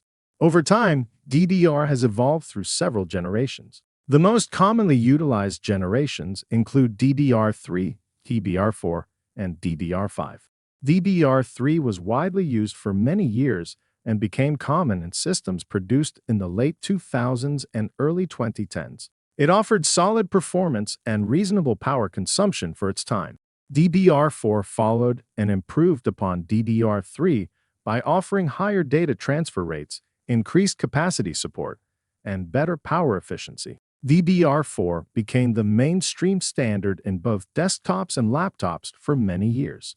Most recently, DDR5 has entered the market, providing even higher speeds, greater bandwidth, and improved overall efficiency. As computing demands continue to increase, DDR5 helps support modern processors, high-performance applications, and more demanding workloads.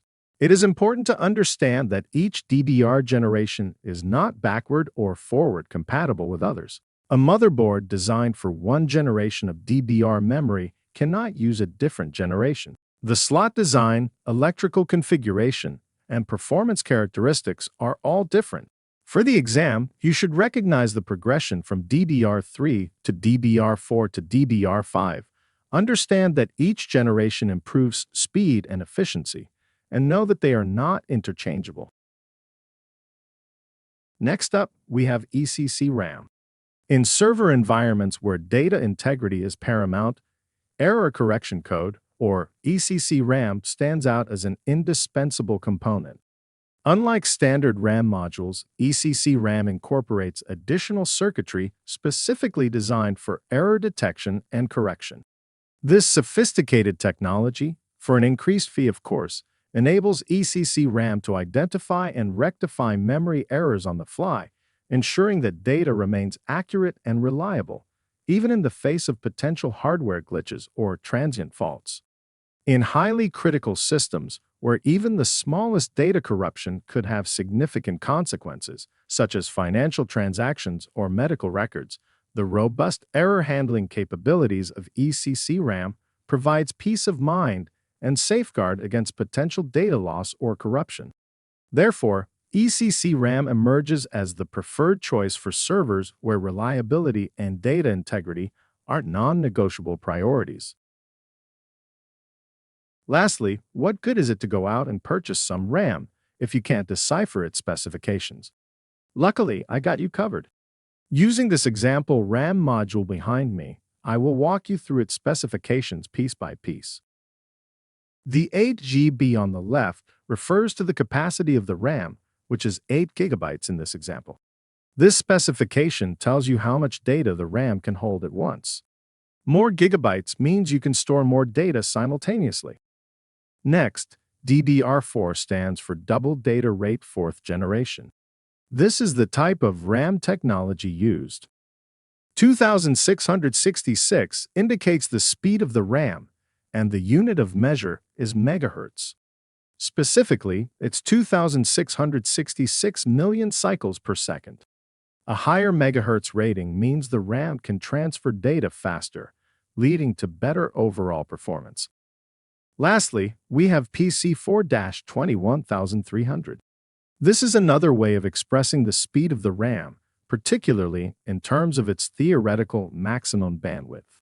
The PC4 part denotes that it's DDR4 memory. As for the 21300, this indicates that the RAM can theoretically transfer up to 21,300 megabytes per second of data. Now to put it all together, this stick of RAM has a capacity of 8 gigabytes, uses DDR4 technology, is capable of operating at a speed of 2,666 MHz, and has a bandwidth of 21,300 megabytes per second. Exam Objective 3.3. Compare and contrast RAM characteristics. RAM channels. As we have discussed previously in this training course, RAM, or Random Access Memory, is the component in your computer that stores data temporarily for quick access by the CPU. Now, when we talk about RAM slots on a motherboard, we're referring to the physical slots on the motherboard where you install your RAM modules. Each RAM slot is strategically positioned on the motherboard to ensure efficient communication between the RAM modules and the CPU. The number of RAM slots varies depending on the motherboard's design and form factor. Some motherboards may have 2 slots, while others can have 4 or more. These slots are not interchangeable, as they are designed to accommodate specific types of RAM modules, such as DDR3, DDR4, or DDR5. It's essential to consult the motherboard's specifications to ensure compatibility when selecting and installing RAM modules. Next, let's discuss the memory bus or memory channel between the CPU and the memory slots. This pathway determines how efficiently data can be transferred between the RAM and the CPU. Imagine your computer system as a bustling city, with the CPU acting as the central command center and the RAM as a storage facility. The memory bus or channel can be likened to a highway that connects and facilitates the smooth flow of traffic or data between the RAM and CPU. This pathway is absolutely crucial because it determines how efficiently data can be transferred between the RAM and the CPU, which are the two most vital components of your computer system. Just like a well-designed transportation network enhances the city's productivity and connectivity, an optimized memory bus ensures that data can be accessed and processed swiftly, leading to faster overall system performance. Now, let's break down the different RAM memory channel configurations based on the number of channels. In a standard single-channel configuration, data travels along a single pathway between the CPU and RAM, much like a single-lane road. While this setup is functional, it can sometimes lead to bottlenecks, especially when the CPU demands a high volume of data. You can recognize a single-channel configuration by observing that only one RAM module is installed, or if multiple modules are present, they will not be installed with any significant pairing. A dual-channel configuration doubles the data transfer rate by utilizing 2 pathways between the CPU and RAM. Think of it as upgrading from a single-lane road to a dual-lane highway, effectively doubling the capacity for data traffic. To implement dual-channel configuration, you typically install a single RAM module or identical RAM modules in pairs, such as 2 sticks of the same capacity and speed, into specific slots on the motherboard. These slots are often color-coded, 1 color per channel, or labeled to indicate where the modules should be placed, in order to achieve dual-channel operation. When the computer system detects at least 1 RAM module in each channel, it automatically engages dual-channel mode, allowing for synchronized communication between the CPU and RAM. This synchronization ensures that data is distributed evenly across the channels, maximizing throughput and minimizing latency. Triple-channel configuration takes it a step further by employing 3 pathways between the CPU and RAM. You can picture this as a major highway with 3 lanes, capable of handling substantial data traffic with ease. Although less common than dual-channel setups, it offers even higher bandwidth for data transfer. Identifying a triple-channel setup is relatively straightforward. Just look for RAM slots to be in multiples of 3. These slots are often situated next to each other and may be color-coded or labeled to indicate their purpose in facilitating triple-channel operation. Finally, we have quad-channel configurations. In the world of memory, a quad-channel configuration stands as the pinnacle of efficiency, boasting 4 dedicated pathways or channels for data to seamlessly traverse between the CPU and RAM. This configuration can be pictured as an expansive 4-lane highway. When identifying a quad-channel setup, it's important not to confuse it with a dual-channel configuration. In a quad-channel setup, you will typically observe a motherboard with RAM slots in multiples of 4. These slots are strategically positioned and may or may not be color-coded, depending on the motherboard's design. For instance, if there are 8 slots, they may or may not be color-coded to indicate proper slot pairing for quad-channel operation, while a motherboard with only 4 slots may not utilize color coding at all. If you found this all a bit confusing, there is no need to worry. Each motherboard, when purchased, will come with documentation that can provide guidance on the proper installation and configuration of RAM modules. Exam Objective 3.4. Compare and contrast storage devices. Hard disk drives.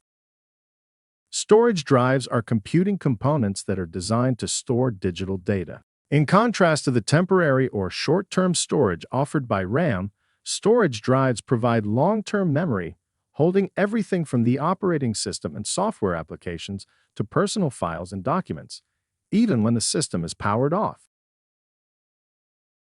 A hard disk drive, commonly abbreviated as HDD, is one such type of storage drive. Essentially, an HDD is a storage device where digital data is stored magnetically on a spinning disk. HDDs are known for their large storage capacities and relatively lower cost compared to other storage technologies. They are widely used in desktop computers, laptops, and servers. However, HDDs are mechanical devices and are susceptible to wear and tear over time. They can also be slower in terms of data access when compared to other storage drives. The basic structure of an HDD consists of one or more magnetic disks or platters that rotate at high speeds. Each platter has a magnetic coating that stores the data. The platters are stacked vertically on a spindle, and the entire assembly is enclosed in a protective casing. To read or write data, an HDD uses a read and write head that hovers just above the surface of the rotating platters. The read and write head moves rapidly across the spinning platter's surface to access the desired data. When reading data, the head detects the magnetic changes on the platter's surface and converts them into electrical signals that can be processed by the computer. When writing data, the head applies a magnetic field to the platter to encode the information. It might go without saying, but keep these devices away from strong magnets, as they could seriously damage an HDD drive. Now that we know how an HDD drive works, let's talk about read and write speeds. The speed of the rotating platter in a hard disk drive is measured in revolutions per minute, or RPM. This measurement indicates the number of full rotations the disk completes within a minute. This metric serves as a critical factor in determining the performance of the HDD, directly influencing its read and write speeds. The significance of RPM lies in its impact on data access times. With all other factors being equal, higher RPMs generally translates into faster access times, because the read and write head can traverse the spinning platter more swiftly, reaching the desired data on the disk more rapidly. For instance, consider a hard drive operating at 7,200 RPM. It typically boasts quicker read and write speeds compared to one spinning at 5,400 RPM. Similarly, HDDs with even higher speeds, such as 10,000 or even 15,000 RPM, further enhance access times, facilitating faster data retrieval and storage operations. Lastly, we have the form factors for hard disk drives. Form factors refer to the physical dimensions and specifications of the HDD, influencing its compatibility and usage in various devices. Among the array of form factors available, two of the most prevalent sizes are 3.5 inches and 2.5 inches, each catering to distinct computing needs and environments. The 3.5-inch form factor is a staple in desktop and server computing setups. Renowned for its larger size, this form factor accommodates spacious storage capacities, making it ideal for desktop computers that often require ample storage for applications or multimedia files, and in server and data center deployments, where robust storage solutions are paramount. The generous physical dimensions of the 3.5-inch HDD allow for enhanced airflow and cooling within desktop computer cases, contributing to optimal performance and longevity. Conversely, the 2.5-inch form factor is predominantly associated with laptops and portable computing devices. Characterized by its compact size, the 2.5-inch HDD offers a space-efficient solution tailored to the sleek and slender designs of laptops and portable devices. Despite its smaller footprint, the 2.5-inch HDD maintains commendable storage capacities, striking a balance between performance and portability for on-the-go computing needs.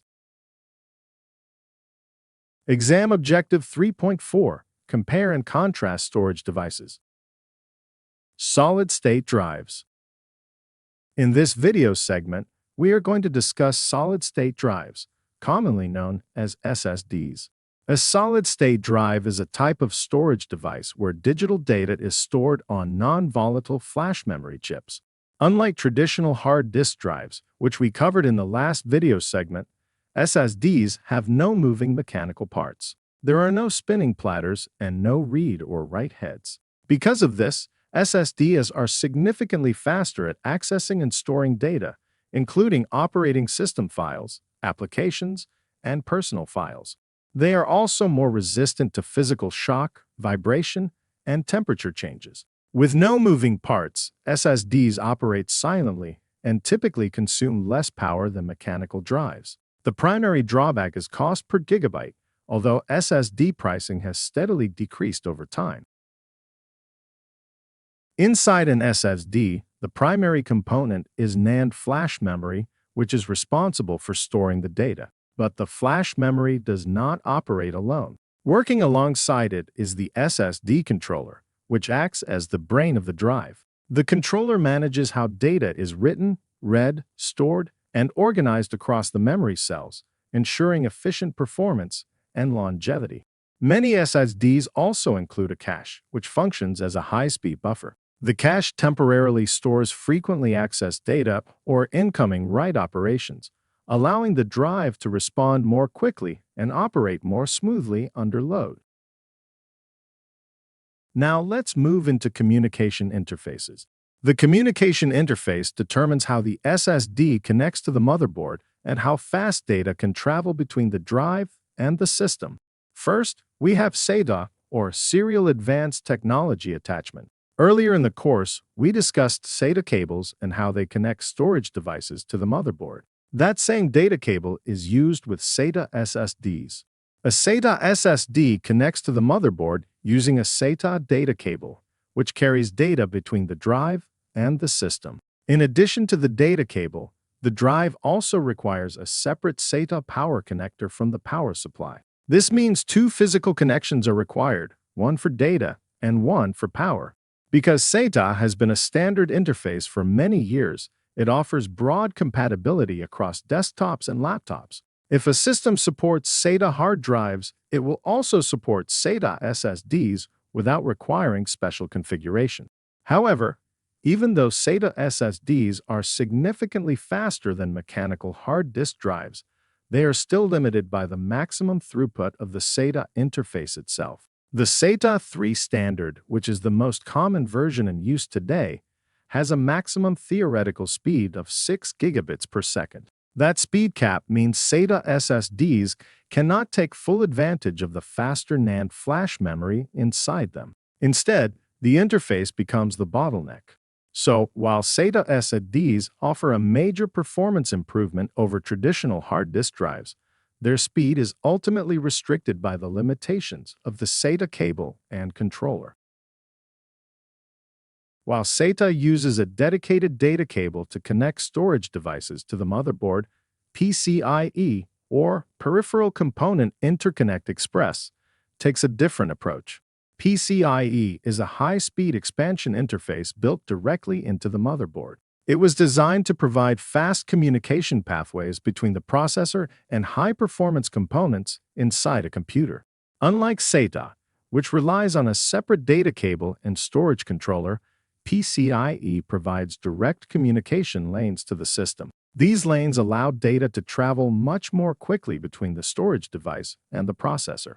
PCIe operates using what are called lanes. Each lane consists of two pairs of wires, one pair for sending data and one pair for receiving data. Multiple lanes can be combined to increase total bandwidth. This design allows PCIe to support significantly higher data transfer speeds than SATA. Because PCIe connects more directly to the system's high-speed pathways, it reduces bottlenecks and increases overall performance. There is no SATA controller limiting throughput. Instead, the storage device communicates over a faster, more efficient interface. As a result, SSDs that use PCIe are capable of delivering much higher read and write speeds than SATA-based SSDs. This makes PCIe storage especially useful in high-performance systems where speed and responsiveness are critical. Now that we understand PCIe as the high-speed communication interface, we can build on that foundation by discussing NVMe. NVMe stands for Non-Volatile Memory Express. Unlike SATA or PCIe, NVMe is not a physical interface. It is a communication protocol designed specifically for flash-based storage. Think of PCIe as the highway itself and NVMe as the highway signs. The highway provides the physical lanes that vehicles travel on, and the signs determine how traffic flows efficiently across those lanes. In the same way, PCIe provides the high-speed physical pathway, whereas NVMe defines how data is structured, queued, prioritized, and processed as it moves across that pathway.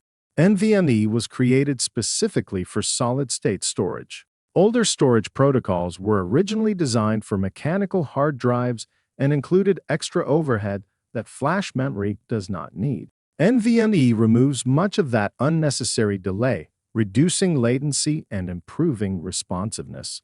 One of NVMe's biggest advantages is its ability to handle a large number of simultaneous commands. It supports many more command queues and far more commands per queue than older storage protocols. This allows NVMe SSDs to process multiple read and write requests at the same time, significantly improving performance.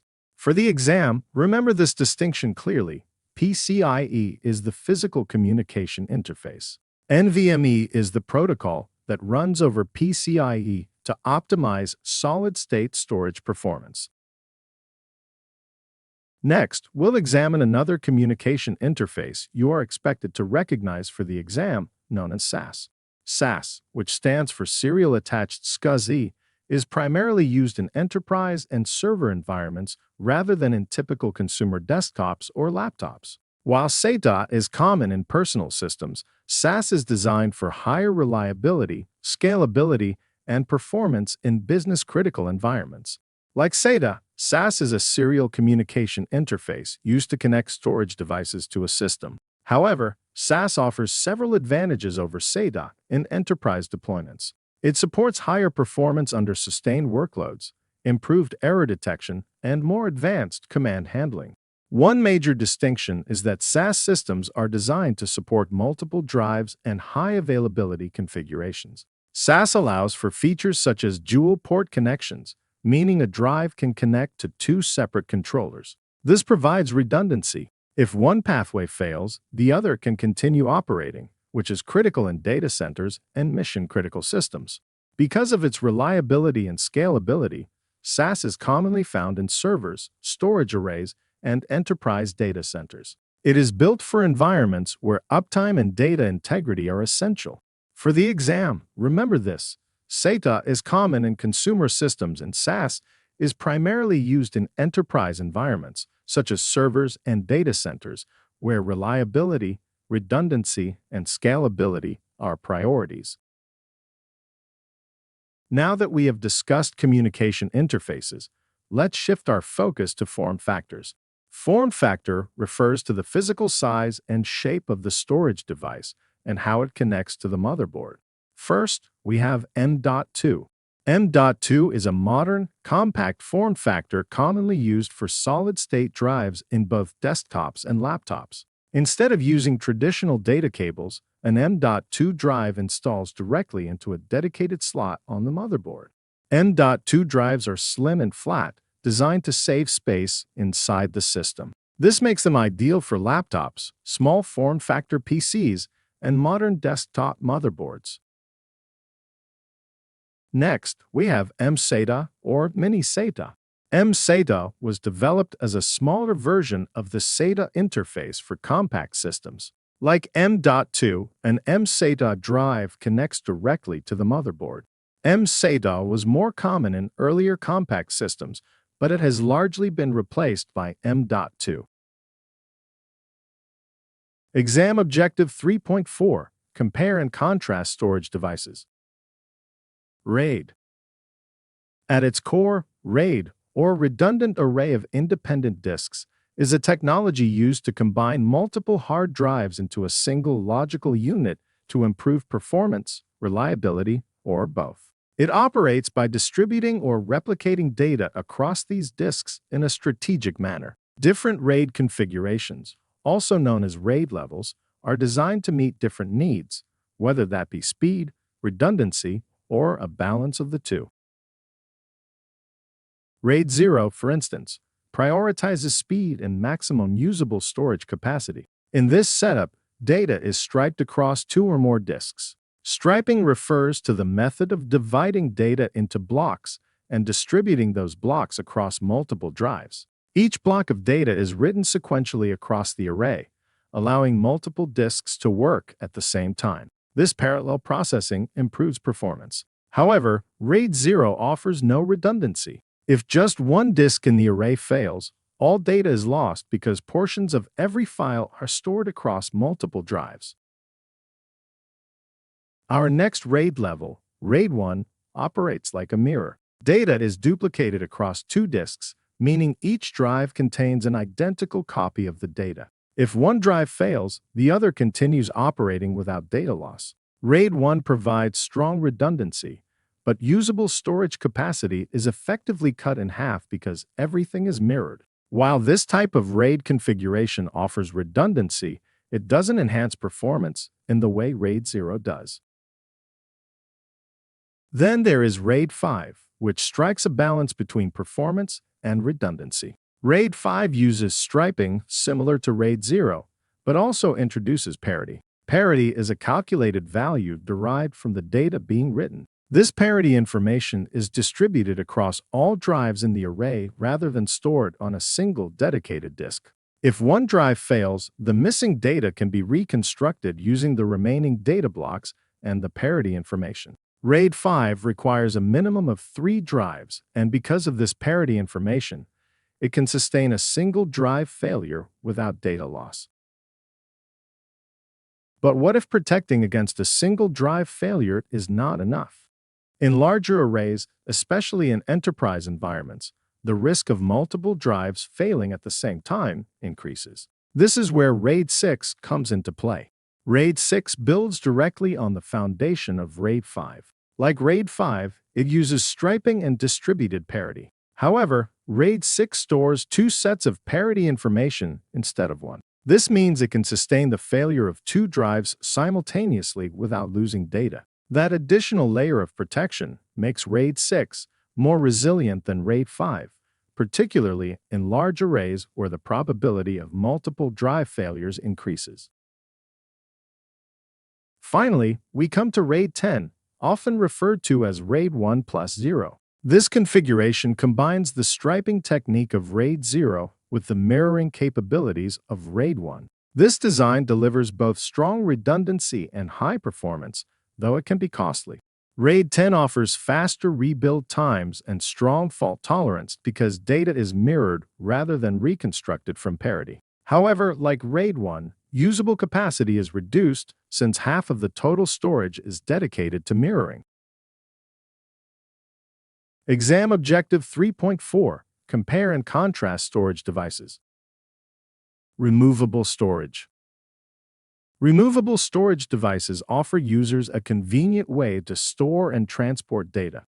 One common type of removable storage is the flash drive. A flash drive is a type of portable storage device where digital data is stored on non-volatile flash memory chips. This definition may look similar to the definition of an SSD drive. Well, it should. Flash drives and SSDs use the same flash memory chips to store data. The difference is that flash drives are small and compact, making them portable. A flash drive may also be called a thumb drive or a USB flash drive if it has a USB connector.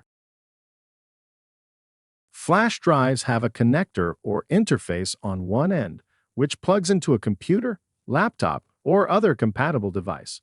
The interface provides both data transfer and power to the flash drive, eliminating the need for additional cables or power adapters. Once connected to a computer, the flash drive appears as a removable storage device in the operating system.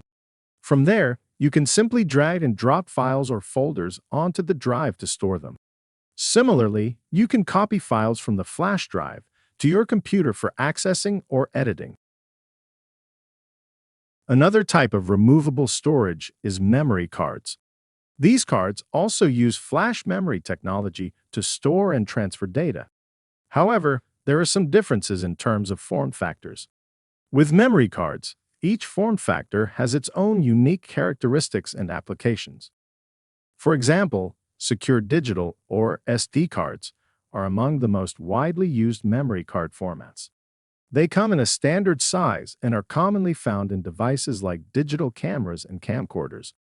SD cards offer moderate storage capacities and are renowned for their reliability and compatibility across a wide range of devices. They are suitable for storing photos, videos, music, and other multimedia files. Mini SD cards are a smaller variant of the SD card format, designed for use in compact electronic devices where space is limited. While they offer the same functionality as standard SD cards, their smaller size makes them ideal for devices like smartphones and GPS units. However, mini SD cards are less common nowadays, as they have largely been supplanted by the even smaller micro SD format. But don't let their compact dimensions fool you. Micro SD cards offer impressive storage capacities and are widely used in smartphones, tablets, and wearable devices. Another form factor is compact flash, or CF for short. These cards are a different type of memory card commonly used in professional-grade digital cameras and other high-performance devices. CF cards are larger and thicker than SD cards, featuring a robust design that offers increased durability and reliability, making them well-suited for demanding environments. And then there are XD cards, short for Extreme Digital. These memory cards were developed by Olympus and Fujifilm as a proprietary memory card format for digital cameras. While they were popular for a time, XD cards have become less common in recent years, largely replaced by SD and micro SD cards. They offer moderate storage capacities and are generally compatible with devices that support the XD format. Last up for our removable storage types, we have optical discs, which are inserted into optical drives. An optical drive is a type of storage device that can read and write to optical discs. Optical drives are classified based on the type of optical discs they can read and write to. The three main types of optical discs are CDs, or compact discs, DVDs, or digital versatile discs, and Blu-ray discs. As for how an optical drive works, they consist of a tray or slot where you insert the disc. When you insert a disc, The drive uses a laser beam to read the data stored on the disk's surface. The laser scans the disk, reflecting off its surface, and the drive interprets the reflected signals as digital data, such as audio, video, or computer files. Similarly, when writing data to a disk, the optical drive uses a laser to etch or burn information onto the disk surface. This process creates pits and lands on the disk that represent the data being written. Once the data is written, it can be read by any compatible optical drive. Another topic worth discussing with regard to optical disks is their storage limits. According to the CompTIA official study guide, the maximum storage limit for a CD is 700 megabytes. That is roughly 74 minutes of uncompressed stereo digital audio. The maximum storage limit for a DVD is approximately 17 gigabytes. And the maximum storage limit for a Blu-ray disc is 128 gigabytes. Exam Objective 3.5. Given a scenario, install and configure motherboards, central processing units, and add-on cards. Motherboard connector types. This video segment will have us exploring the various types of connectors found on motherboards. Some of these we have covered earlier in this course, but there will be a few new details and a few new connector types that will be included as well. So it is best to pay attention to avoid missing anything. With that said, our first motherboard connector type will be PCI. Peripheral Component Interconnect, or PCI for short, is a standard expansion connector, or slot, that is commonly found on older computer motherboards. These slots enable users to connect various expansion cards. Examples include sound cards for improved audio output, network adapters for seamless internet connectivity, and graphics cards for enhanced visual performance.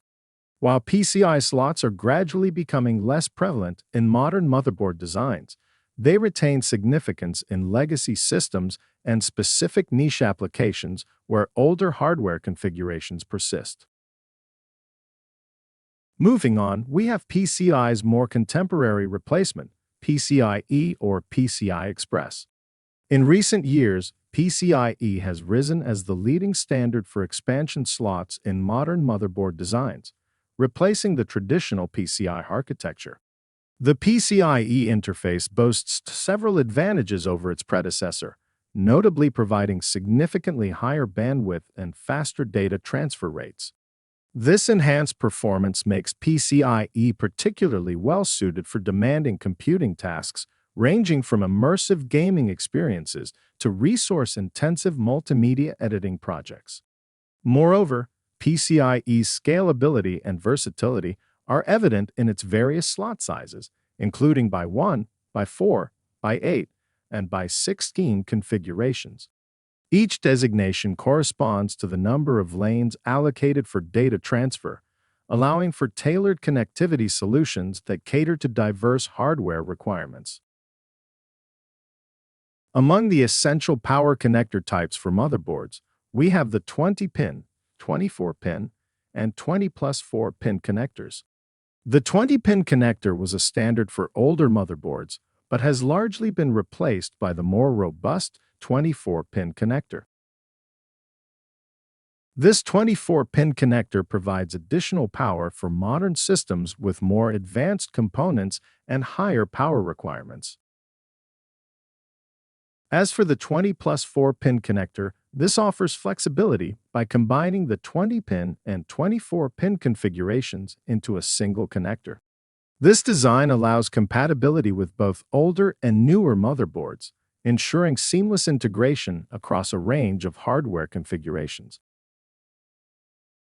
Next, we have a few motherboard connector types that are used to connect hard drives to the system. Serial Advanced Technology Attachment, or SATA connectors, are one such connector type. They are used to connect storage devices such as hard disk drives, HDDs, and solid-state drives, SSDs, to the motherboard. SATA offers high-speed data transfer rates and is widely used in modern computers for connecting internal storage devices, providing reliable storage solutions for various applications. External Serial Advanced Technology Attachment, or eSATA ports, are external SATA connectors that allow users to connect external storage devices, such as external hard drives, directly to the motherboard. eSATA offers faster data transfer speeds compared to earlier USB connections, making it a preferred choice for users requiring high-speed external storage solutions.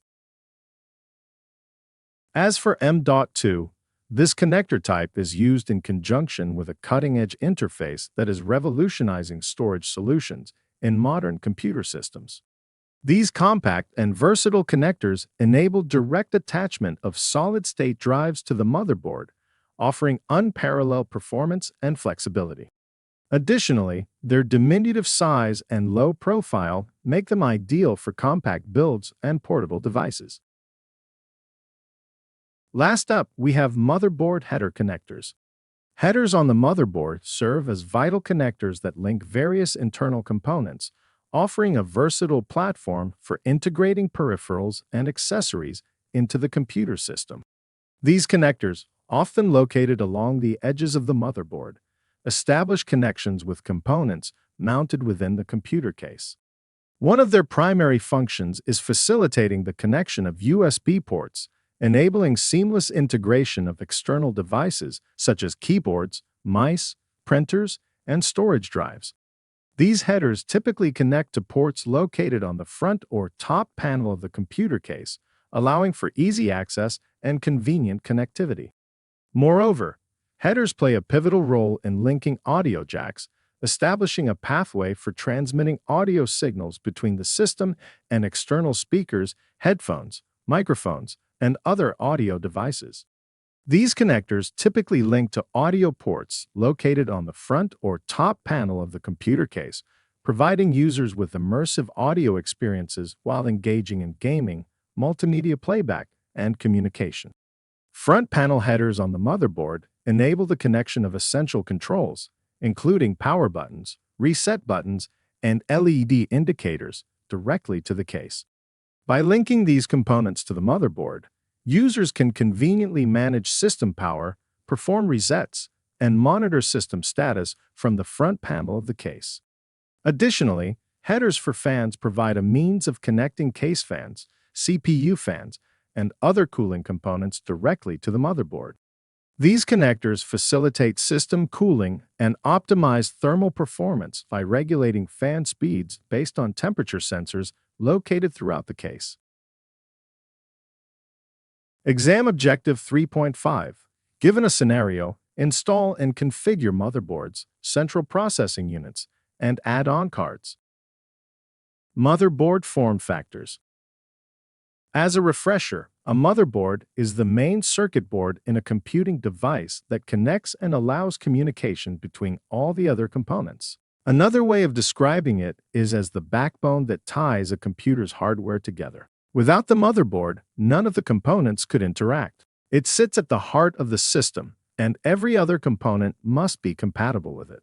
Motherboards come in different physical sizes and layouts, known as form factors. The form factor determines the board's dimensions, mounting points, power connections, and overall layout. For the exam, you should understand three common desktop motherboard form factors. These are the ATX, Micro ATX, and ITX form factors.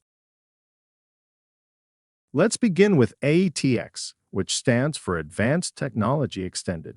ATX motherboards are the most widely adopted standard in desktop systems. They are larger in size and provide ample space for components and connectors. Because of their larger dimensions, ATX boards typically support multiple PCIe expansion slots, allowing for additional graphics cards, network adapters, and other add-on cards.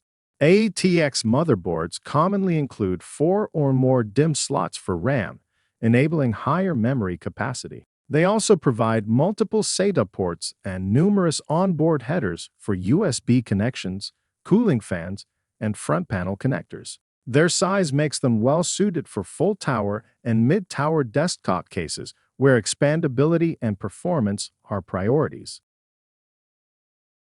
Next, we have Micro ATX.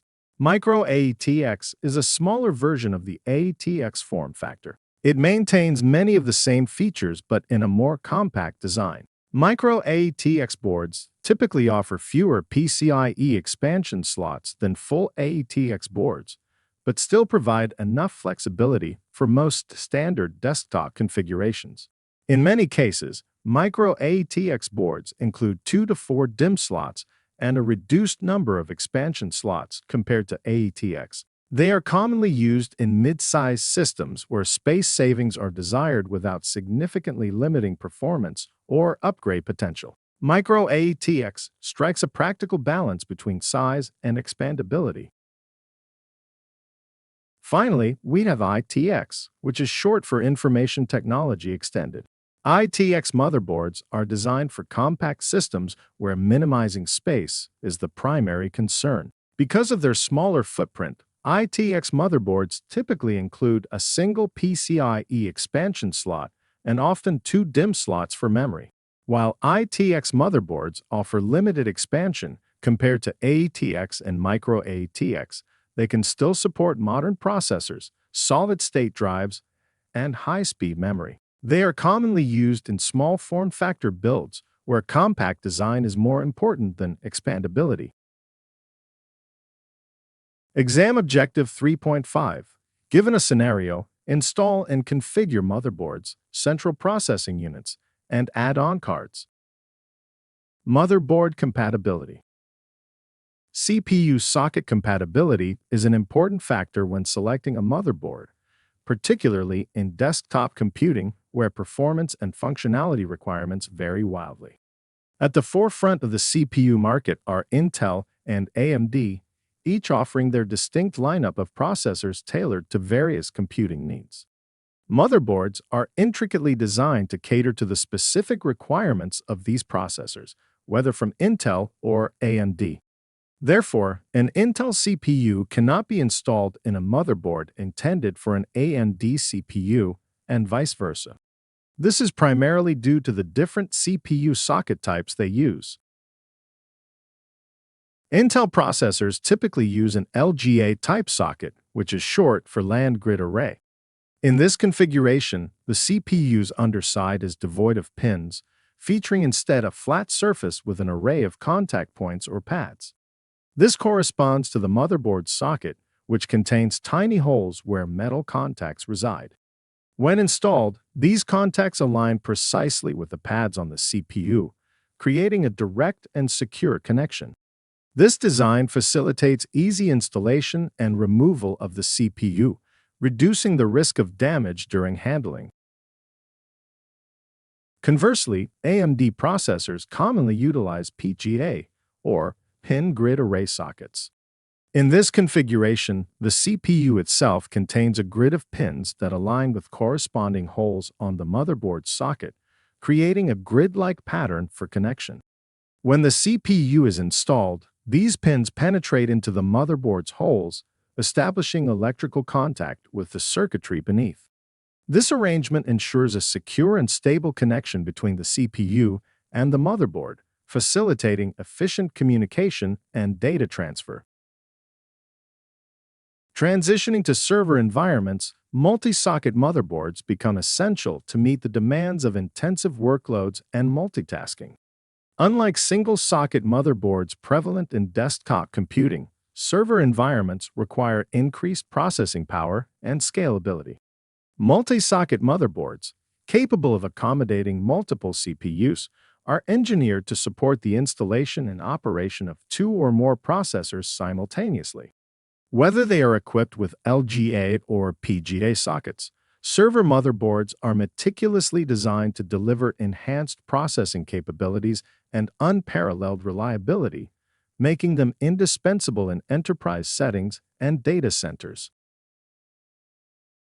Mobile devices, in stark contrast to their desktop and server counterparts, operate on a distinct architecture, commonly incorporating ARM-based CPUs. These processors are renowned for striking a delicate balance between performance and energy efficiency, making them particularly well-suited for the demands of mobile computing. Engineered to deliver robust processing capabilities while consuming minimal power, ARM-based CPUs are encapsulated within a compact footprint. This compactness is paramount in the design of mobile devices, where space constraints and portability are critical considerations.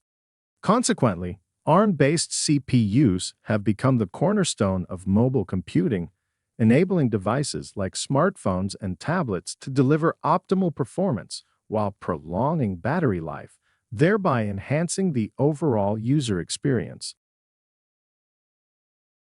Exam Objective 3.5. Given a scenario, install and configure motherboards, central processing units, and add-on cards. CPU architecture. When we talk about CPU architecture, we are talking about the fundamental design of a processor. CPU architecture influences performance, compatibility, power efficiency, and overall system capability. At its core, CPU architecture defines how a processor is built and how it executes instructions. One of the most important components of that architecture is the instruction set. An instruction set determines the types of operations a processor can perform. In simple terms, it defines the language the processor understands. Within modern computing, two major instruction set families dominate the landscape. These are x86 and x64. The terms x86 and x64 refer to processor architectures and instruction sets. Historically, x86 refers to 32-bit processors. The name originates from early 32-bit Intel processors such as the 8086, 80286, 80386, and 80486, all of which ended in the numbers 86. Because of this naming pattern, the shortened term x86 became synonymous with that entire processor family, and over time, with 32-bit computing as a whole. x64 represents the 64-bit extension of that architecture. It builds upon the original x86 design, but expands its capabilities significantly. So what does 32-bit versus 64-bit actually mean? A 32-bit CPU processes data in 32-bit chunks. A 64-bit CPU processes data in 64-bit chunks. That difference affects memory addressing, performance potential, and operating system compatibility. Here is where the trickle-down effect begins. First, the operating system must match the processor architecture. A 32-bit processor can only run a 32-bit operating system. A 64-bit processor can run both 64-bit and 32-bit operating systems. The same concept applies to applications. A 32-bit operating system can only run 32-bit applications. A 64-bit operating system can run 64-bit applications and most 32-bit applications. Now let's talk about memory. A 32-bit processor can only directly address up to 4 gigabytes of RAM. That is a hard architectural limitation. In practice, usable memory is often slightly less due to hardware reservations. A 64-bit processor can address dramatically more memory. The theoretical limit is extremely large, far beyond what typical consumer systems require. For modern computing environments, 64-bit architecture removes the memory ceiling that restricted older systems. So when you see x86 on the exam, think 32-bit and a 4 gigabyte RAM limitation. When you see x64, think 64-bit expanded memory support, modern operating systems, and higher performance potential. Now that we have covered the traditional desktop and server instruction sets, let's shift gears and talk about another major architecture family known as ARM. ARM stands for Advanced RISC Machine. As for the acronym RISC in Advanced RISC Machine, that stands for Reduced Instruction Set Computer. Unlike the more complex instruction sets used in x86 and x64 processors, ARM processors are designed around a simplified set of instructions. This simplified design focuses on efficiency. ARM processors are engineered to perform tasks using fewer, highly optimized instructions. The result is lower power consumption and excellent performance per watt. That is why ARM processors dominate the mobile market. Smartphones, tablets, and many embedded devices rely on ARM processors because battery life is critical. ARM architecture allows these devices to deliver impressive performance while consuming minimal power. So while x86 and x64 dominate traditional desktops and servers, ARM dominates mobile and power-sensitive environments. Now that we understand instruction sets, let's discuss another important architectural concept: core configurations. Before we go further, we need to define what a core actually is. A core is an independent processing unit within a CPU. In simple terms, a core is capable of fetching, decoding, and executing instructions on its own. You can think of a core as a complete mini-processor built into the larger CPU package. Early processors contained only a single core. A single-core processor has just one processing unit, which means it can execute only one instruction at a time. While it can rapidly switch between tasks, it is still fundamentally handling one instruction at any given moment. As software evolved and operating systems became more advanced, computers were expected to handle multiple tasks simultaneously. Running a web browser, streaming music, editing documents, and performing background system updates, all at the same time, placed heavy demands on single-core processors.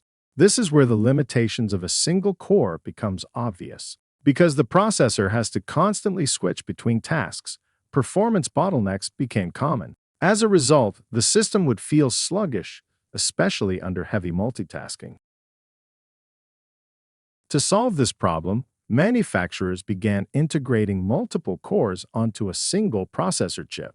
A multi-core processor contains two or more independent cores within the same physical CPU.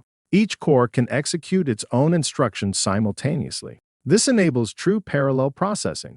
For example, in a quad-core processor, 4 cores can handle 4 separate instructions at the same time. Instead of rapidly switching between tasks, the workload can be divided and processed concurrently. This dramatically improves multitasking performance and overall system responsiveness. A helpful analogy is to think of a single-core processor as one worker handling every job sequentially. A multi-core processor is like having multiple workers dividing the workload and completing tasks in parallel. Now, let's connect this to another modern architectural feature known as virtualization support. Modern CPU architectures frequently incorporate support for virtualization, a technology that enables the simultaneous operation of multiple virtual machines, or VM, on a single physical CPU. This capability is particularly valuable in enterprise environments where there is a need to efficiently utilize hardware resources while maintaining flexibility in deploying and managing IT infrastructure. Virtualization support in CPUs, such as Intel's virtualization technology, known as VT, and AMD's virtualization, known as AMD-V, play a crucial role in enabling efficient virtualization solutions. These technologies provide hardware-level support for virtualization, enhancing the performance and security of virtualized environments. With virtualization support, the CPU can efficiently allocate resources to multiple virtual machines, ensuring optimal CPU utilization. Exam Objective 3.5. Given a scenario, install and configure motherboards, central processing units, and add-on cards. Expansion cards. Expansion cards, also known as add-on cards, are peripheral devices that can be inserted into the expansion slots of a computer's motherboard to enhance its functionality. These cards are essential components in modern computing systems, allowing users to customize and upgrade their machines according to their needs. One common type of expansion card is the sound card, which is responsible for processing audio signals and producing sound output. By adding a sound card to a computer, users can achieve better audio quality and support for advanced audio features such as surround sound and digital audio processing. Another important expansion card is the video card, commonly referred to as a graphics card. This card is tasked with rendering graphics and images on the computer's display. Now let me warn you. The commonly used term GPU, which stands for Graphical Processing Unit, and graphics card are often used interchangeably by those who are not lucky enough to be taking my course. But I will make sure you know better. A GPU and a graphics card actually refer to different aspects of a computing system. To demonstrate, let me strip off the cooling unit and the cover on the graphics card presented here. That's better. Okay, here is the GPU. It is just a part of the graphics card and only handles the processing. A graphics card is actually much more. A graphics card has its own circuit board, dedicated memory, the GPU of course, and interface ports. Additionally, you should know that the graphics card's dedicated memory, also known as VRAM, which is short for Video Random Access Memory, is responsible for storing graphical data, ensuring rapid access by the GPU for rendering purposes. The quantity and speed of this VRAM has a significant impact on a system's graphics performance. Higher VRAM capacity allows for the handling of more complex and detailed graphics, resulting in a smoother visual experience. Next, we have capture cards. These sophisticated expansion cards serve a distinct purpose in the world of computing. Their primary function is to capture audio and video signals from a variety of external sources, including cameras, microphones, and gaming consoles, for the purpose of real-time recording. This versatility makes them invaluable tools for a diverse range of users, including content creators, gamers, and professionals seeking to create high-quality audio-visual content. Lastly, we have a NIC or Network Interface Card. These expansion cards enable computers to connect to a network and acts as a communication link, enabling the transfer of data. The primary function of a NIC is to convert the digital data generated by the computer into electrical signals that can be transmitted as an output. Also, they need to be able to receive data by converting electrical signals back into digital data as an input. NICs come in various forms, including Ethernet cards for wired connections and Wi-Fi cards for wireless connections. By adding a NIC to a computer, users can establish reliable network connectivity and access resources and services available on the network. In summary, expansion cards are essential components in modern computing systems, allowing users to enhance their computer's functionality and performance by adding specialized features. Exam Objective 3.5. Given a scenario, install and configure motherboards, central processing units, and add-on cards. Cooling. Heat is a natural byproduct of electronic operations. As such, efficient cooling methods are needed to prevent damage and maintain safe operating temperatures. Within a computing device, you are likely to find one or more of the following cooling methods in use. First up, we have a heatsink. A heatsink is a metal structure that absorbs and disperses heat generated by electronic components, such as CPUs or GPUs. It helps prevent overheating by providing a larger surface area for heat dissipation into the surrounding air through the process of convection. Heatsinks are a passive cooling device capable of minimal heat dispersion, but they can be combined with cooling fans in order to increase their efficiency. Oftentimes, computing devices output too much heat for a passive heatsink to handle, so a more common cooling method is to utilize fans. Fans are considered active cooling and improve heat dissipation by increasing the airflow across computing components. The general logic is more fans will equal more cooling, but there will be a limit to how much heat dissipation can be achieved using this method. If fans come up short and things are getting hotter, there is one more option. You can use liquid cooling. Liquid cooling offers superior cooling but comes with a higher price tag. This type of cooling would be best suited for high-end servers or gaming PCs. In a computing device, liquid cooling involves actively circulating a liquid, typically water or a coolant, through a closed-loop system. This method provides the best cooling because liquids are more efficient than air convection at dispersing heat. In summation, heatsinks are good, fans are better, and liquid is best, unless cost is an issue. One more trick up our sleeves when it comes to heat dissipation is thermal paste. Thermal paste is a specialized substance designed to facilitate the transfer of heat between electronic components, such as the CPU and its attached heatsink. Its primary function is to bridge the microscopic gaps and imperfections that naturally exist between the mating surfaces of the CPU and the heatsink. By filling in these irregularities, thermal paste effectively eliminates air voids, ensuring intimate contact between the two surfaces. Once the thermal paste is applied, just know it won't last forever. Regular maintenance, including periodic replacement of thermal paste, will be required to maintain an effective heat transfer over time. With that said, let's take a look at how to install a CPU properly and then replace the thermal paste once it gets old. First, we need to install the CPU in its socket. Then we apply the thermal paste. Not too much. After that, it is time to attach the CPU heatsink. Now, over time the thermal paste will dry out. When that happens, detach the heatsink and remove the old thermal paste.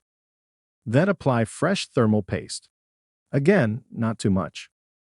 Reattach the CPU heatsink and you're done. Now, in the event that any of these cooling components fail to perform effectively, the system will be at risk of overheating. When a computer overheats, several detrimental effects can occur, potentially leading to system instability, performance degradation, and hardware damage. Initially, as temperatures rise beyond safe operating limits, the system may throttle down its performance to reduce heat generation, resulting in decreased processing power and slower operation. Continual overheating can cause components such as the CPU, GPU, and motherboard to degrade over time, shortening their lifespan and increasing the likelihood of premature failure. In severe cases, prolonged exposure to high temperatures can lead to thermal runaway, where components reach temperatures beyond their design limits, causing malfunctions, system crashes, and even permanent damage. Luckily, most computing devices have built-in safety mechanisms such as automatic shutdowns to prevent catastrophic failures, though this may still lead to interrupted workflows and data loss. Overall, computer overheating poses significant risks to system reliability, performance, and longevity, highlighting the importance of effective cooling solutions and proactive temperature monitoring and management. Exam Objective 3.5. Given a scenario, install and configure motherboards, central processing units, and add-on cards. Encryption. Understanding the distinction between plain text and ciphertext is the very first step when venturing into the expansive realm of encryption and its study, termed cryptography. So let's take that first step and begin with a quick look into plain text. Picture yourself jotting down a message to a friend. This message, in its original readable form, is what we call plain text. In the realm of IT, plain text is any data or text that has not yet undergone encryption, making it readable by both humans and computers. But here's where the plot thickens. When we aim to safeguard our data or message, especially in the digital domain, we resort to encryption. This encrypted form of our plain text is what we refer to as ciphertext. Think of ciphertext as a coded message. To the untrained eye, it appears as mere gibberish. Now, please allow me to reiterate and further define this concept. Plain text is data presented in a format that is immediately understandable and accessible. It's in its most basic, unaltered state, free from any form of encryption or coding. This means that there are no protective layers or barriers concealing its content. As for ciphertext, it stands in stark contrast to plain text. It is the result of taking understandable, clear data and transforming it into a format that appears random and nonsensical at first glance. This transformation is achieved through a process called encryption, which employs an encryption key combined with a specific mathematical algorithm in order to jumble the original data. These algorithms rearrange the data in such a way that its original meaning becomes obscured. The primary purpose of this scrambling is to protect the data's integrity and confidentiality. Without the correct decryption key or method, which acts as a sort of digital password or blueprint to reverse the encryption, the ciphertext remains a puzzling array of characters, numbers, and symbols. Only those possessing the right key can revert the ciphertext back to its original plain text form. And that brings us to our next topic, the Trusted Platform Module. A Trusted Platform Module, or TPM for short, is a specialized microchip designed to provide hardware-based security functions. It serves as a secure repository for cryptographic keys, passwords, and PINs. In simpler terms, think of TPM as a small, secure vault inside your computer that stores important secrets, ensuring they can't be easily accessed or tampered with by unauthorized users or malicious software. The TPM works in conjunction with the motherboard by being integrated directly onto it or connected via a dedicated header. When the computer boots up, the TPM initializes and performs security functions such as generating and storing encryption keys, verifying the integrity of the boot process, and providing secure storage for sensitive data. It works closely with the computer's firmware and operating system to ensure that only authorized users and software can access critical resources and protects against various forms of attacks, including unauthorized access, tampering, and data theft. One crucial function of a TPM is its ability to store keys for hard drive encryption. When you encrypt your hard drive using technologies like BitLocker on Windows or File Vault on Mac OS, the encryption keys are generated and securely stored within the TPM.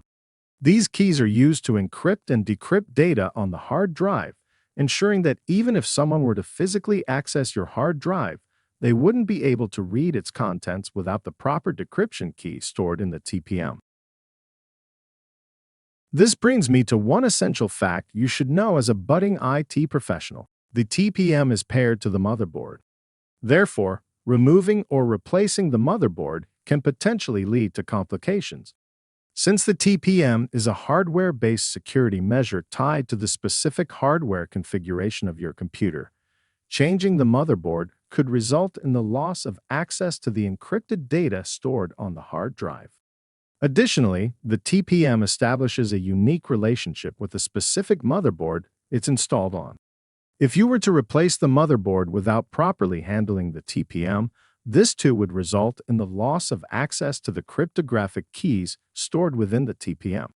As a result, you might not be able to decrypt your hard drive and access your data, leading to data loss. Therefore, it's important to take precautions when dealing with systems equipped with a TPM. Before making any changes to the hardware, it's advisable to back up any important data and, if necessary, properly migrate or deactivate the TPM to avoid any potential issues with data access and cryptographic keys. Now, a TPM may excel at bolstering the security of individual devices, but will likely fall short when it comes to meeting the demands of enterprise-level security. In such scenarios, a hardware security module, or HSM for short, is often preferred as an alternative to TPMs. HSMs offer robust security for cryptographic operations and key management, making them ideal for environments requiring high levels of protection and scalability. Unlike TPMs, which are typically integrated into individual devices, HSMs are standalone units providing centralized management and control over cryptographic keys and operations. This feature makes them well-suited for large-scale deployments and stringent security requirements. Exam Objective 3.5. Given a scenario, install and configure motherboards, central processing units, and add-on cards. BIOS and UEFI. Before we talk about specific BIOS and UEFI settings, we need to clearly understand the term firmware. Firmware is a type of low-level software that is embedded into electronic devices to control their operation. For most computing systems, this low-level software is stored on a chip on the motherboard and acts as the bridge between the system's hardware and the operating system. Unlike applications that load after the operating system starts, firmware runs first. It initializes hardware components, verifies that they are functioning, and prepares the system to load the operating system. Without firmware, the system would not know how to communicate with the CPU, RAM, storage devices, or input and output components during startup. Traditionally, this firmware was called the BIOS. BIOS stands for Basic Input-Output System. BIOS has been used in personal computers for decades. When you power on a computer, the BIOS performs a power-on self-test, or POST. During this power-on self-test, the system checks critical hardware components such as the CPU, RAM, storage drives, and video system. If something is wrong, you may hear beep codes or see error messages before the operating system loads. After the POST completes successfully, the BIOS searches for a bootable device based on the configured boot order. It then loads the operating system into memory and hands-off control. However, traditional BIOS had limitations. It used older partition schemes, supported smaller drive sizes, and relied on a simple text-based interface. To overcome these limitations, UEFI was introduced. UEFI stands for Unified Extensible Firmware Interface. UEFI performs the same fundamental tasks as BIOS, but with modern enhanced capabilities. UEFI supports much larger storage drives through the use of GPT partitioning. It boots faster because it initializes hardware more efficiently. It also includes a graphical user interface, or GUI, that allows mouse support. Most importantly, it introduces advanced security features such as Secure Boot.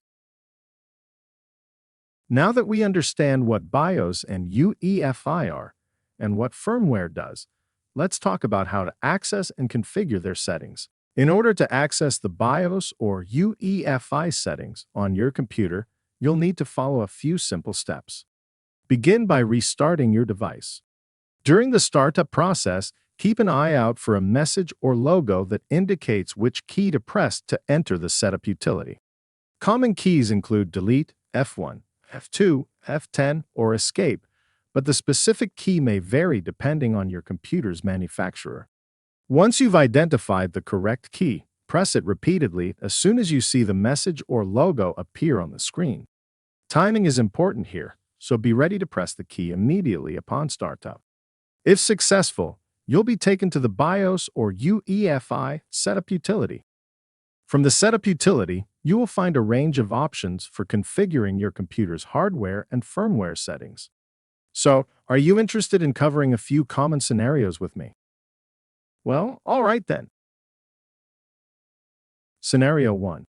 Imagine you are installing a new operating system from a USB drive. You insert the USB device, restart the computer, and nothing happens. The system continues loading the existing operating system from the internal drive.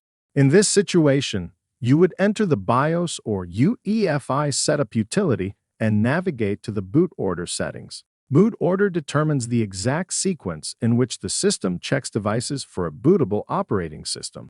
If the internal drive is listed first, the system will load from it before ever checking the USB device. To resolve the issue, you would move the USB drive higher in the boot priority list so it is checked before the internal storage device. Boot order is one of the most frequently configured firmware settings in real-world scenarios, especially during operating system installation, recovery procedures, or troubleshooting startup problems. Scenario 2. Suppose you're concerned about the security of your data and decide to enable drive encryption using technologies like Windows BitLocker. However, you encounter an issue where the drive encryption process is not proceeding smoothly. Suspecting that the Trusted Platform Module, or TPM, may not be enabled, you access the BIOS setup utility to investigate. Within the security settings, you locate the option to enable the TPM, which is a hardware-based security feature that enhances data protection. With the TPM now enabled, the drive encryption proceeds seamlessly, providing an additional layer of security for your sensitive data.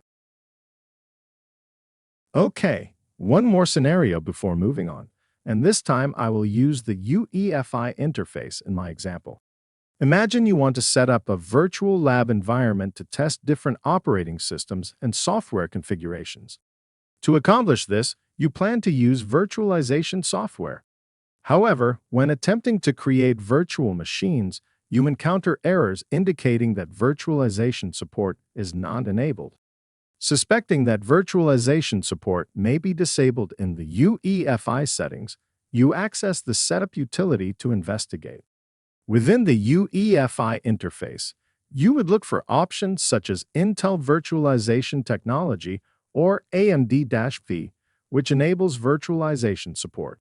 After ensuring that virtualization support is enabled, you restart your computer.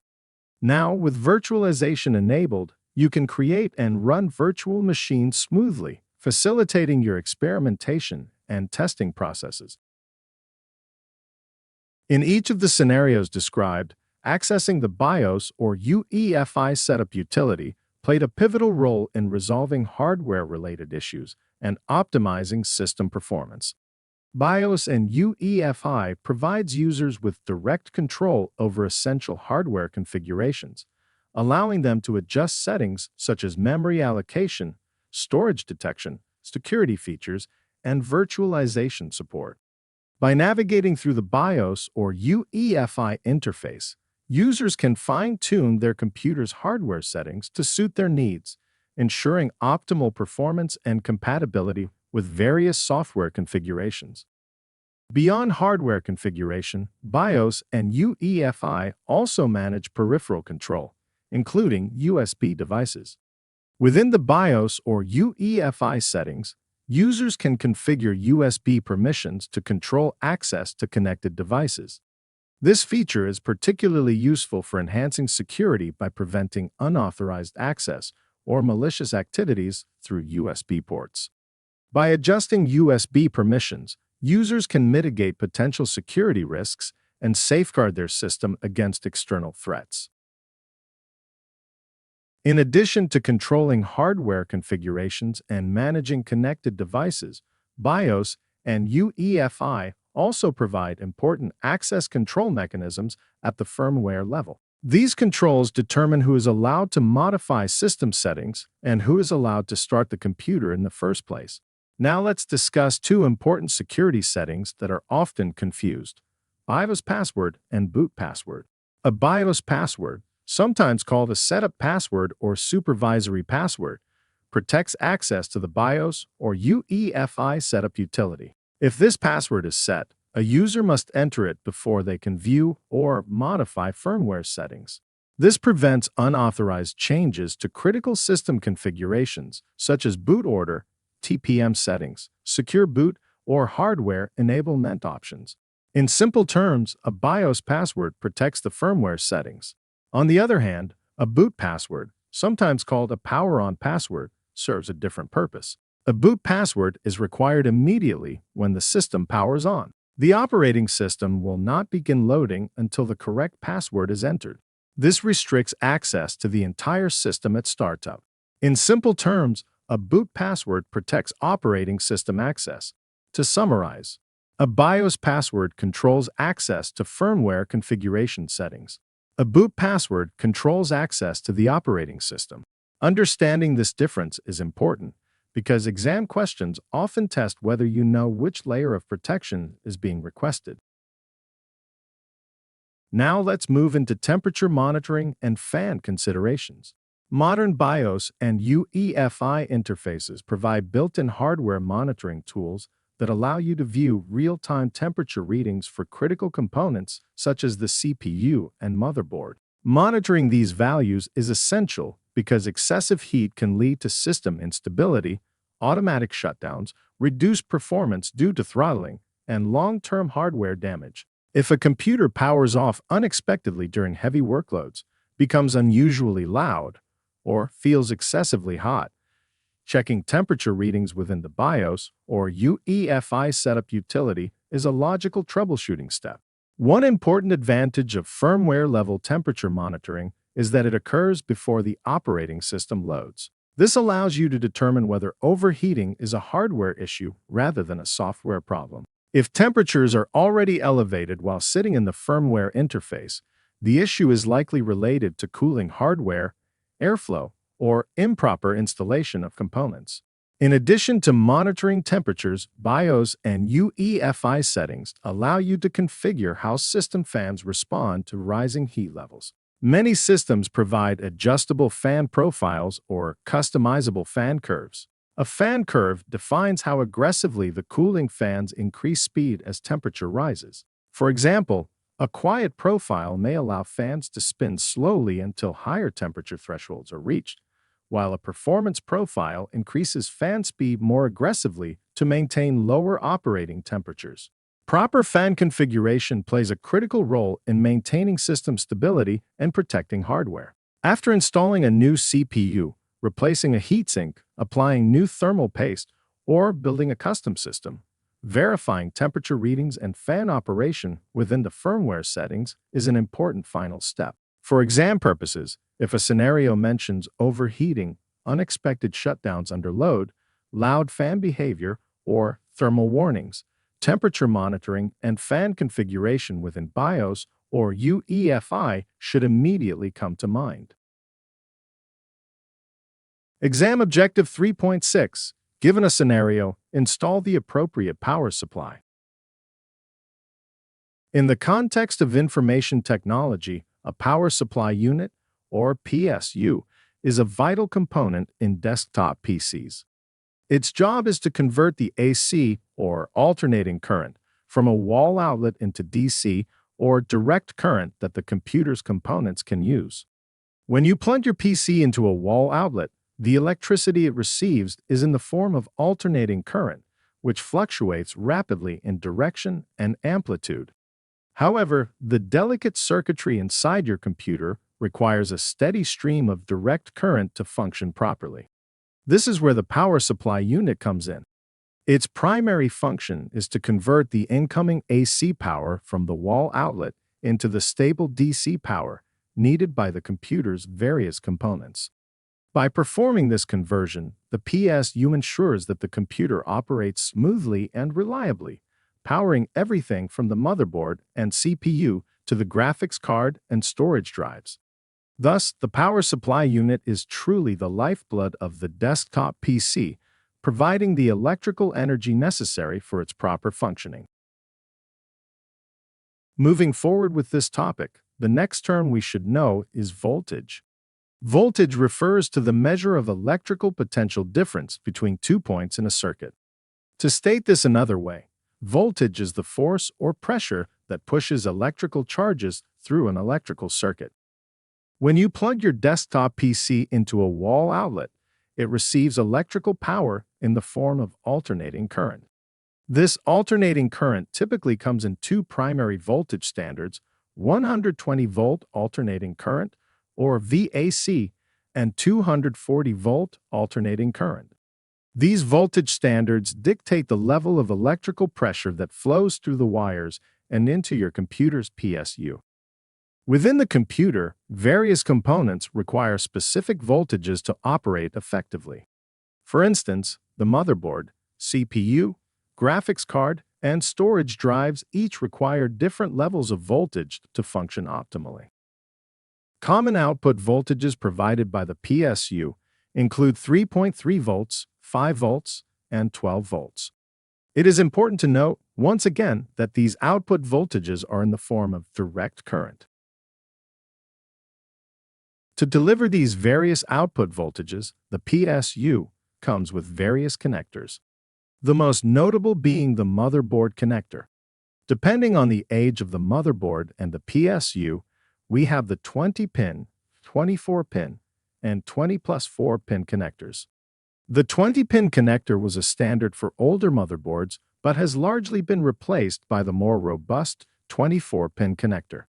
This 24-pin connector provides additional power for modern systems with more advanced components and higher power requirements. As for the 20+4-pin connector, this offers flexibility by combining the 20-pin and 24-pin configurations, into a single connector. This design allows compatibility with both older and newer motherboards, ensuring seamless integration across a range of hardware configurations. Now that you understand voltage and how it is applied to power supply units, the next term you will need in your vocabulary is watt. A watt is a unit of measurement for electrical power. It indicates how much energy is used or produced. Furthermore, wattage, in the context of computer hardware, refers to the measure of electrical power that a power supply unit can deliver to a computer system. It's a critical specification to consider when selecting a PSU for a particular computer build. The wattage rating of a PSU indicates its maximum power output capacity, which determines the number and type of components it can reliably power. Components such as the CPU, graphics card, storage drives, and peripherals all draw power from the PSU to operate.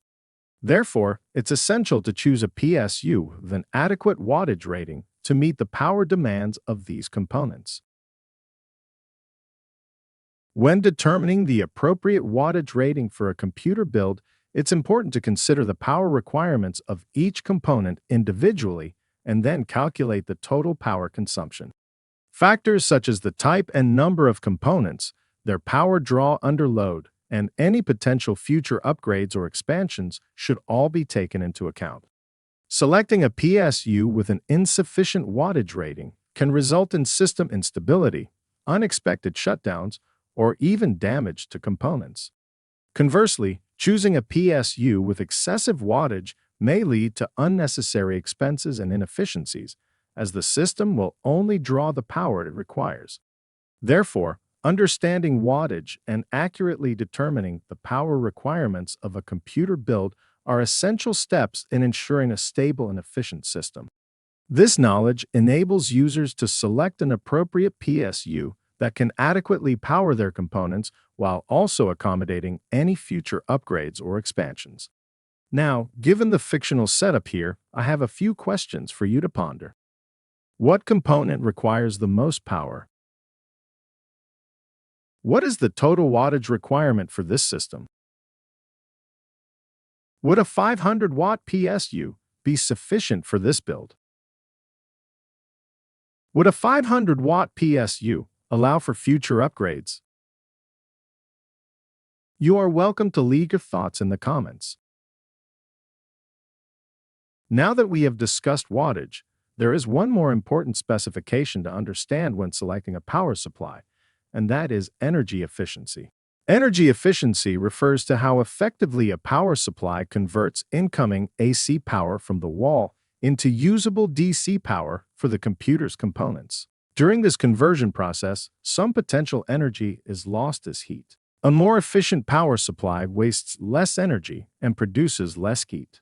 Efficiency is commonly measured using the 80+ certification program. An 80+ rated power supply guarantees at least 80% efficiency at certain load levels. There are higher tiers such as bronze, silver, gold, platinum, and titanium, which indicate increasing levels of efficiency.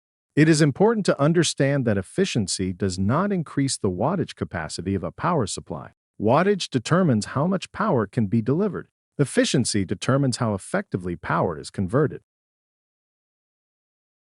Moving on with our discussion of power supplies, we now need to cover modular power supplies.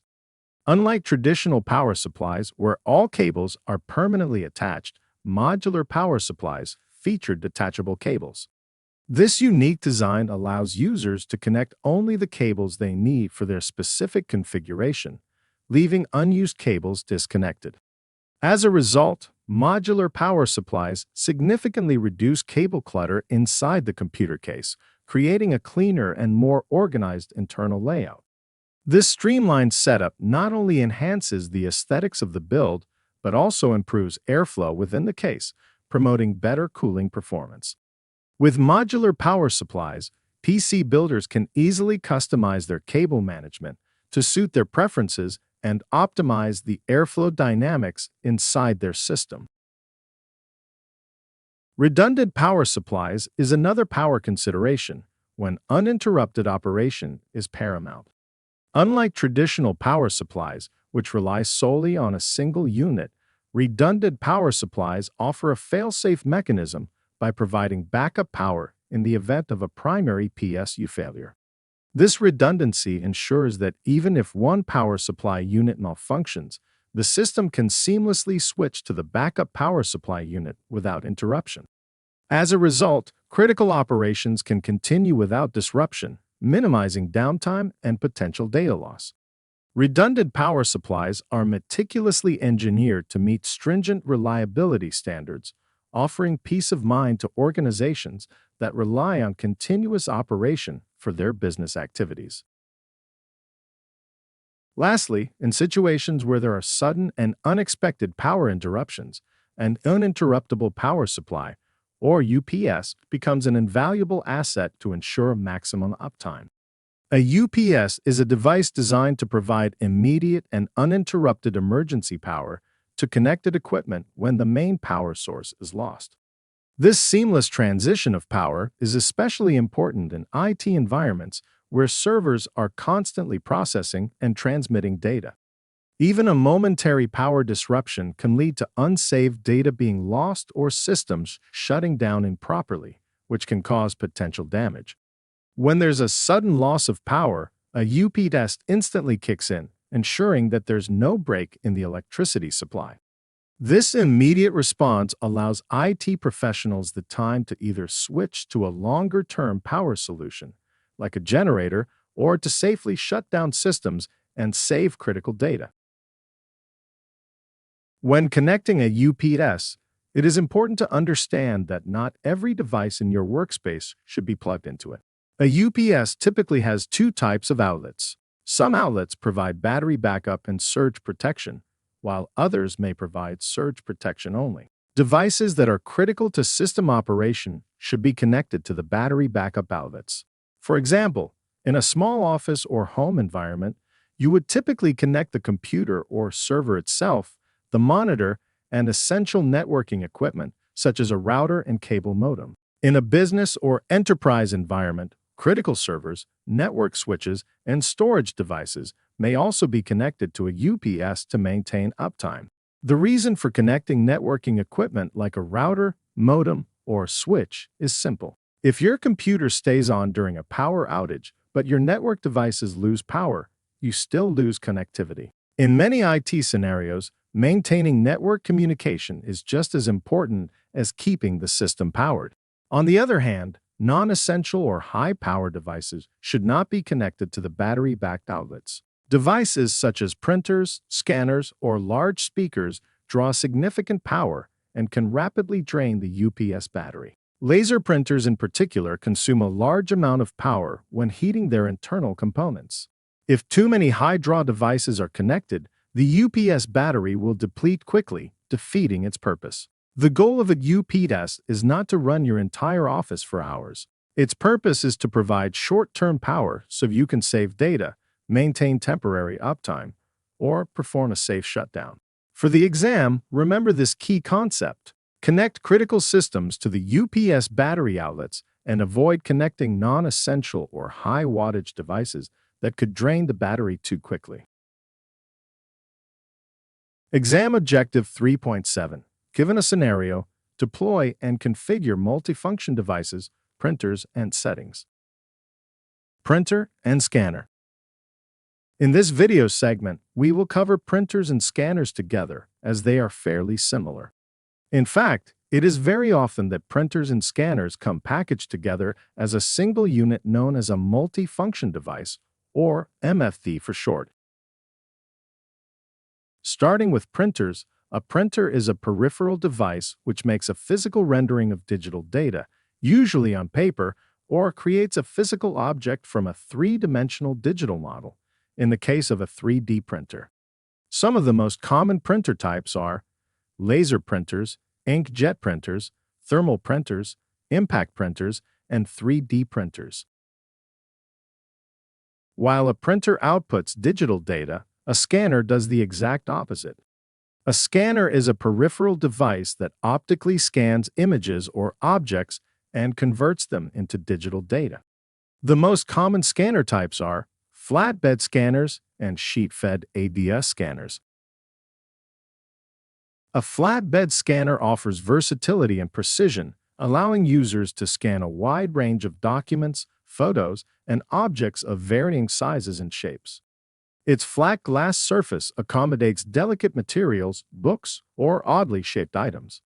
As a downside, each page or item needs to be manually placed on the flatbed for scanning, making it a slow process for a large volume of documents.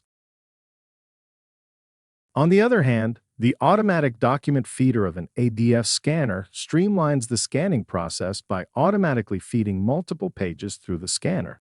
This feature is particularly beneficial for high-volume scanning tasks, such as digitizing lengthy contracts, reports, or stacks of paperwork. ADS scanners are designed for efficiency and convenience, allowing users to initiate the scanning process and attend to other tasks while the machine handles document feeding and scanning automatically.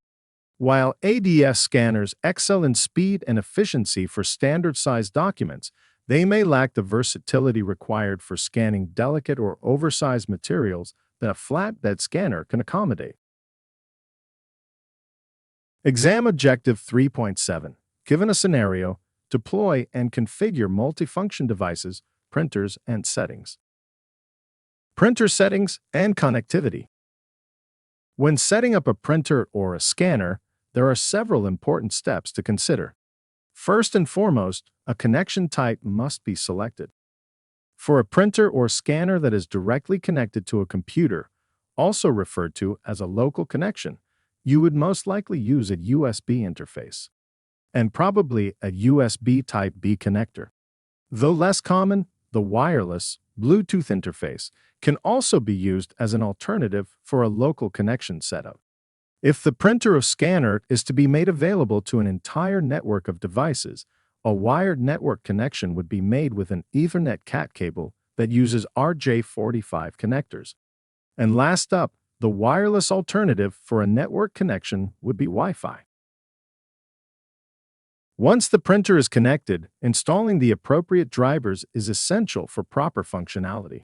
Drivers act as software intermediaries between the printer and the operating system, facilitating communication. Users may choose between generic drivers, which offer basic functionality but may not fully utilize the printer's capabilities, and manufacturer-specific drivers tailored to the printer model. Moreover, understanding print driver languages is important for efficient printing operations. Each printer interprets commands using various languages, each tailored to specific printing needs. Two prominent languages in this domain are Printer Control Language, abbreviated PCL, and PostScript. PCL, known for its widespread support, is commonly utilized for basic printing tasks across a range of printers. This language streamlines the printing process by efficiently translating data into printable formats, ensuring compatibility with various hardware configurations. PCL offers versatility and reliability, making it an ideal choice for everyday printing requirements in office environments and other settings where simplicity and compatibility are of great concern. On the other hand, PostScript represents the pinnacle of printing languages, offering advanced features and unparalleled quality. Developed by Adobe Systems, PostScript is renowned for its ability to faithfully render intricate graphics, intricate fonts, and complex page layouts with precision. This language excels in demanding printing environments, where exceptional print quality and fidelity are non-negotiable. With the printer connected and drivers installed, it is now time to move on to printer configuration settings. For now, I will just cover a few configuration options, starting with duplex printing. Duplex printing, also known as double-sided printing, is a feature that enables printers to automatically print on both sides of a sheet of paper. This capability not only saves paper, but also enhances efficiency and environmental sustainability in printing operations. In duplex printing, the printer is equipped with a mechanism that allows it to flip the paper over and print on the reverse side. This process typically involves two steps: printing on one side of the paper and then flipping it over to print on the other side. The benefits of duplex printing are multifaceted. Primarily, it significantly reduces paper usage, which translates to cost savings and environmental conservation. By utilizing both sides of the paper, duplex printing effectively halves the amount of paper required for printing tasks, making it an eco-friendly option for businesses and individuals striving to minimize their carbon footprint. In addition to duplex printing, orientation settings play a vital role in ensuring the correct layout of printed documents. Users can choose between portrait and landscape orientations, depending on the content and format of the document. Portrait orientation is ideal for documents with predominantly vertical content, such as letters and reports, while landscape orientation is better suited for materials with horizontal emphasis, such as spreadsheets and presentations. Selecting the appropriate orientation ensures that printed documents are visually coherent and aligned with their intended purpose. Furthermore, tray settings allow users to specify the paper source for printing tasks, ensuring compatibility with different paper types and sizes. Enterprise printers typically feature multiple trays or paper feeders, each designated for specific paper sizes or types. By selecting the appropriate tray settings, users can seamlessly accommodate varying printing requirements, from standard documents to specialized media, such as labels or envelopes. Lastly, the print quality setting on printers offers the user control over the level of detail and clarity in their printed materials. These settings typically include options such as draft, normal, and best, or similar variations thereof. The draft setting prioritizes speed, making it suitable for internal documents or drafts where print quality is less critical. Normal strikes a balance between quality and speed, making it suitable for everyday printing tasks like text documents or basic graphics. Then there is best, which offers the highest print quality but may require more time to render. This setting is ideal for printing high-resolution images or documents where exceptional clarity and detail are necessary. Users can choose the appropriate print quality setting based on their specific requirements, ensuring a balance between print quality and efficiency. Exam Objective 3.7. Given a scenario, deploy and configure multifunction devices, printers, and settings. Printer sharing and networking. Let's face it, in a world where space is limited and budgets are tight, it's just not practical for every device to have its own printer. Can you imagine a scenario where every computer, tablet, or smartphone in your office or home had its own dedicated printer? It would be like a printing apocalypse, with paper jams and ink cartridges running amok at every turn. Thankfully, that's where the magic of printer sharing and networking comes into play. By setting up a printer to be shared or networked, you can transform a single printer into a communal hub, accessible to all. It's the ultimate solution for conserving resources, reducing clutter, and fostering a sense of unity among devices. But how does it work? Well, there are a couple of ways we can go about this. First, I will discuss printer sharing, which is used for locally connected printers. This option is like hosting an intimate gathering among close friends in your own living room. Just as you might gather around a karaoke machine to belt out your favorite tunes, devices in your local area network can gather around a shared printer to fulfill their printing needs. With a few simple configurations, you can designate one computer as the host. Then, connecting the printer to it through a local connection like USB or Bluetooth, you can share its printing capabilities with other devices that also reside on the local area network. Next, we have print servers. These dedicated devices take the sharing burden away from host devices, managing print jobs and ensuring smooth operations for all connected devices. Think of them as the guardians of printing efficiency, ensuring that every print job gets its moment in the spotlight without causing chaos or confusion. Now, let's take the printing party to the next level by exploring printers that are directly connected to a network via Ethernet or Wi-Fi. Imagine a scenario where your printer is no longer tethered to a single computer, but instead sits gracefully on your network, ready to spring into action at a moment's notice. With Ethernet or Wi-Fi connectivity, these printers become like digital beacons, broadcasting their printing prowess to all devices within range. Whether it's through a wired Ethernet connection or the magic of Wi-Fi, these printers seamlessly integrate into your network, allowing multiple devices to access them directly. No host device needed. All right, we've covered how printer sharing and networking allows for incoming print requests to reach the printer. But what happens in reverse? When it comes to sending scanned content out into the world, scanners offer a multitude of network scan services for connectivity and distribution. Take, for instance, the well-known email service, a staple of modern communication. With just a few clicks, scanned documents can be attached to an email and dispatched to recipients near and far, ensuring swift delivery and seamless collaboration. But email is just the beginning. For organizations that rely on centralized file storage, the Server Message Block Networking Protocol, or SMB, comes into play.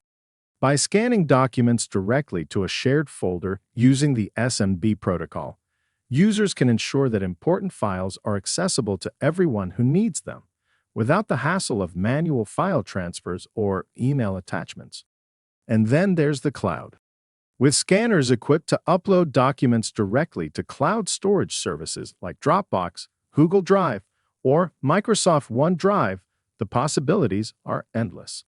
Scanned documents become instantly accessible from any device with an internet connection, empowering users to collaborate and share information with ease, regardless of their physical location. Exam Objective 3.7. Given a scenario, deploy and configure multifunction devices, printers, and settings. Printer security. Printers, like other devices connected to a network such as computers, servers, and routers, can be vulnerable to security breaches if not properly managed. This vulnerability arises from the fact that modern printers are no longer standalone devices, but integral components of complex network infrastructures. As such, they are subject to many of the same security risks and threats as other network-connected devices. Luckily, we have a few countermeasures available to combat these threats. User authentication is one of those countermeasures. It serves as the frontline defense against unauthorized usage and helps maintain the confidentiality and integrity of printed materials. Implementing user authentication requires users to verify their identity before they can access print resources. This verification process typically involves entering a username and password, similar to logging into a computer or online account. By requiring this authentication step, organizations can ensure that only individuals with valid credentials can utilize the printing functionalities. Another important measure in printer security is badging. Badging systems integrate with printer security features to control who can access print resources. These systems commonly use employee ID badges that contain embedded NFC technology. At its core, a badging system functions as a gatekeeper, allowing entry to printer functionalities, such as initiating or releasing a print job, only to those possessing valid credentials in the form of an employee badge or ID card. When a user approaches the printer to initiate or release a secure print job, they must tap or hold their badge near the NFC reader built into the printer. This action triggers a verification process wherein the system cross-references the presented credentials with a centralized database containing authorized user information.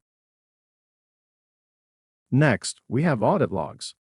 Audit logs function as a vigilant watchdog that meticulously monitors printer activity and provides invaluable insights into usage patterns and potential security incidents. These comprehensive logs meticulously document a wealth of critical information, including details such as who initiated a print job, the specific document printed, the timestamp of the printing activity, and the originating device. One of the primary functions of audit logs is to provide administrators with a comprehensive trail of printer usage, allowing them to track and monitor printing activities across the organization.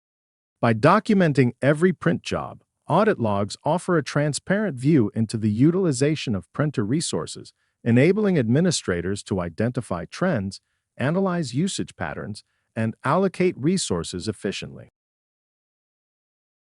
Then there is secured printing. This measure is designed to prevent sensitive documents from being prematurely released into the printer's output tray.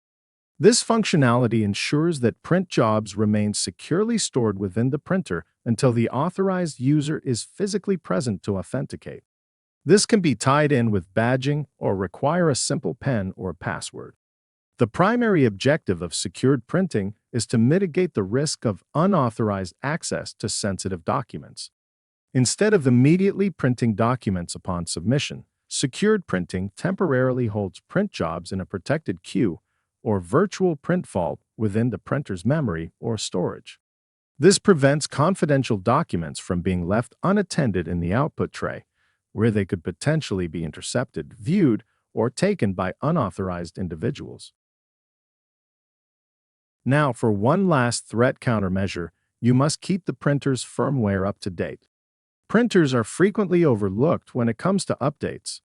Administrators may prioritize securing more prominent network devices, leaving printers vulnerable to exploitation. Without regular firmware updates that likely contain patches for known vulnerabilities, printers will be susceptible to malicious attacks. Exam Objective 3.8. Given a scenario, perform appropriate printer maintenance. Inkjet printer. With this video segment, we will begin our study of Exam Objective 3.8, which requires you to perform appropriate printer maintenance. Printers, like any other mechanical device, require routine maintenance to ensure reliable operation and consistent print quality. Over time, components wear down, consumables run out, and internal parts can become dirty or misaligned. Performing proper maintenance helps extend the life of the printer, prevents unexpected downtime, and ensures that documents are printed clearly and accurately. For the exam, you should understand how printers operate and the common maintenance procedures associated with 4 major printer types, including inkjet printers, laser printers, thermal printers, and impact printers. Each of these printer technologies operates differently, which means their maintenance tasks and replacement components will also differ. We will begin with one of the most common printers found in homes and small offices, which is the inkjet printer. Inkjet printers are widely used in both home and office environments to produce high-quality prints. These printers rely on ink cartridges to transfer ink onto paper, enabling the creation of text and images. The ink cartridge serves as a crucial component in the printing process in an inkjet printer, acting as a reservoir for the ink needed for printing operations. Engineered with specially formulated ink, the cartridge ensures vibrant and precise colors in printed output. Following the ink cartridge, the next component to discuss is the print head, situated within the printer. The print head disperses ink onto the paper in precise patterns to form characters and images.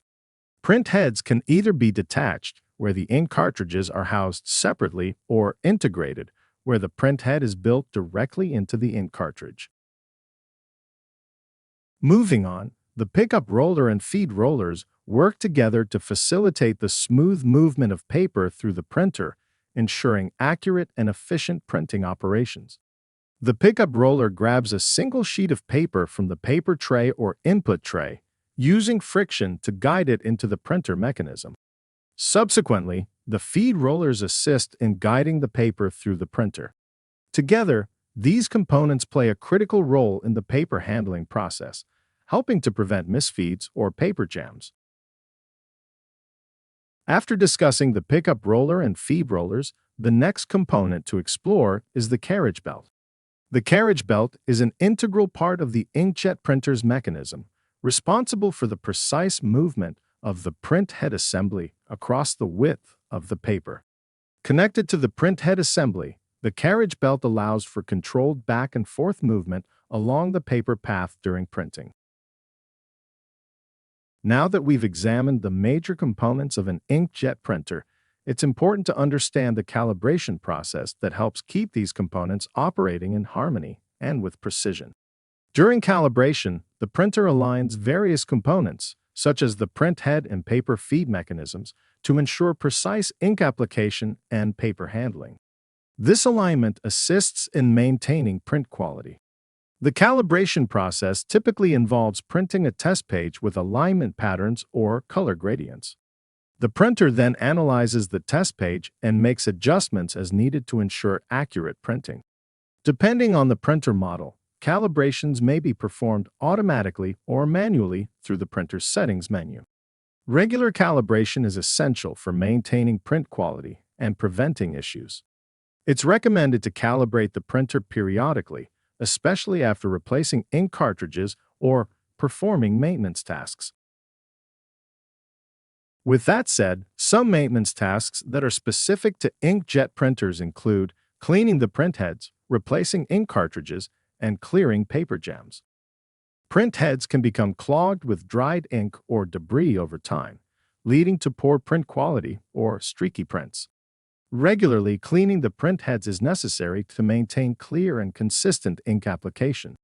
Many inkjet printers offer built-in cleaning utilities accessible through the printer's settings menu. Alternatively, users can use print head cleaning kits for more thorough maintenance. As ink levels deplete or cartridges become empty, it becomes necessary to replace them promptly to prevent interruptions in printing. Inkjet printers often feature ink level indicators to alert users when cartridges need replacement. Be sure to follow manufacturer guidelines for cartridge replacement, ensuring compatibility and proper installation to maintain print quality. Paper jams are common occurrences in inkjet printers and can disrupt printing operations if not addressed promptly. When a paper jam occurs, carefully remove the jammed paper from the printer following the manufacturer's instructions to avoid damaging internal components. Then clear any remaining paper fragments or debris from the paper path to prevent future jams. By adhering to these maintenance tasks, users can ensure that their inkjet printers operate smoothly and reliably, producing high-quality prints consistently. Exam Objective 3.8. Given a scenario, perform appropriate printer maintenance. Laser printer. Laser printers are a common printer type found in various environments, ranging from homes to offices and commercial settings. Laser printers are known for their speed, precision, and ability to handle high-volume printing tasks, making them ideal for environments requiring efficient and reliable printing solutions. However, they are generally more complex than inkjet printers due to their internal mechanisms and the print imaging process they employ. To begin, unlike inkjet printers that use liquid ink, laser printers use toner cartridges with fine powder. These cartridges are designed for accurate printing on paper and come in different types to match various printer models and printing needs. Moving on, we have the print imaging process. This process serves as the foundation of laser printing and consists of several stages or phases. These phases include processing, charging, exposing, developing, transferring, fusing, and cleaning. This intricate process involves multiple components working together to produce high-quality prints with exceptional clarity and detail. Now, I will explain this process step by step, so pay attention. First up, processing. The printing process begins with the digital data being loaded into the printer's onboard memory. The data is converted into a format that the printer can interpret and use to create the desired output. It's worth noting that sufficient memory is necessary for this process, as the entire job must be loaded into the printer's memory before printing can begin. This ensures smooth and uninterrupted printing, as the printer has all the necessary data readily available to complete the job efficiently. The next step is charging. In the charging phase, the photosensitive drum or imaging drum gets ready to capture the image you want to print. Picture this: the drum is like a blank canvas waiting to receive a painting. But instead of using paint, it uses something called static electricity. You might have experienced static electricity before, like when you touch a metal object and feel a small shock. In the charging stage, the drum is uniformly charged with static electricity. This prepares the drum, almost like priming a canvas before painting on it. Now, why does the drum need to be charged? Well, this static electricity helps the drum attract and hold onto the image that will be printed. It's like giving the drum a magnetic pull, so when the image is exposed onto it later, it sticks in all the right places. After charging, the next step is exposure. In the exposure phase, things get really interesting. Imagine the drum inside the printer, waiting patiently with its static electricity all charged up from the previous stage. Now it's time for the real magic to happen. Picture this: a laser beam in the printer acts like a spotlight. This spotlight shines onto the charged photosensitive drum, removing the static charge wherever it shines, creating a kind of secret, invisible image of what you want to print on the surface of the photosensitive drum. Now it is time for the developing phase. In this phase, the electrostatic image created during the exposing phase is transformed into a visible image on the drum. Here's how it works. Once the electrostatic image is formed on the drum, tiny particles of toner, which are positively charged, are attracted to the negatively charged areas of the drum where the image resides. It's like a magnetic attraction. Wherever there's a negative charge on the drum, the positively charged toner particles stick to it, forming the image. In other words, the toner particles fill in the invisible outline created during the exposing phase, making the image visible on the drum's surface. Moving on, we get to the transfer phase. During this step, the developed toner image on the drum is transitioned onto the paper.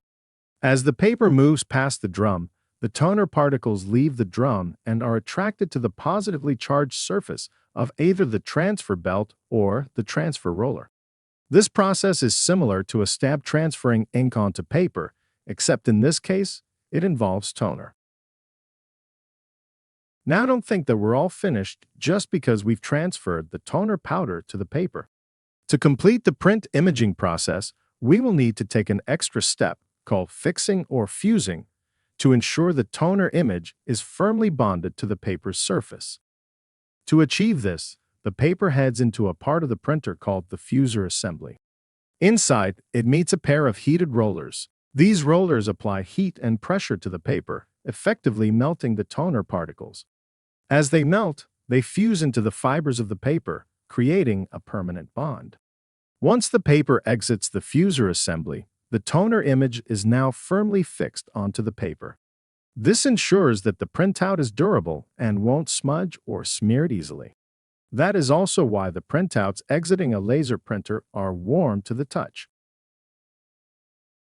In the final step of the laser printing process, we reach the cleaning phase.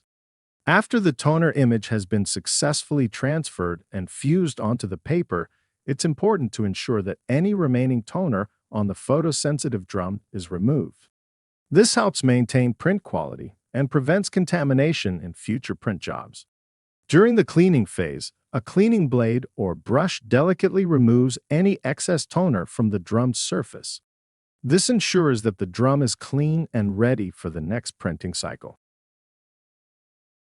Wow, that is a lot going on for a single printed page. With all those moving parts, heat, and pressure, the need for maintenance is inevitable. To keep your laser printer running smoothly and producing high-quality prints, regular maintenance is essential. Here are some common maintenance tasks you should perform. Replacing the toner. When the toner cartridge runs low or empty, it's time to replace it with a new one. Keeping a spare toner cartridge on hand ensures that you can quickly swap it out when needed, minimizing downtime. Apply a maintenance kit. Periodically, it's recommended to apply a maintenance kit to your laser printer. These kits typically include replacement parts such as fuser assemblies, transfer rollers, cleaning blades, and other wearable components. By replacing these components as part of routine maintenance, you can prolong the life of your printer and maintain print quality. Additionally, some laser printers feature counters that keep track of the number of pages printed in order to signal when maintenance tasks are due. It's essential to reset these counters after completing maintenance tasks or replacing consumable parts to maintain accurate tracking and scheduling of maintenance activities. And then there is cleaning. Regularly cleaning the printer's exterior and interior components can help remove dust, toner residue, and other debris that can affect print quality and performance. Be sure to follow manufacturer guidelines and use lint-free cloths or swabs dampened with isopropyl alcohol for cleaning.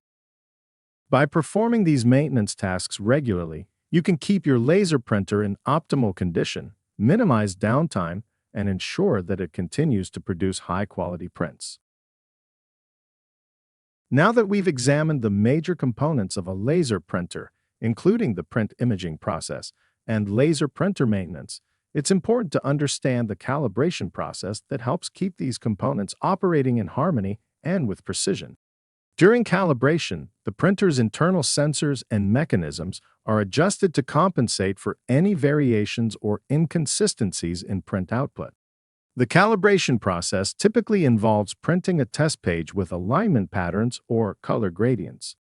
The printer then analyzes the test page and makes adjustments as needed to ensure accurate printing. Depending on the printer model, calibrations may be performed automatically or manually through the printer's settings menu. Regular calibration is essential for maintaining print quality and preventing issues. It's recommended to calibrate the printer periodically, especially after replacing toner cartridges or performing maintenance tasks. Exam Objective 3.8. Given a scenario, perform appropriate printer maintenance. Thermal printer. Thermal printers combine simplicity and efficiency when creating tangible copies of digital information. Have you ever been handed a receipt at the store? Chances are it was produced by a thermal printer. Unlike the traditional inkjet or laser printers you're familiar with, thermal printers have a unique trick up their sleeve. They use heat, not ink or toner, to bring images to life on specially coated paper. This cutting-edge method isn't just a novelty, it boasts a host of benefits, including straightforward operation, fast printing speeds, and unparalleled durability. A typical thermal printer comprises several key components working in harmony. First, we have the feed assembly, responsible for pulling the thermal paper through the printer. This component ensures a smooth and consistent printing process. Next, we have the true star of the show, the heating element.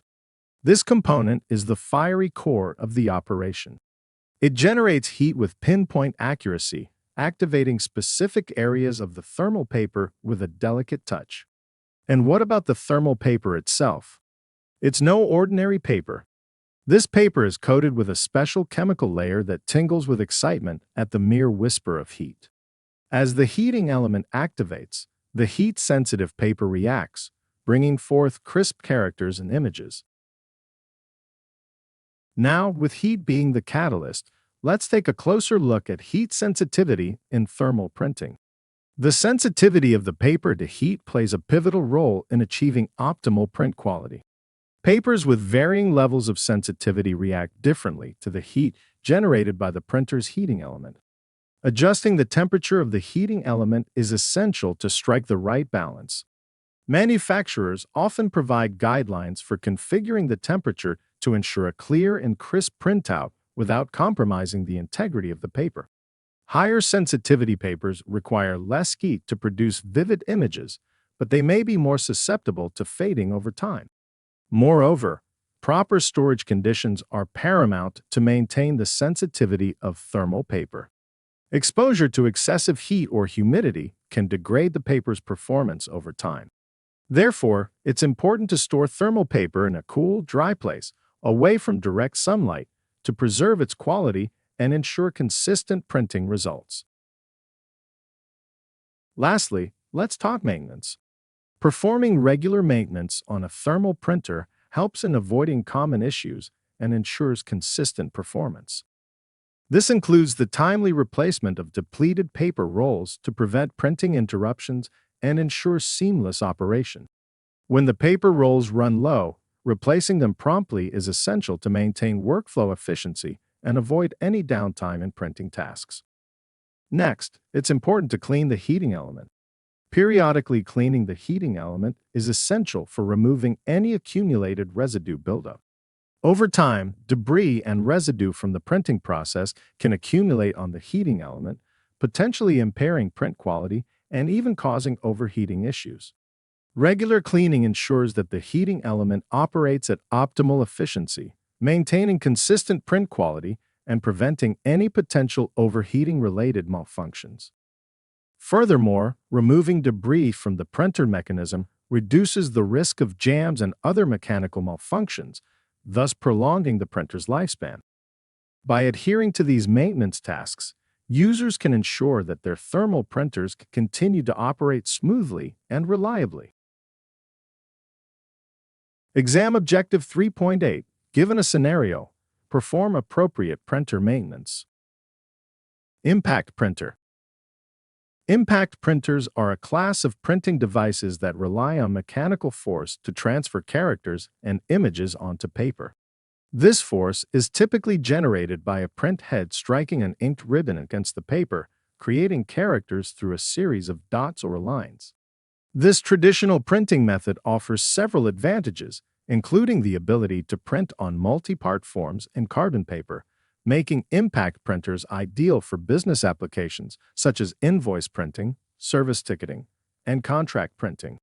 While they may not match the speed or resolution of modern non-impact printers, impact printers continue to find their place in business environments. Impact printers operate through a series of key components working in tandem to produce printed output. At the heart of the operation is the print head, a mechanism responsible for striking against an inked ribbon with precision.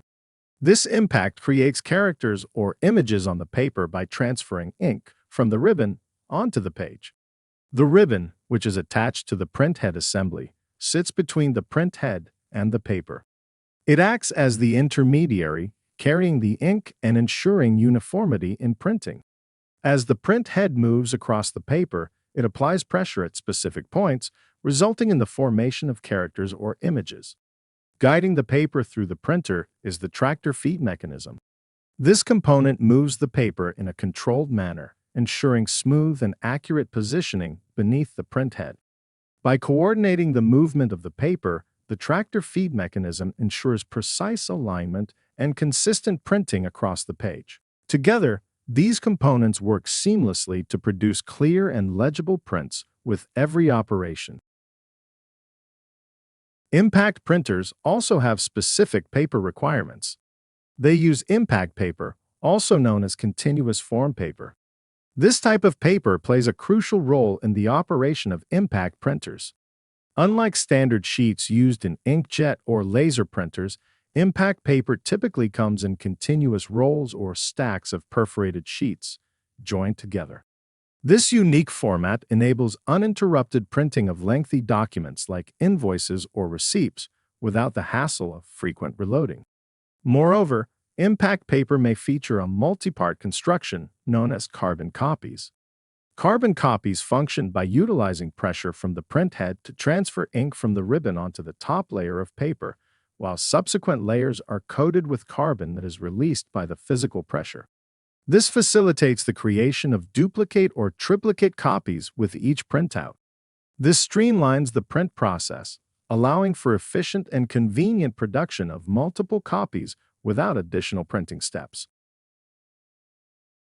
Lastly, while impact printers are known for their robustness and reliability, they do require a bit of maintenance to ensure optimal performance. Regular maintenance tasks are essential to keep these printers running smoothly and to extend their lifespan. One such maintenance task involves replacing the printer's ribbon. Over time, the ribbon becomes worn out, leading to faded or illegible prints. By replacing the ribbon when necessary, users can ensure that print quality remains consistent. Additionally, the print head, which plays a central role in transferring ink onto the paper, may also require replacement. As with any mechanical component, the print head can wear out over time, affecting print quality and consistency. Regularly replacing the print head ensures that the printer continues to produce clear and legible prints. Furthermore, it's important to always have additional paper stock on hand. Though it is continuous feed paper, it won't last forever. By performing regular maintenance tasks such as replacing the ribbon, print head, and paper, users can ensure that their impact printers continue to operate smoothly and reliably. Exam Objective 4.1. Explain virtualization concepts. Desktop virtualization. Desktop virtualization fundamentally changes how we interact with computers by decoupling or separating the content displayed on your screen from the physical hardware used for processing and storage. Picture a scenario where your computer's operating system, all the applications you use, and your files are not stored directly on your device. Instead, they reside on a server that's accessible over a network connection.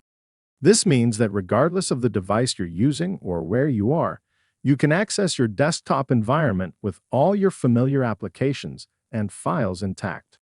This paradigm shift embodies the core of desktop virtualization, providing unmatched flexibility, accessibility, and convenience in our technological interactions.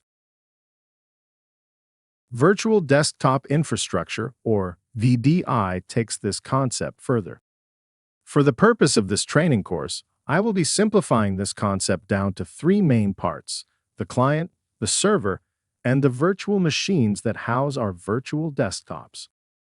The client, which in this context may be referred to as a thin client, is your computer or device that you use to connect to the virtual machine. It could be a laptop, workstation, or even a tablet or smartphone.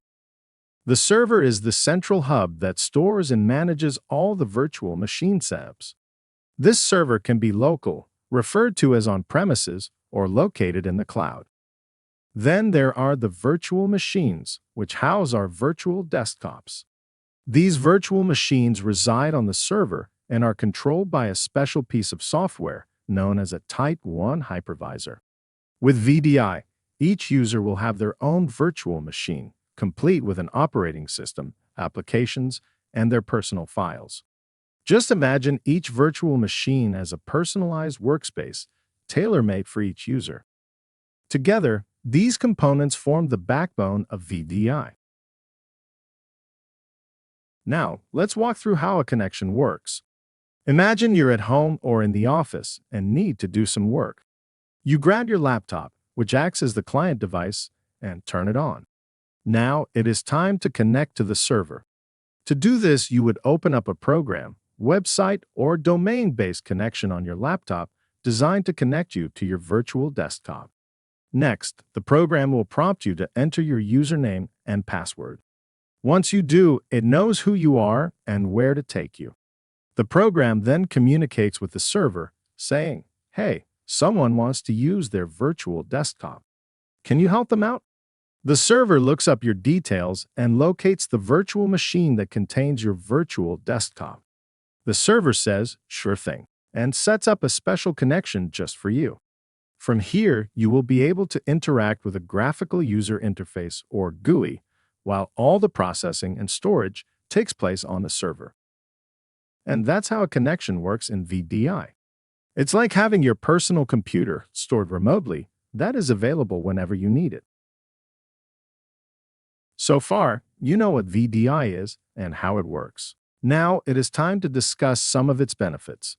Firstly, VDI provides agility by allowing clients and virtual desktops to be easily initiated and terminated from the virtual desktop infrastructure. Additionally, it centralizes desktop management, leading to increased productivity. Furthermore, VDI enhances security by centralizing data and applications, granting companies remote control over users' operating systems and enabling strict access controls. With VDI, you get all these benefits and more, while also reducing operational costs and the need to manually configure each device, be it a workstation, laptop, tablet, or smartphone.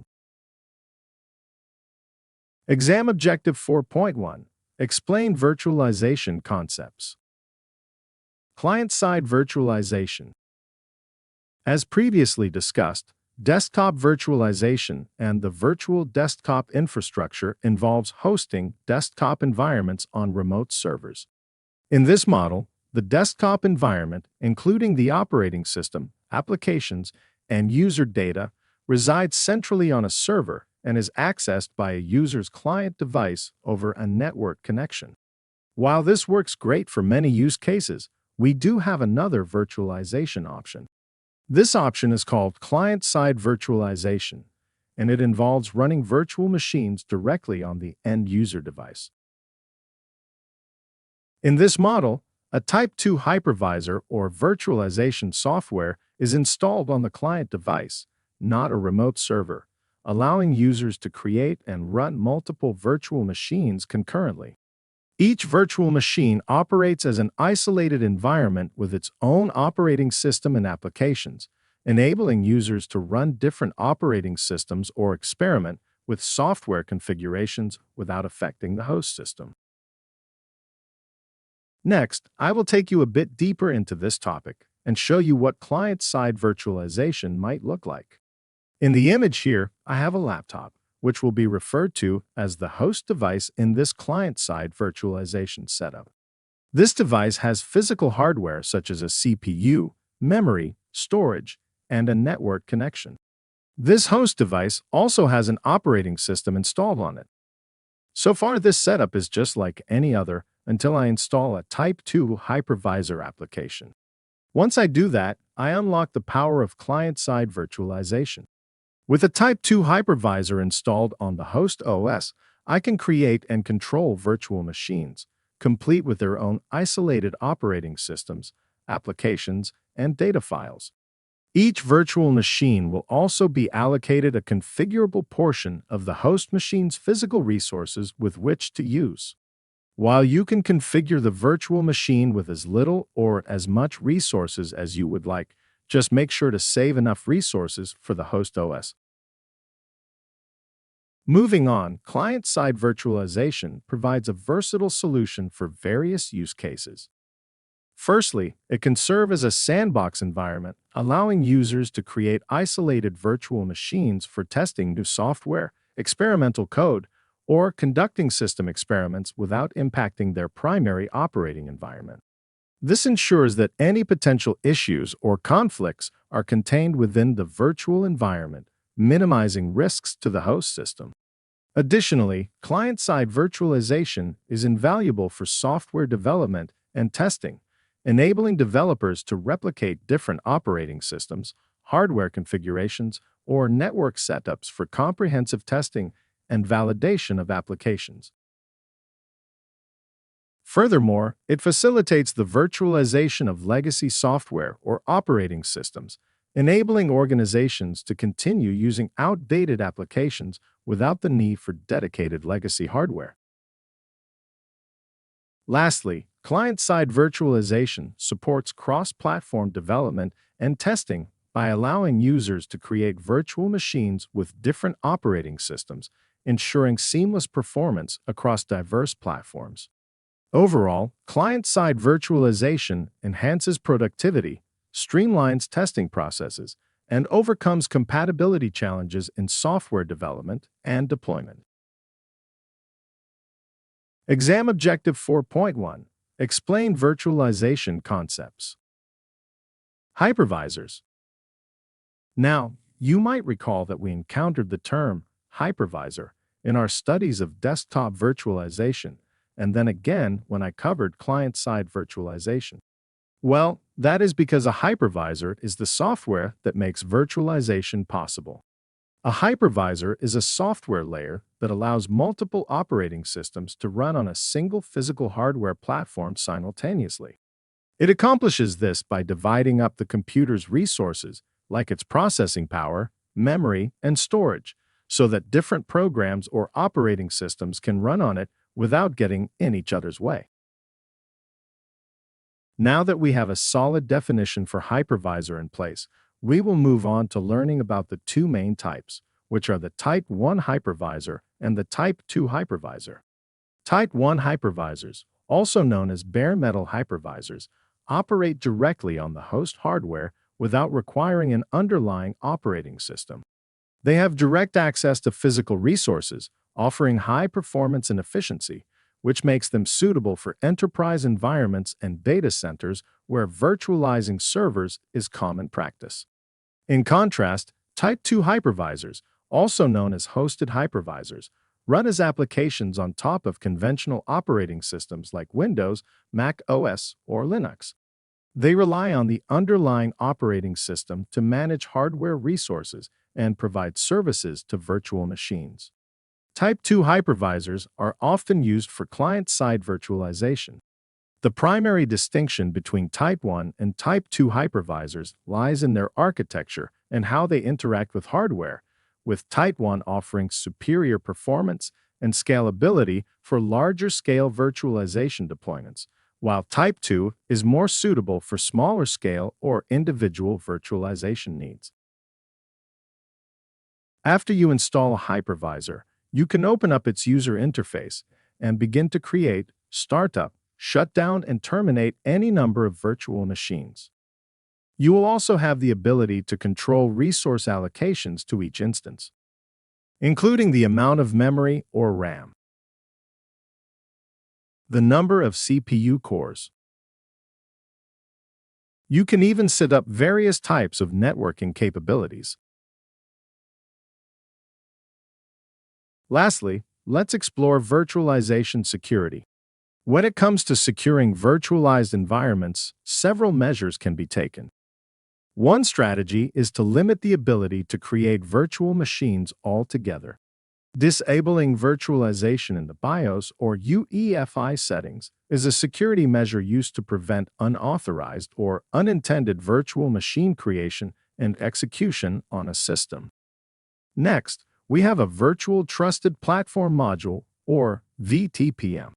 This technology is used in virtualized environments to provide security functions similar to a physical TPM. The Virtual Trusted Platform Module enables the creation and management of a virtual TPM instance within virtual machines, allowing them to benefit from TPM functionality without requiring physical TPM hardware. This technology enhances security by enabling features such as secure boot and hardware-based encryption within the guest operating system. Even with all this security in place, the primary security concern facing a virtualized environment is an attack known as virtual machine escape. This is a security vulnerability in virtualized environments where an attacker gains unauthorized access to the host system or hypervisor from within a guest virtual machine. This exploit allows the attacker to break out of the confines of the virtual machine and execute malicious code or access sensitive information on the host system. Virtual machine escape vulnerabilities pose a significant security risk as they can potentially compromise the integrity and security of the entire virtualized environment. Exam Objective 4.1. Explain virtualization concepts. Containers. Now that we understand desktop virtualization, client-side virtualization, and hypervisors, there is one more important concept to discuss before wrapping up this objective. And that concept is containers. A container is a lightweight method of packaging and running an application along with everything it needs to operate. This includes the application itself, the libraries it depends on, configuration files, and other required supporting components. By packaging all of these pieces together, a container ensures that the application behaves the same way no matter where it runs. Whether the container is deployed on a developer's laptop, a company server, or a cloud environment, the application inside the container will operate consistently because all of its required components travel with it. To understand how containers work, it helps to compare them to the virtual machines we previously discussed. In a virtual machine environment, each virtual machine contains its own complete operating system, along with its applications and supporting files. These virtual machines rely on a hypervisor to divide and manage the physical hardware resources such as CPU, memory, and storage. The hypervisor keeps each virtual machine isolated from the others so that they do not interfere with one another. While this design provides strong separation between systems, it also means that each virtual machine requires additional system resources because every instance includes a full operating system. This increases storage usage and memory requirements, and it can take longer for a virtual machine to start up.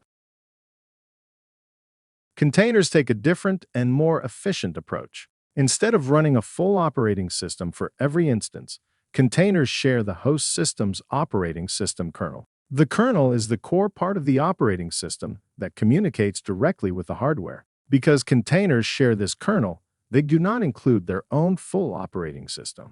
This means that containers are dependent on the operating system of the host system. In other words, a container must run on a system that uses the same type of operating system kernel. For example, containers built for a Linux environment run on a Linux host system. This is different from virtual machines, which can run completely different operating systems because each virtual machine includes its own full operating system.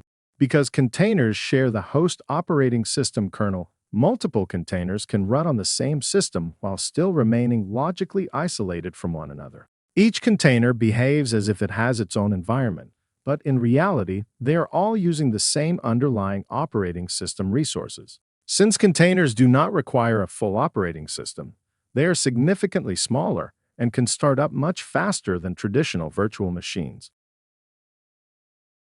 This efficiency makes containers especially useful in modern application development and cloud computing environments. Developers can package an application inside a container and move it easily between systems without worrying about differences in software versions or missing dependencies. For example, a web application that runs inside a container on a developer's laptop can be deployed to a testing server or a cloud platform with confidence that it will behave the same way, as long as the host system supports the same operating system environment required by the container.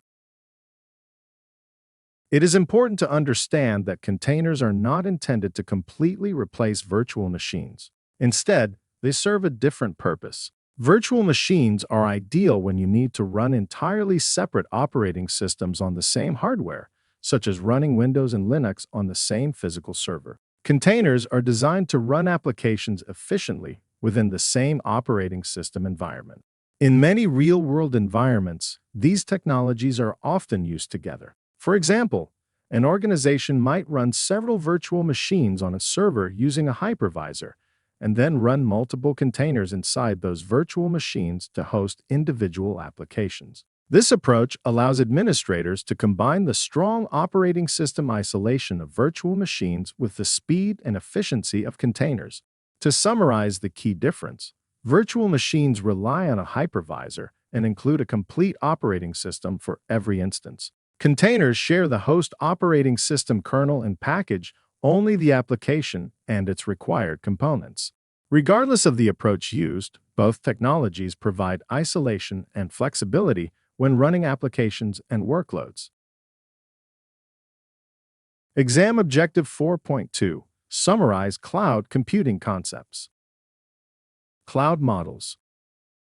Cloud computing is defined as a model for enabling convenient, on-demand network access to a shared pool of configurable computing resources, for example, networks, servers, storage, applications, and services.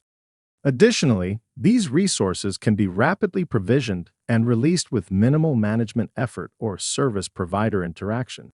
In simpler terms, cloud computing refers to using remote servers on the internet to store, manage, and process data rather than relying on a local server or personal computer. To assist with understanding this concept, I will compare cloud computing to renting a storage unit. Instead of needing to build and maintain your own storage space at home, which would require a lot of effort and resources, you can simply rent a storage unit from a company. Similarly, with cloud computing, Instead of setting up and maintaining your own servers and infrastructure, you can use remote servers provided by cloud service providers like Amazon Web Services, Microsoft Azure, or Google Cloud Platform. It's like outsourcing the storage and management of your data and computing resources to a specialized company that takes care of everything for you. With cloud computing, there are various cloud models that exist. Among these cloud models are public cloud, private cloud, hybrid cloud, and community cloud. Each model presents distinct characteristics and benefits, tailored to address specific requirements and challenges.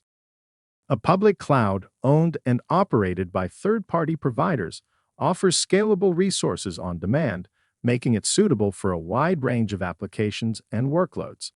With a public cloud, organizations can access computing resources, such as servers, storage, and applications, over the internet without needing to invest in or maintain their own infrastructure.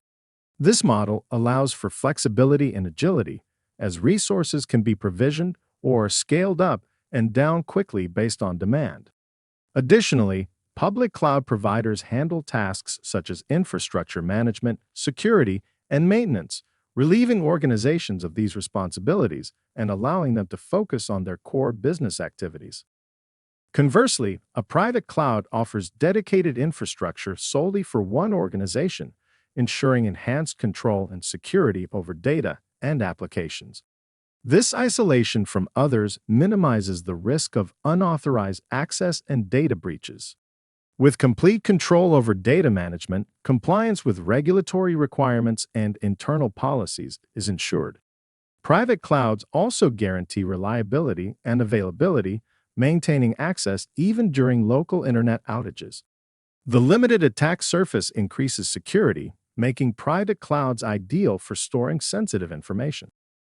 Hybrid clouds blend public and private cloud features, providing flexibility in workload deployment and data storage. Organizations can host sensitive data on-site while utilizing the scalability of public cloud resources for other tasks. This integration enables seamless data movement between environments, optimizing resource utilization based on performance, security, and cost considerations.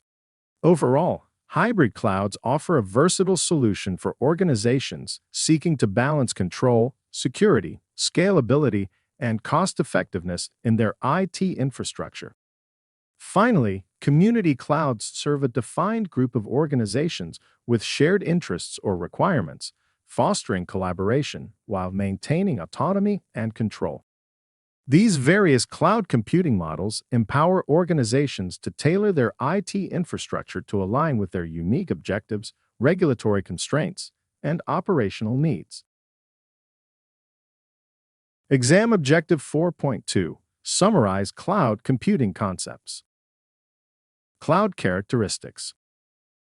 Cloud computing has revolutionized the way organizations manage and utilize their IT resources, offering a plethora of benefits such as flexibility, scalability, and cost-effectiveness. At the heart of cloud computing lie several key characteristics that underpin its functionality and value proposition. These characteristics, including shared resources, metered utilization, rapid elasticity, high availability, file synchronization, and multi-tenancy, collectively contribute to the efficiency, reliability, and accessibility of cloud services. Understanding these fundamental aspects is essential for organizations seeking to leverage the full potential of cloud computing in their operations. So let's define each characteristic and add them to our vocabulary. Shared resources in cloud computing refers to the pooling of computing resources, such as servers, storage, and networking, to serve multiple users or tenants. This is often referred to as resource pooling. In this model, the underlying physical infrastructure is shared among many customers, and resources are dynamically allocated and reassigned based on demand. This allows cloud providers to efficiently utilize their hardware while delivering scalable services to many users at the same time. The opposite approach is known as dedicated resources. In that model, the computing resources, such as servers, storage, or networking components are not shared. Instead, they are reserved for a single customer or tenant. Metered utilization refers to the capability of cloud computing systems to measure and charge only for the resources that are actually used. This provides transparency and accountability for both cloud providers and their customers. Usage is typically measured on a pay-as-you-go basis, meaning organizations are billed according to the amount of computing resources they consume rather than paying for fixed infrastructure. Cloud providers track several types of resource usage.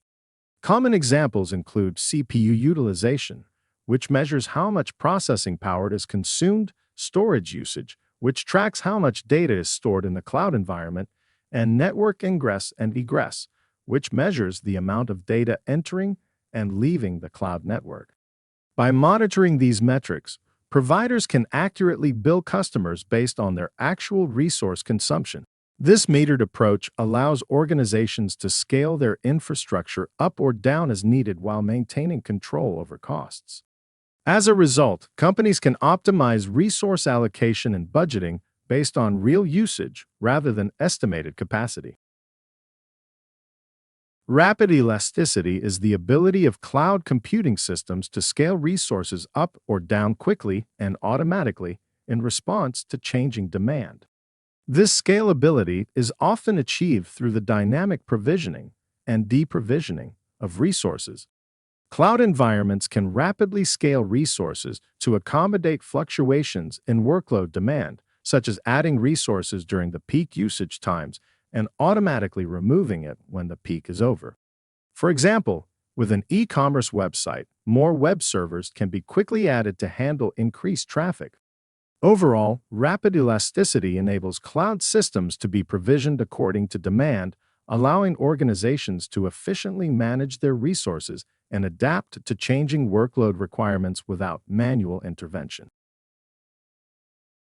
High availability refers to the ability of cloud computing systems to ensure that services and resources are accessible and operational for users when needed, typically through redundancy and fault tolerance. Cloud providers implement redundancy and fault tolerance across their infrastructure to minimize downtime and ensure continuous availability of services. This includes measures to prevent a single point of failure, ensuring that if one component fails, redundant systems can immediately take over without interrupting service.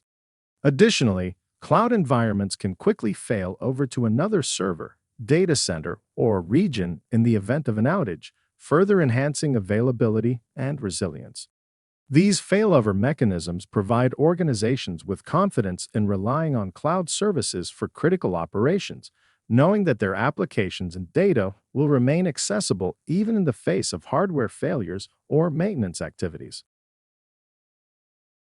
Next up, we have file synchronization. This is the process of ensuring that files and data are consistently updated and mirrored across multiple devices or locations, allowing users to access the latest versions of files from any device or location. Cloud storage services often include file synchronization capabilities, allowing users to sync files across devices and access them from anywhere with an internet connection. This facilitates collaboration, data sharing, and remote access to files, improving productivity and efficiency for users and organizations. Lastly, we have multi-tenancy. Multi-tenancy is a cloud computing architecture in which a single system or infrastructure serves multiple customers, often referred to as tenants. Each tenant operates in a logically isolated environment, even though they are all using the same underlying physical hardware and platform. In a multi-tenant environment, the cloud provider manages the shared infrastructure while ensuring that each tenant's data, applications, and workloads remain separate and secure. From the user's perspective, it appears as though they have their own dedicated environment, but in reality, the system is efficiently supporting many different organizations at the same time. This concept closely relates to the idea of shared resources that we discussed earlier. In most multi-tenant environments, multiple tenants share the same underlying computing resources, such as servers, storage, and networking infrastructure. These resources are pooled and dynamically allocated as needed. However, some cloud providers also offer dedicated resource options within a multi-tenant platform. In those cases, a customer may have exclusive access to specific hardware while still benefiting from the overall cloud management platform and services. Understanding multi-tenancy helps explain how cloud providers efficiently support many different organizations at once while maintaining logical separation and security between tenants. Exam Objective 4.2. Summarize cloud computing concepts. Cloud service types. We're on the brink of wrapping up our exploration of Domain 4 in the CompTIA A Plus Core 1 exam objectives. But hold on to your hats because we've got one more exciting topic to cover: cloud service types. Now, building upon our previous discussion of the diverse cloud deployment models, public, private, hybrid, and community, it's now time to learn about the various service types that comprise the cloud computing landscape. Cloud services fall into three primary categories: infrastructure as a service, or IaaS, platform as a service, or PaaS, and software as a service, or SaaS. These service types represent distinct levels of abstraction and functionality, each offering unique benefits and use cases. Let's explore each of these service types in detail to gain a comprehensive understanding of their functionalities and advantages. IaaS serves as the foundational layer. It grants organizations access to fundamental computing resources like servers, storage, and networking infrastructure. Here, users have the autonomy to build and manage their virtual machines and networks remotely, allowing for seamless scalability according to demand. IaaS liberates businesses from the burden of investing in costly hardware and alleviates the complexities of maintenance, providing a flexible environment for building and hosting their data and applications. Building upon the infrastructure layer, PaaS elevates cloud computing by offering a comprehensive software development and deployment environment. Imagine PaaS as a streamlined construction site where software developers are empowered to build and deploy applications without worrying about the underlying infrastructure. PaaS platforms abstract away the intricacies of configuring servers and managing networking resources, enabling software developers to focus solely on coding. This model accelerates the development lifecycle, fostering rapid application delivery and facilitating collaboration among development teams. At the pinnacle of cloud services lies SaaS. SaaS can be likened to a fully furnished home, where users simply consume ready-made applications over the internet. With SaaS, organizations can access a plethora of software applications, from productivity suites to customer relationship management systems, via web browsers or dedicated clients. This consumption-based model eliminates the need for installation, maintenance, or updates, providing unparalleled convenience and accessibility for users. In essence, cloud services empower organizations to leverage modern computing technologies while minimizing operational overhead and capital expenditures. Whether it's the flexibility of IaaS, the agility of PaaS, or the convenience of SaaS, cloud computing serves as a catalyst for innovation, collaboration, and business growth in today's digital landscape. Moving forward with this topic, you should also understand how responsibility is shared between users and cloud service providers across different service types. In managing a cloud environment, this shared responsibility encompasses various components, including the data center, networking, storage, servers, virtualization, operating system, data, and applications. For infrastructure as a service, users bear more responsibility for managing the operating system, applications, and data. The cloud provider handles infrastructure-related tasks such as data center management, networking, storage, server maintenance, and virtualization management. In platform as a service, the cloud provider takes on more responsibility for managing the underlying infrastructure by including the operating system. Users are primarily responsible for developing, deploying, and managing their applications and data. With software as a service, the cloud provider assumes the majority of responsibility, including managing the entire stack from infrastructure to applications. Users are typically responsible for configuring the application settings and managing user access. This division of responsibility allows users to focus on their core business functions while leveraging the expertise and resources of the cloud service provider. By understanding the shared responsibilities across different service types, organizations can effectively manage their cloud environments and maximize the benefits of cloud computing. Exam Objective 5.1. Given a scenario, troubleshoot motherboards, RAM, CPUs, and power. This video segment will cover troubleshooting issues related to motherboards, RAM, CPUs, and power. For each of the common symptoms listed in Exam Objective 5.1, I will provide some basic information and possible root causes. Additionally, as a pro test-taking tip, you should always perform verifications, inspections, or checks before performing any repairs or component replacements. Just something to keep in mind come exam day. With that in mind, let's begin with one of the most common and concerning troubleshooting scenarios: a computer system that fails to power on. When a computer system fails to power on, it signals a potential array of underlying issues that require attention. One primary culprit for this scenario could be a malfunctioning power supply unit, or PSU, which is responsible for supplying electrical power to the computing device. A faulty PSU may fail to deliver adequate power or fail entirely, preventing the system from starting up. Additionally, loose connections between the power supply cables and the motherboard, CPU, or other components can disrupt the flow of electricity, resulting in a failure to power on. Furthermore, the PSU may not be receiving power from the wall outlet. If the computing device has sufficient power, it will proceed to the power on self-test, or post. If everything checks out okay during the post, a single audible beep will be heard. Otherwise, a series of beeps will be triggered, indicating a potential hardware malfunction. These audible alerts or beeps play a crucial role in diagnosing underlying issues. Each beep pattern will correspond to a specific hardware problem, with the most common culprits being motherboard malfunctions, memory failures, or CPU issues.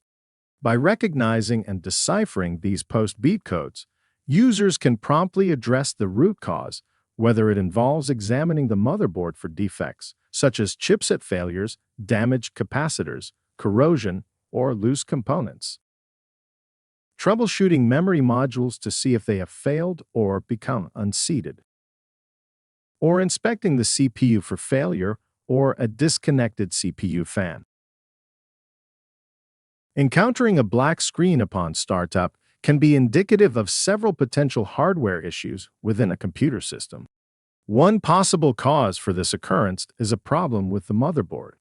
This could prevent the power-on self-test from ever taking place or cause a beep code.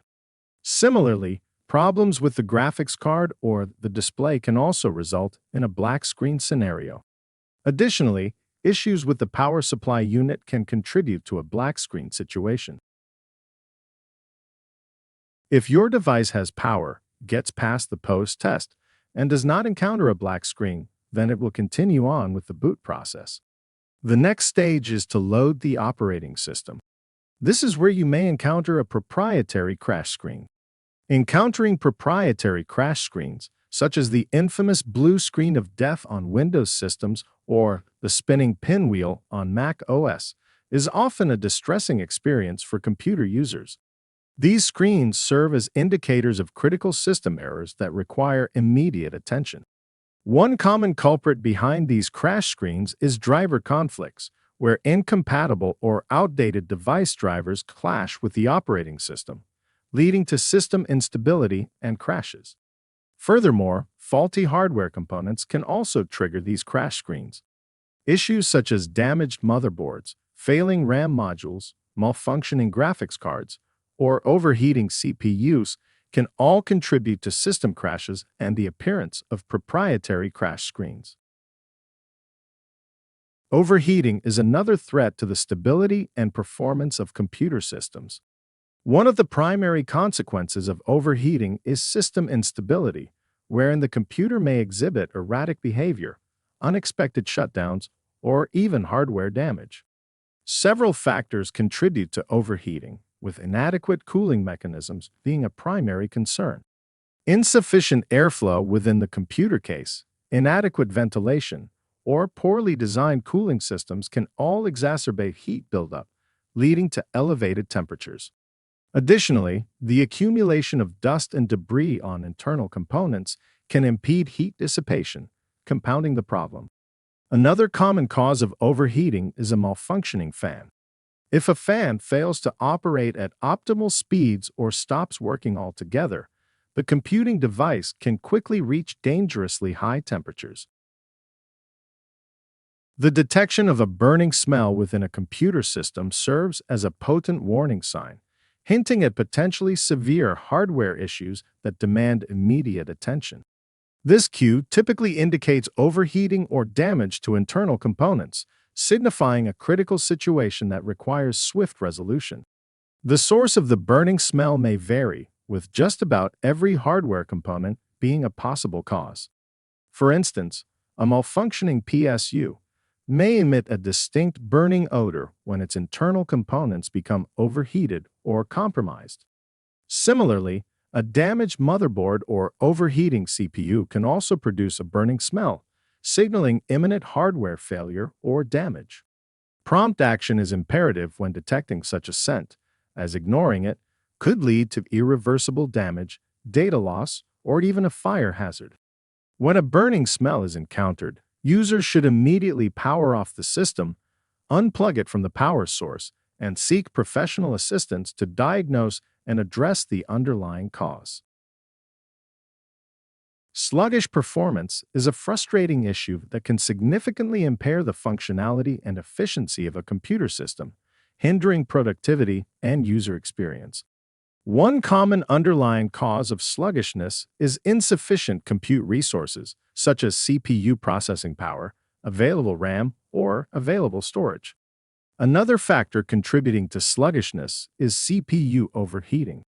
When the CPU reaches excessively high temperatures due to inadequate cooling or airflow within the system, it may throttle or reduce its processing speed to prevent damage. Random shutdowns are another concern facing computing devices. These abrupt shutdowns may stem from various underlying causes, necessitating thorough investigation to pinpoint the root problem. One potential reason for these shutdowns is a faulty power supply.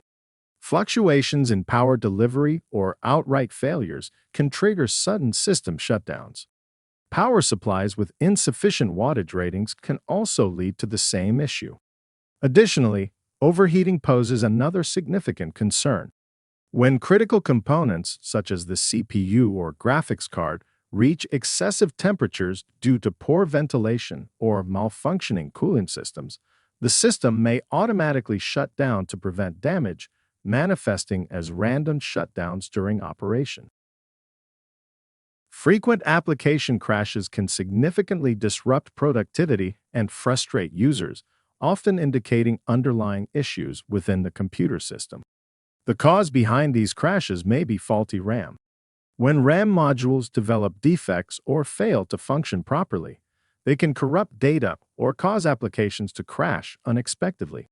Additionally, software conflicts can also trigger frequent application crashes.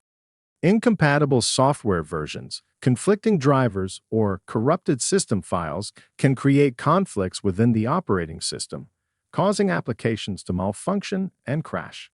Moreover, insufficient storage can exacerbate application crashes, as a lack of available disk space can impede the proper functioning of applications and the operating system. Unusual noise coming from a computer system can also indicate a developing hardware issue. One common source of unusual noise is a broken, failing, or obstructed fan. Fans are responsible for cooling critical components such as the CPU and power supply, and if a fan becomes damaged, clogged with dust, or wears out, it may produce grinding, rattling, or buzzing sounds.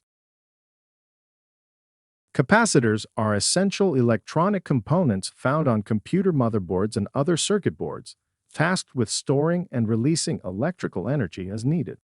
They serve various functions within the system, including stabilizing voltage levels and regulating current flow.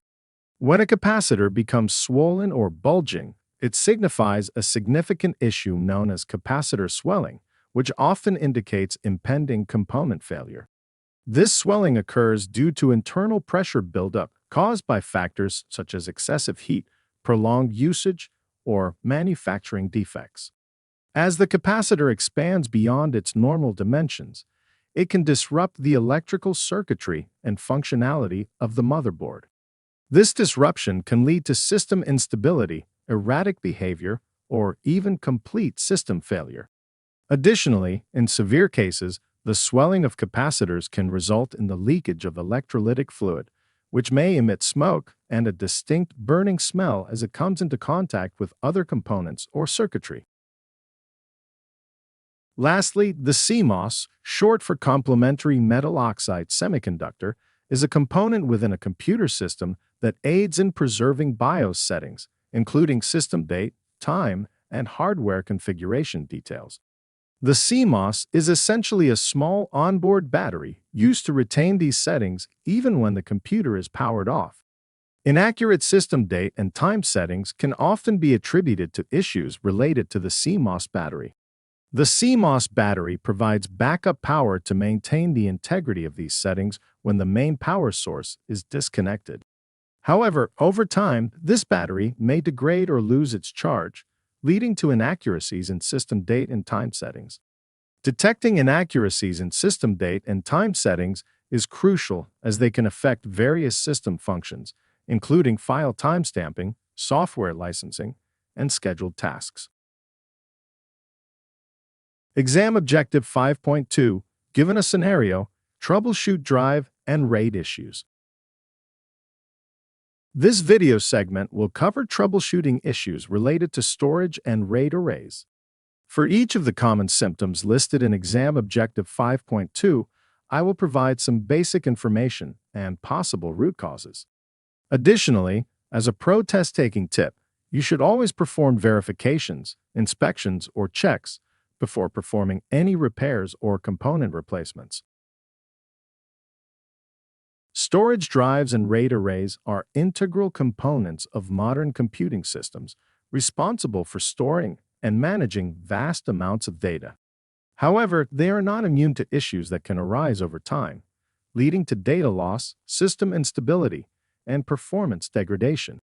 Troubleshooting and diagnosing problems with storage drives and RAID arrays require a comprehensive understanding of common symptoms and their underlying causes. Kicking things off, we have LED status indicators that serve as a vital diagnostic tool for both storage drives and RAID arrays, offering insights into their operational health. These indicators, often located on the exterior casing of the drives or the RAID controller, utilize different colors or blinking patterns to convey critical information to users and system administrators. A steady green light typically signifies normal operation, indicating that the drive or array is functioning as expected. However, deviations from this standard can alert users to potential issues.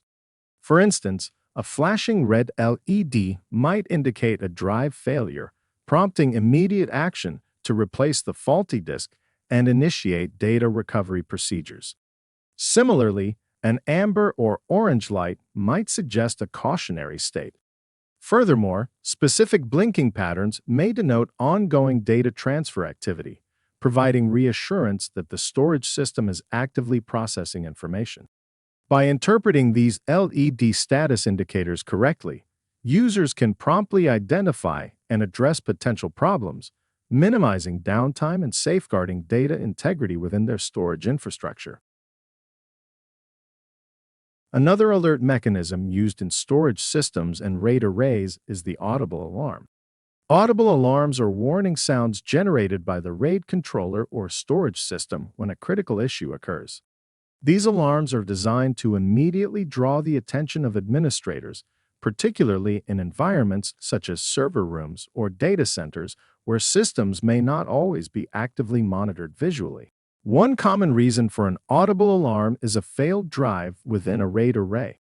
When a disk fails, the system may trigger a repeating alarm to notify administrators that the array is operating in a degraded state and that the failed drive should be replaced.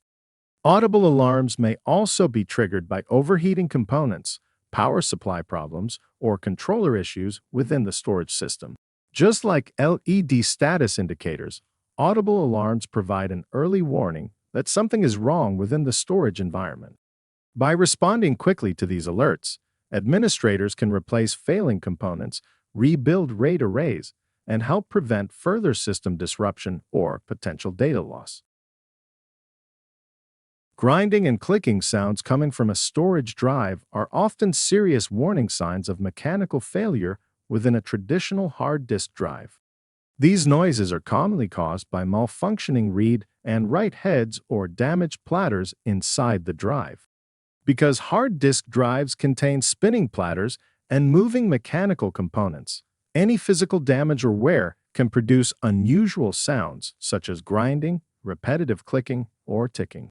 These sounds typically indicate that the drive is struggling to read or write data correctly and may be approaching complete failure. When grinding or clicking noises are detected, it is important to act quickly to reduce the risk of permanent data loss. Immediate steps should include backing up any critical data and preparing to replace the failing drive. By responding quickly to these warning signs, users and administrators can protect important information and maintain the stability of the storage system before a total drive failure occurs.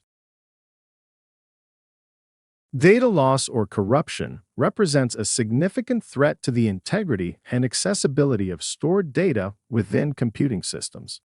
This perilous occurrence can manifest due to an array of factors, such as a failed storage drive or corrupted file system.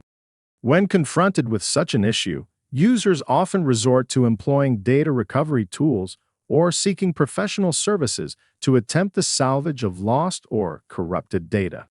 These interventions aim to restore critical information and minimize the potential impact of data loss. However, prevention remains the cornerstone of effective data management. Regular backups serve as a formidable defense against data loss or corruption. Furthermore, proactive measures such as running disk diagnostic utilities like the check disk command on Windows systems or the file system consistency check on Mac OS can help identify and rectify underlying disk errors before they escalate into catastrophic data loss events. RAID, or redundant array of independent disks, are praised for their ability to provide both redundancy and improved performance in data storage systems. However, despite their advantages, RAID arrays are not immune to failures, which can manifest in various forms. Disk failures are perhaps the most common issue, where individual drives within the array malfunction, leading to the aforementioned data loss or corruption. When faced with a RAID failure, immediate action is necessary to mitigate potential data loss and restore system functionality. This often involves rebuilding the RAID array, which entails replacing failed drives with new ones and initiating a data reconstruction process to restore redundancy. Moreover, RAID failure can also result in degraded array states, where performance is compromised and data access speeds are significantly reduced. Addressing these issues promptly through proper diagnosis, component replacement, and maintenance procedures is essential to restoring the reliability and performance of the RAID array and ensuring uninterrupted access to critical data.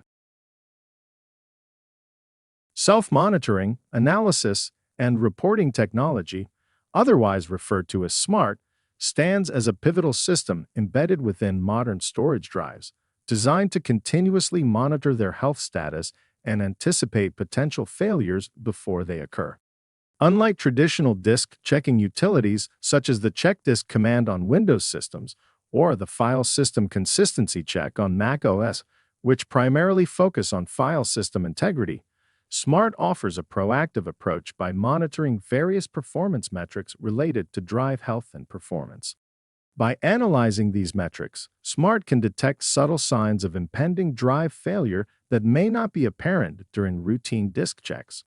When Smart detects anomalies or deviations from expected behavior that indicate a heightened risk of drive failure, it triggers a Smart failure warning. This warning serves as an urgent alert to users and system administrators, prompting them to take immediate action to safeguard data integrity and system stability.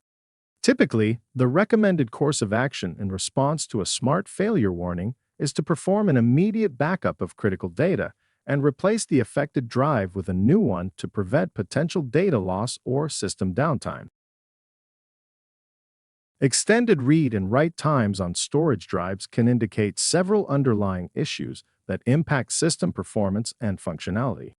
These delays may stem from data fragmentation on hard disk drives, where data is scattered across the disk in small pieces, resulting in longer read times and reduced efficiency during read and write operations. Additionally, by ensuring there is enough storage space, fragmentation can also be reduced as there is space on the drive with which to place continuous blocks of data, avoiding the need to break data into small pieces. To address these issues, proactive measures like disk defragmentation can be used.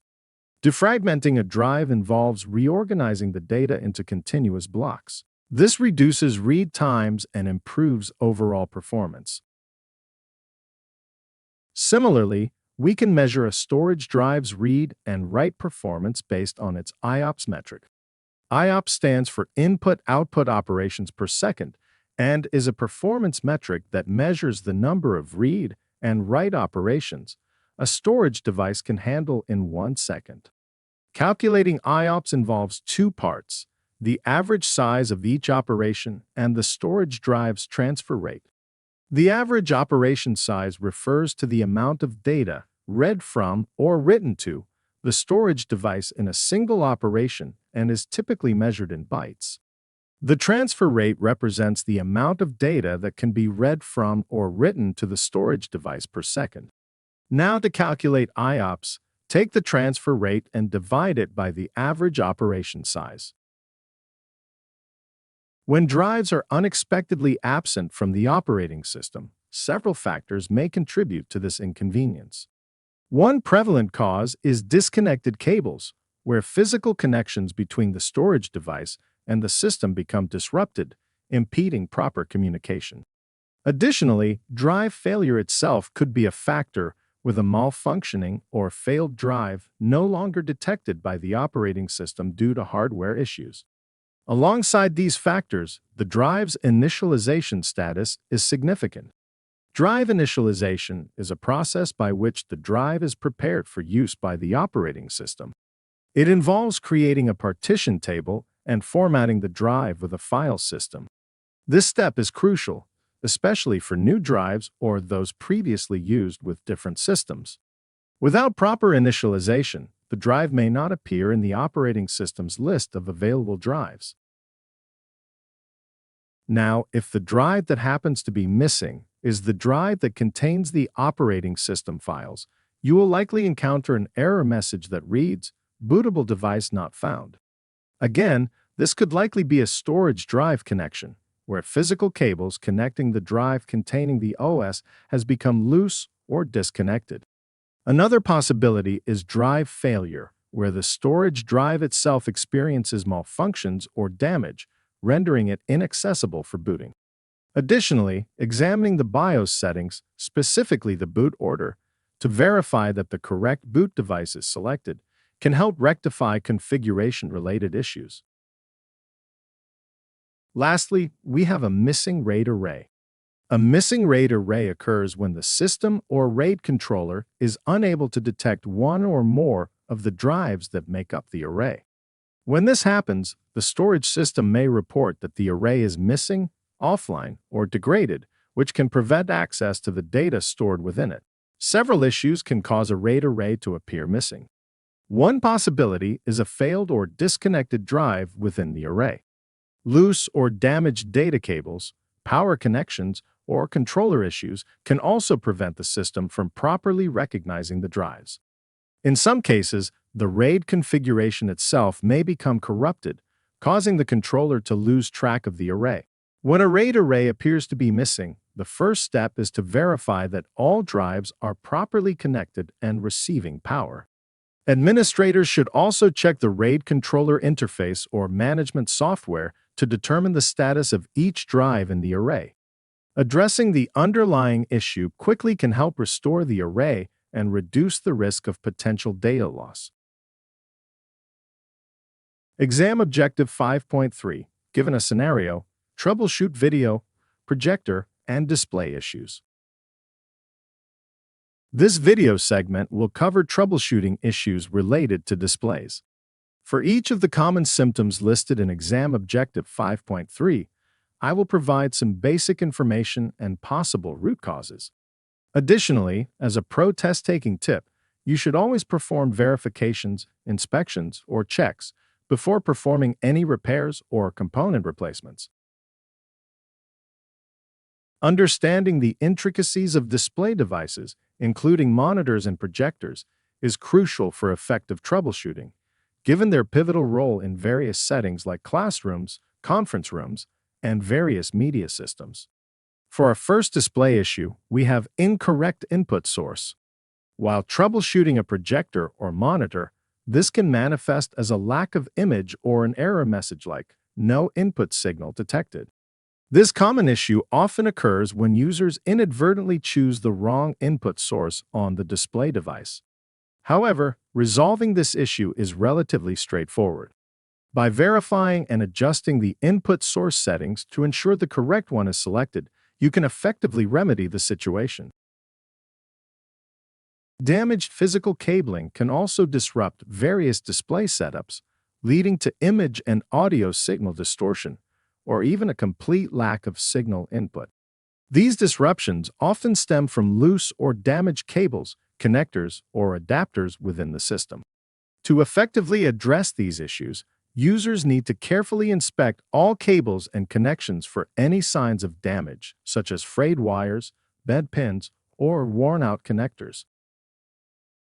A dim image is yet another display issue, where the display image appears significantly darker than desired. This symptom can arise due to various underlying causes. Firstly, an incorrect brightness setting on the source or display device may be at fault, leading to decreased illumination levels. Additionally, in the case of a monitor, a failed backlight may be responsible for a dim screen. With many modern monitors, a backlight is used to illuminate the display panel, allowing the images to be visible. If the backlight fails or malfunctions, it can result in a dim or completely dark display. Furthermore, a malfunctioning inverter within the display may also contribute to the dimness of the screen. The inverter is a component responsible for supplying power to the backlight in older LCD displays. If the inverter fails or encounters an issue, it can result in an inadequate power supply to the backlight, leading to dimness or flickering in the displayed image on the screen. One method to determine if the inverter or backlight is malfunctioning is to shine a light directly onto the screen and observe for any faint images. If you see an image when shining a light onto the screen, it suggests that the backlight may be malfunctioning or not receiving power, as the image is being displayed but not adequately illuminated. Next, we have display burn-in. Display burn-in refers to the phenomenon where persistent images or patterns become burned into the display screen over time, resulting in ghost images. This occurs when certain pixels on the display are subjected to prolonged exposure to static images, causing them to degrade at a faster rate compared to surrounding pixels. To avoid display burn-in, users can take several measures. One approach is to minimize the display of static images for extended periods. This can be achieved by using screensavers or power-saving features that automatically dim or turn off the display after a period of inactivity. Additionally, Rotating content or using dynamic wallpapers can help prevent the prolonged exposure of specific pixels to static images. Moving forward, we have dead pixels. These are individual pixels on the display screen that fail to illuminate, resulting in small black spots that remain dark, regardless of the displayed content. Dead pixels can occur due to physical damage to the display panel or prolonged use. To reduce the occurrence of dead pixels, users should handle their displays with care to prevent physical damage. This includes avoiding applying excessive pressure to the screen and keeping the display away from liquids.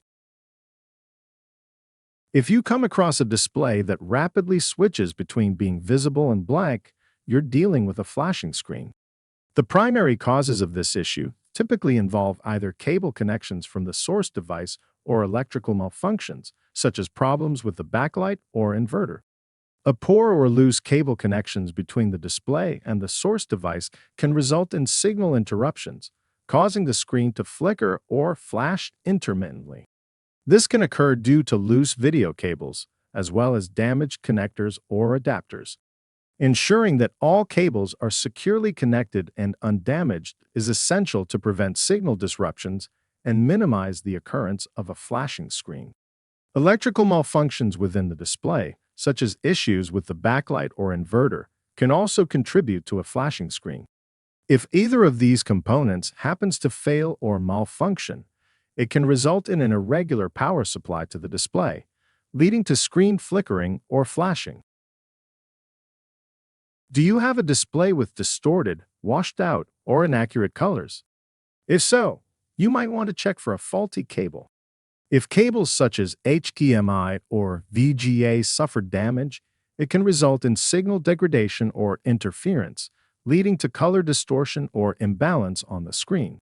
Users should regularly inspect cables for signs of wear, fraying, or damaged connector pins, as addressing cable issues can effectively resolve color display problems. In addition to cable damage, misconfigured color settings on the display or source device can also lead to incorrect color display.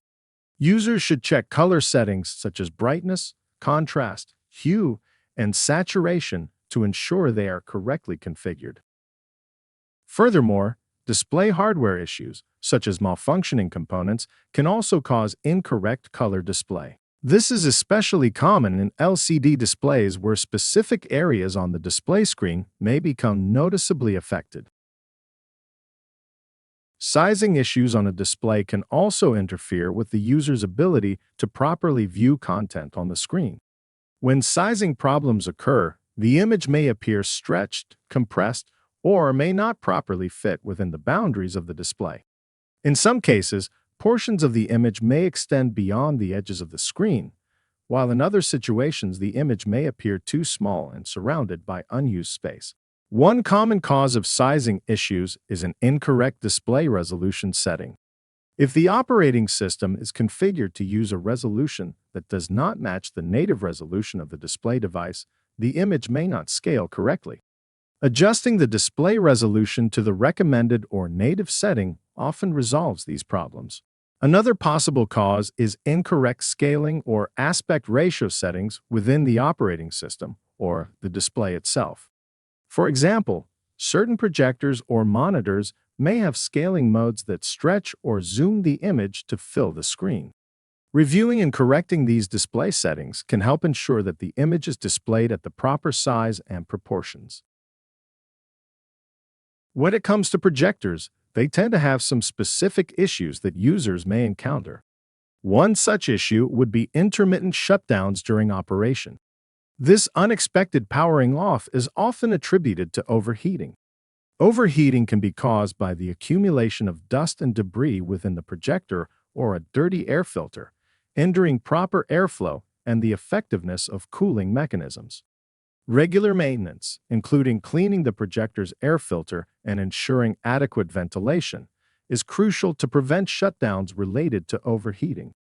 Additionally, users should inspect power connections and inspect internal components if shutdown issues persist after ruling out overheating. Another issue you might encounter with a projector is a burnt-out bulb. This issue is characterized by no image being projected.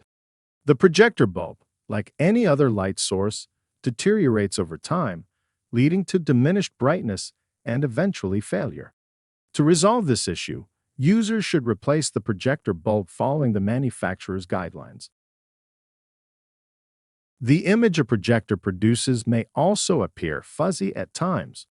This issue is characterized by the appearance of a blurry or less than sharp image. The fuzzy image may result from various factors, including an out-of-focus lens or improper resolution setting. Firstly, users should check the focus of the projector lens to ensure it is properly adjusted for sharpness. Additionally, verifying and adjusting the resolution settings on both the projector and the source device can help optimize image clarity. A distorted image can also occur when the projected image appears stretched, warped, or uneven in shape. This type of issue is commonly seen with projectors when the image does not maintain its proper proportions on the display surface. One frequent cause of image distortion is improper projector placement. If the projector is positioned at an angle relative to the projection surface, the image may appear wider at one end and narrower at the other. This effect is commonly referred to as keystone distortion. Keystone distortion occurs because the projector is not aligned perpendicular to the screen, causing the projected image to take on a trapezoid shape instead of a proper rectangle. To correct this issue, users should first attempt to physically reposition the projector so it is centered and level with the projection surface. Ideally, the projector lens should be aimed directly at the center of the screen to maintain proper image geometry. Many modern projectors also include keystone correction settings that digitally adjust the shape of the image to compensate for the angle of projection. These controls allow users to widen or narrow the top or bottom of the image until the picture returns to a rectangular shape. While keystone correction can help fix distorted images, it is generally best to correct the projector's physical placement whenever possible. Proper alignment produces the most accurate image and avoids potential quality loss that can occur when digital keystone correction is heavily applied. Lastly, we have audio issues. Since audio often accompanies video, now is a great time to cover this topic. Audio issues may include distorted audio or no sound at all. These issues can stem from various causes, such as incorrect audio settings, faulty cables, or speaker-related problems. To address these issues effectively, users should start by checking the audio settings. Ensuring that the audio output is correctly configured and the correct output device is selected can often resolve issues related to sound playback. Additionally, inspecting cables for signs of damage or wear is crucial, as faulty cables can cause signal loss, resulting in audio distortion or no sound output. If cables are found to be faulty, replacing them with new ones can restore proper audio transmission. Furthermore, users should troubleshoot speakers or audio output devices to identify any potential issues with the hardware itself. This may involve testing the speakers with other audio sources or connecting alternative output devices to determine if the problem lies with the speakers or the audio source. Exam Objective 5.4. Given a scenario, troubleshoot common mobile device issues. This video segment will cover troubleshooting issues related to mobile devices. For each of the common symptoms listed in Exam Objective 5.4, I will provide some basic information and possible root causes. Additionally, as a pro test-taking tip, you should always perform verifications, inspections, or checks before performing any repairs or component replacements. In the modern era, mobile devices have evolved from mere communication tools to essential companions in our daily lives, aiding us in everything from work to entertainment. However, despite their sophistication, these devices are not immune to issues that can disrupt their functionality. Understanding common problems and knowing how to troubleshoot them is crucial for users to maximize the utility of their devices. Let's explore some prevalent issues that users may encounter with their mobile devices, starting with improper charging. Improper charging, a common issue encountered by mobile device users, can stem from various causes that require troubleshooting for resolution. Firstly, a bad cable presents a significant concern, as damaged or faulty charging cables hinder the flow of electricity from the charger to the device. Secondly, a poor connection between the charging cable and the device's port can add to charging issues. This could be due to a loose connection or simply an accumulation of debris within the charging port. Lastly, mismatched power ratings between the charger and the device can pose a significant risk. Using a charger that provides insufficient power may result in slow charging or failure to charge, while using a charger with a higher power rating than required can potentially damage the device's battery over time.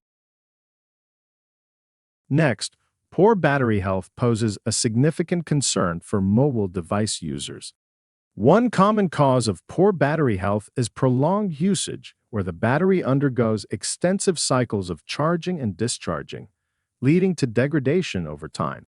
Additionally, as batteries age, they naturally lose their capacity to hold a charge effectively, resulting in decreased overall battery life and performance. Moreover, improper charging can accelerate a battery's decline. When a device feels hot to the touch or fails to retain a charge, it indicates a serious decline in battery health. A swollen battery is a critical issue that demands immediate attention, as it poses serious safety risks to the user and the device itself. Typically recognized by a small bulge in the device casing and potential overheating, a swollen battery indicates internal chemical reactions that leads to gas buildup and expansion within the battery itself. This battery expansion causes various physical deformations to the device, often resulting in the inability to click buttons on the trackpad or press keys on the keyboard properly. Additionally, the device may no longer sit level on a flat surface due to the uneven bulge caused by the swollen battery. Furthermore, if the device overheats occasionally, especially while plugged into a wall outlet, it further confirms the poor health status of the battery. In such cases, immediate action is crucial to mitigate potential hazards. Users should refrain from using the device and seek professional assistance promptly to replace the swollen battery. Ignoring a swollen battery can lead to catastrophic consequences, including battery leakage, fire, or explosion. Therefore, addressing this issue promptly is paramount to ensure the safety and functionality of the device and the user. Physically damaged ports present a significant hindrance to the functionality of mobile devices, often manifesting in the inability to charge.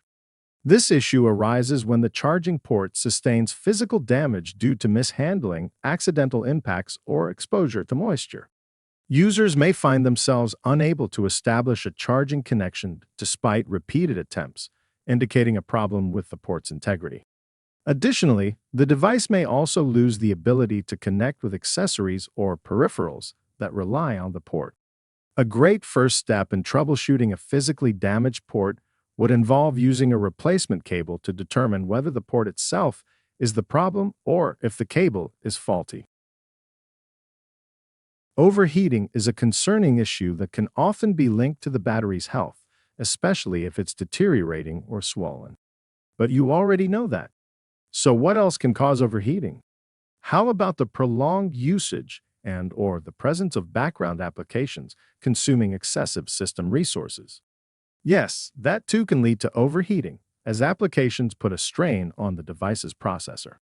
Additionally, avoiding prolonged use of the device as a Wi-Fi hotspot can help minimize heat generation, as this feature can significantly increase the device's workload and contribute to overheating. Similarly, other connection types such as GPS should be used judiciously to prevent unnecessary strain on the device's hardware, reducing the likelihood of overheating incidents. When a mobile device encounters liquid damage, it often exhibits telltale signs, such as water being visible under the screen or distortion in the graphic display. Even in the absence of visible indicators, it's crucial to promptly power off the device if liquid damage is suspected. After powering off the device, it is essential to remove any liquid or moisture that is present. If there's suspicion that internal components were exposed, disassembling the device for thorough drying becomes necessary. Once dry, cleaning the circuit boards and contacts would be recommended. A broken screen is a common issue that compromises both the functionality and aesthetics of a mobile device. When the screen is cracked or shattered, it not only obstructs visibility but also poses potential safety risks. In such cases, users should consider replacing the screen to restore the device's usability and appearance. However, replacing the screen goes beyond mere visual restoration. It also entails ensuring that essential components such as the webcam, microphone, and wireless antennas, which are often built into or surround the screen, remain operational. While a broken screen affects the display of visual elements, a misconfigured or damaged digitizer presents a very different set of issues. A digitizer is responsible for detecting and interpreting touch inputs. When users experience digitizer issues, the screen may appear normal, but touch interactions fail to register accurately or at all. Users may find that despite the screen displaying content as usual, attempts to interact with the device yield no response. This can be particularly frustrating when essential functions such as tapping icons or typing on a virtual keyboard become impossible. In such cases, troubleshooting may involve adjusting tablet or PC settings to ensure that touchscreen functionality is enabled and properly configured. However, if the device continues to be unresponsive to touch inputs, despite these adjustments, it may indicate a more serious underlying issue requiring component repair or replacement. Another related issue that users may encounter involves a stylus that does not work properly with the device. Many tablets and touchscreen laptops support stylus input for tasks such as drawing, handwriting, or precise navigation. When a stylus stops responding, the problem may initially appear similar to a digitizer issue because the device may fail to recognize stylus input altogether. But a closer look will usually reveal that the issue is related to the stylus itself rather than the device's touch interface. One possible cause is that the stylus itself has lost power. Some styluses rely on internal batteries or rechargeable power sources, and if the battery becomes depleted, the stylus will no longer communicate properly with the device. Replacing or recharging the stylus battery may resolve the issue. Another potential cause involves connectivity or configuration problems. Certain styluses connect to the device using Bluetooth or require specific drivers or settings to be enabled. If the stylus is not properly paired or configured, the device may fail to detect it. Finally, physical damage to the stylus tip or internal components may also prevent it from functioning correctly. In these cases, inspecting the stylus for visible damage and testing it with a compatible device can help determine whether the stylus itself needs to be repaired or replaced. Cursor drift and touch calibration issues commonly occur when the digitizer of a device becomes misaligned or inaccurate. With cursor drift, users may notice that the cursor on the screen continuously drifts or moves erratically, making precise selection or navigation challenging. Similarly, users may encounter difficulties in selecting the intended target, with touch inputs failing to register accurately or consistently. To address these issues, recalibrating the touchscreen digitizer is recommended. By initiating the calibration process, a user like you can rectify misalignment issues and restore the responsiveness and accuracy of the touchscreen, allowing you to finally hit that subscribe button. When it comes to Wi-Fi and Bluetooth, poor connectivity or complete lack of connectivity issues can be frustrating and disruptive. When facing a scenario of no connectivity, several factors need to be considered. Firstly, users should check if the adapter is enabled, ensuring that the device is configured to connect to the desired network or peripheral. Additionally, verifying that the antenna is properly connected is essential for establishing a stable connection, particularly in wireless communication scenarios.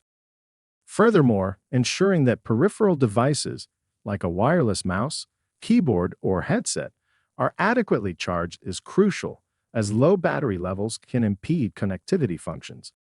Now, in cases of poor or intermittent connectivity, troubleshooting involves additional considerations. Users should ascertain if the device is within range, as proximity plays a significant role in maintaining a stable connection. Additionally, confirming that the devices are properly paired or configured for communication is essential, as incorrect settings can lead to connectivity issues. Finally, users should be mindful of potential signal interference from external sources, such as electronic devices or physical obstacles, which can disrupt wireless signals and cause connectivity disruptions.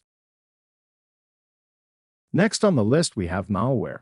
Malware can pose a significant threat to the functionality and security of mobile devices, often manifesting in various symptoms that disrupt normal operation.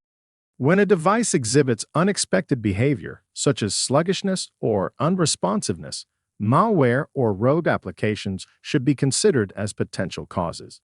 Malicious software can consume system resources excessively, leading to degraded performance and unresponsiveness to user inputs. Moreover, malware may initiate unauthorized data usage, resulting in unexpected charges or depletion of data allowances. Additionally, certain types of malware have the capability to access sensitive functionalities of the device, such as the camera, microphone, and location services, without user consent. This invasion of privacy poses serious risks to user data and personal information. Therefore, when encountering unusual behavior on a mobile device, users should remain vigilant and consider the possibility of malware infection. In addition to malware causing degraded performance, users may experience sluggish operation on a mobile device for several other reasons. Degraded performance is typically characterized by slow application launches, delayed responses to user inputs, or overall unresponsiveness during normal device use. One common cause is having too many background applications running at the same time, which consumes system memory and processing resources. Additionally, insufficient available storage can also lead to performance issues, as mobile operating systems require free space to manage temporary files and application data. Closing unnecessary applications and freeing up storage space can often help restore normal device performance. Lastly, users may encounter situations where they are unable to install new applications on their mobile device. One common cause of this issue is insufficient available storage. When a device does not have enough free space, the operating system may prevent new applications from being downloaded or installed. This can occur when the device storage is filled with existing applications, photos, videos, or cached data. In some cases, installation restrictions may also be enforced by device settings, parental controls, or mobile device management policies in corporate environments. These restrictions are designed to control which applications can be installed and to protect the device or organizational data. To resolve this issue, users should review their device storage and remove unnecessary files or uninstall unused applications to free up space. Additionally, users may need to verify that installation permissions are allowed within the device settings or administrative policies. Once sufficient storage becomes available and any restrictions are addressed, the device should be able to successfully download and install new applications. Exam Objective 5.5. Given a scenario, troubleshoot network issues. This video segment will cover troubleshooting issues related to networking. For each of the common symptoms listed in Exam Objective 5.5, I will provide some basic information and possible root causes. Additionally, as a pro test-taking tip, you should always perform verifications, inspections, or checks before performing any repairs or component replacements. Troubleshooting networking issues is crucial to maintain a reliable internet connection and ensure seamless communication between devices. One common symptom users may encounter is limited connectivity, which can manifest as the internet connection being down or displaying a message stating no internet access. When faced with limited connectivity, several potential issues could be causing the problem. One common troubleshooting step that can be used to isolate the root cause is to check whether the device has obtained an APIPA address. APIPA addresses are self-assigned IP addresses that devices generate when they fail to obtain an IP address from a DHCP server. If the device has an APIPA address, it indicates a problem with the DHCP server or the device's network configuration. Another troubleshooting step involves testing connectivity by trying to communicate with a remote device or IP address. After ruling out software-based causes, you can move on to physical causes. These include items like faulty network cables and connections. Slow network speeds is another potential networking issue. When addressing slow network speeds, several factors must be considered to pinpoint the root cause and implement effective solutions. First off, interface configurations, particularly speed and duplex settings, can significantly affect network performance. Incorrectly configured speed and duplex settings may lead to data packet loss or transmission errors, resulting in slow network speeds. Users should ensure that network interface cards and switches are configured to match the network's requirements for optimal performance. Damaged cables or poor connections can also contribute to slow network speeds. Inspecting cables for signs of wear and tear and securely connecting them to network devices can help mitigate this issue. Network congestion occurs when the volume of data traffic exceeds the network's capacity, leading to packet loss and slower transmission speeds. Identifying and addressing congestion points, such as overloaded switches or routers, can help alleviate slow network speeds. Malware infections on network devices can degrade network performance by consuming bandwidth or launching denial-of-service attacks. Regularly updating antivirus software and conducting network security audits can help detect and remove malware, ensuring optimal network performance. Regardless of the underlying issue, it will often speed up the troubleshooting process if you determine the scope of the slow network issue. This involves assessing whether the issue exists on a single device, a specific grouping of devices, or the entire network.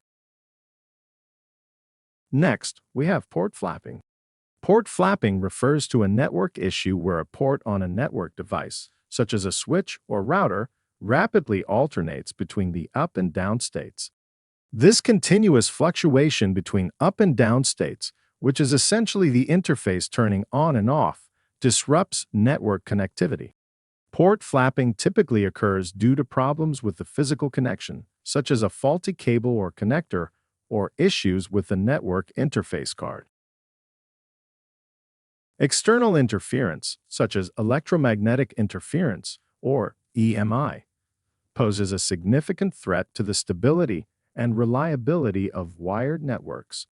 EMI can originate from various sources, including fluorescent lights, power cables, generators, and nearby signals emitted by other electronic devices. When cables are exposed to EMI, it can disrupt the transmission of data signals, leading to packet loss and overall network performance degradation.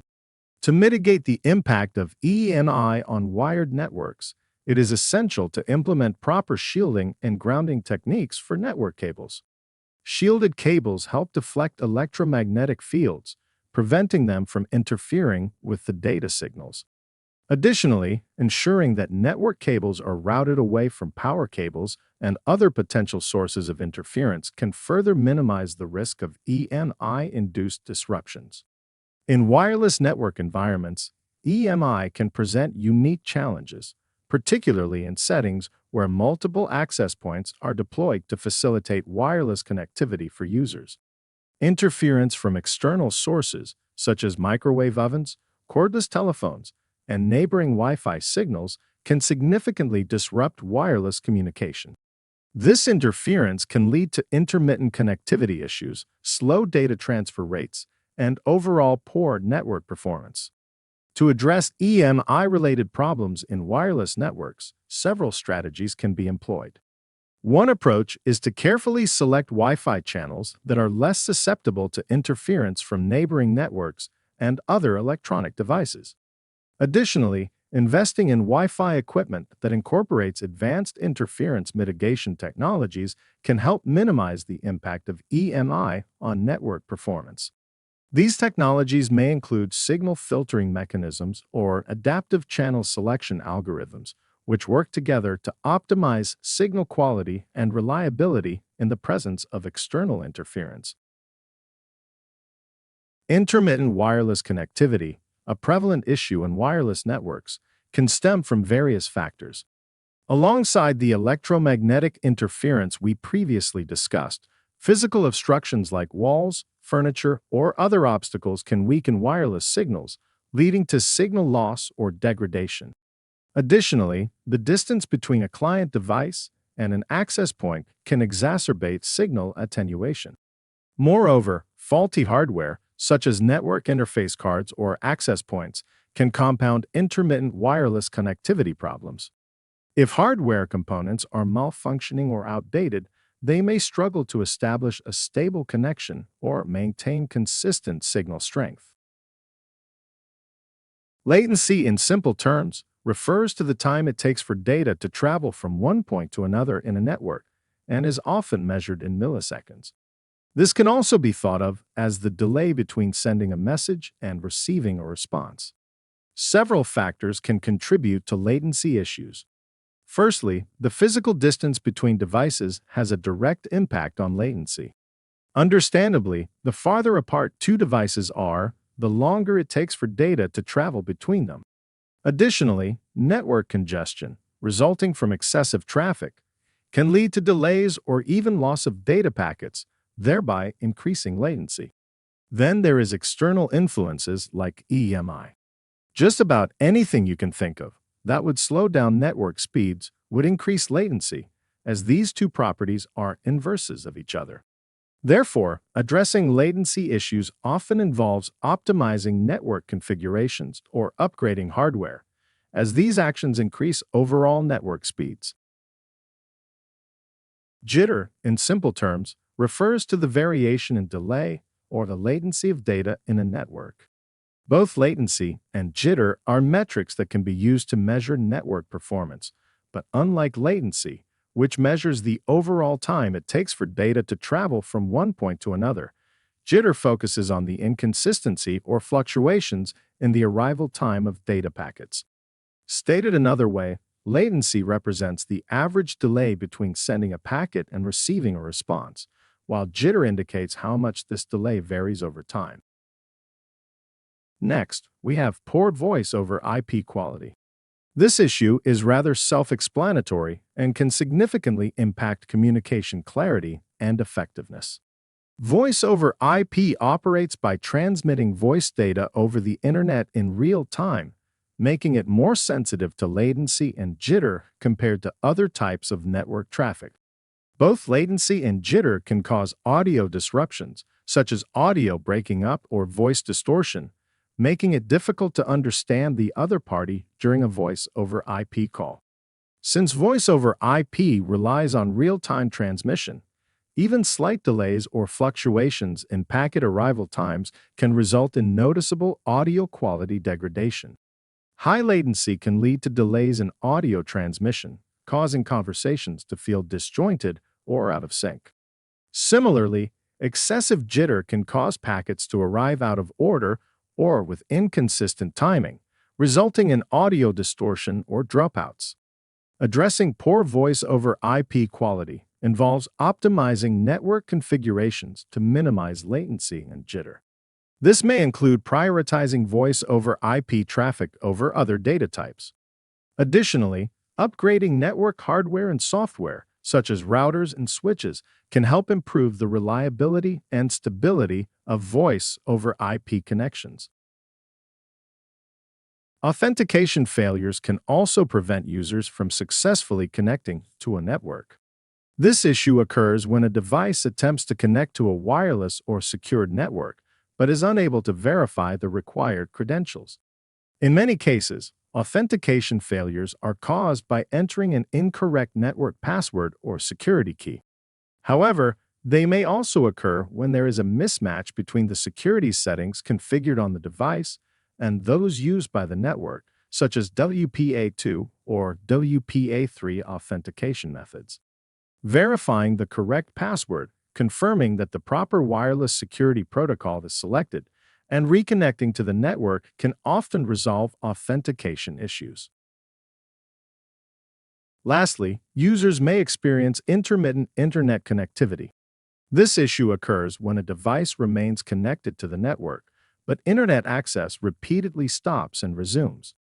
Users may notice that websites fail to load, applications lose connectivity, or online services temporarily stop responding even though the device still shows a network connection. Intermittent internet connectivity can be caused by an unstable connection from the internet service provider, network congestion, or router performance issues.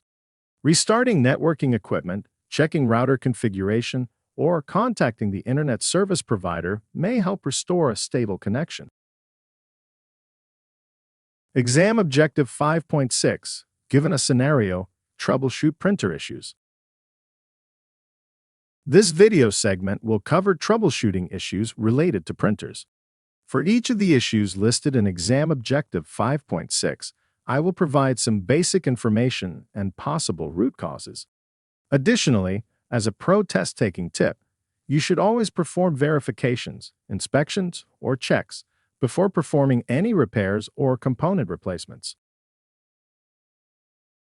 Troubleshooting and resolving printer issues can often be a frustrating yet essential task to maintain smooth operations and high-quality print outputs. When encountering specific symptoms, it's crucial to identify potential causes and apply appropriate solutions. For instance, imagine you have encountered some unintended vertical lines that are ruining your printed pages. What do you do? For this printer issue, and with most printer issues, there are many potential causes. As for a general first step, you should consider which type of printer you are working with. Whether you are working with an inkjet printer, laser printer, thermal, or impact printer can make a world of difference. Now back to this issue of lines down the printed page. In a laser printer, this could be caused by an accumulation of debris on the photosensitive drum. Similarly, scratches on the imaging drum can produce similar results as the drum rotates during printing. Issues with the fuser roller in a laser printer, whether due to wear or damage, can also manifest as lines on printed pages during the fixing process. Another potential cause is a dirty feed roller, which can result in inconsistent paper feeding, leading to lines down the printed page. Additionally, scratches on a scanner glass can cause streaks or lines to appear on scanned or copied documents, which may subsequently be printed with the lines visible. Another possible issue would be garbled print. This issue presents as random or incorrect characters throughout the page. Or it might look similar to a bunch of alien symbols. Regardless of the type of incoherent output you get, the causes for garbled print can stem from various issues within the printer system. Incompatible firmware due to an update is one common cause, where recent firmware updates can result in compatibility problems. In such cases, consider rolling back the firmware update, contacting manufacturer support, checking for firmware patches, or reinstalling the firmware update. Another cause is corrupted or incompatible print drivers installed on the computer. If the driver is corrupt or incompatible with the printer model, it can lead to garbled print. Updating or reinstalling the printer driver to ensure compatibility may resolve the issue. Additionally, communication errors between the computer and the printer, caused by loose cables, network issues, or interference, can also cause garbled print. Ensuring a stable and secure connection can help alleviate this problem. Faded prints can be frustrating, especially when you're expecting crisp and vibrant output. Several factors could contribute to this issue, resulting in prints that appear faint or washed out. One common cause is low ink or toner levels in the printer cartridges. When levels are low, prints may lack intensity. Checking the ink or toner levels and replacing cartridges as needed can help restore print quality. Additionally, incorrect print settings, such as print density and resolution, can lead to faded prints. Adjusting these settings to higher levels can also improve print quality. When encountering double images, also known as echo images, on printed documents, it's important to address the underlying causes. The first step involves checking the imaging drum responsible for transferring toner onto the paper during printing. Inspect the drum for visible signs of damage, wear, or contamination, and clean it using a lint-free cloth and isopropyl alcohol, or as directed by the manufacturer. Additionally, it's essential to inspect the printer's cleaning mechanism, which removes excess toner or debris from internal components, including the drum. When speckling appears on printed pages, it can significantly reduce the overall print quality. This issue often stems from problems with the toner cartridge or insufficient printer maintenance. Firstly, examine the toner cartridge for any signs of leakage or damage. If leakage is present, it can lead to speckling on the pages. Additionally, accumulated dust, debris, or excess toner inside the printer can also cause speckling. If this is evident upon visual inspection, thoroughly clean the internal components of the printer, including the drum, fuser unit, and paper path, using a toner-approved vacuum and/or a lint-free cloth. The next issue may not be in the exam objectives, but it is important and specific to laser printers. When toner fails to fuse properly to the paper during printing, it can lead to smudging or smearing and poor print quality. Several factors could contribute to this issue. Firstly, a faulty fuser unit responsible for heating and pressing the toner onto the paper may be to blame. Secondly, using an incorrect paper type or weight can affect toner adhesion. Adjusting printer settings or fuser temperature may help in such cases. Additionally, worn or damaged fuser rollers can hinder proper toner fusion. Incorrect page orientation issues can lead to printouts that do not align properly with the intended layout, resulting in wasted paper or misaligned content. A common scenario involves selecting the wrong orientation in the settings menu. This might cause not just unexpected, but unusual outcomes. To address this problem, start by verifying the print settings before printing. Ensure that the correct page orientation, portrait, or landscape is selected in the printer settings or within the document software. Tray not recognized is another issue that can prevent a printer from operating as expected. This occurs when the printer is unable to detect one of its paper trays, even though the tray is properly installed and loaded with paper. When this happens, the printer may display an error message, refuse to print, or continuously prompt the user to insert paper even though the tray is already filled. Several factors can cause this problem, including a tray that is not fully seated in the printer, misconfigured tray settings, or sensors that fail to detect the tray properly. In some cases, the printer may also expect a specific paper type or size from a particular tray, which can create a mismatch if the tray configuration does not align with the print job settings. To resolve this issue, users should first remove and reseat the tray to ensure it is properly installed. Next, verify the tray configuration in the printer settings and confirm that the correct paper type and size are assigned to the tray. If the issue persists, inspecting the tray sensors or updating printer drivers may help restore proper tray detection. When encountering problems with paper not feeding properly into the printer, it's essential to consider various factors. Firstly, ensure that the paper is correctly aligned within the paper tray, as improper alignment can lead to feeding difficulties. Additionally, verify that the paper loaded in the tray matches the size and weight specifications supported by the printer, as using the wrong paper size or weight can hinder feeding. Checking the condition of the paper stack is also crucial, as any damage such as creases or moisture can lead to feeding problems. Lastly, inspect the feed roller for signs of wear or damage, as a worn feed roller may not grip the paper properly, resulting in feeding issues. Regarding multi-page misfeeds, a common cause is a worn or damaged separation pad. This component ensures that only one sheet of paper is fed into the printer at a time. Paper jams are a frequent nuisance in printers, disrupting workflow and causing frustration.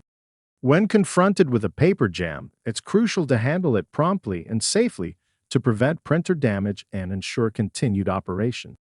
The initial step for clearing a paper jam is to remove the device from service and disconnect the printer from the power source. This minimizes the risk of accidents due to electrical shock, moving parts, or burns from a hot fuser unit. Once safety concerns have been addressed, carefully examine the printer's paper path to identify and remove any obstructions that may be causing the jam. Be thorough in clearing out any loose paper or debris that could impede the paper's movement.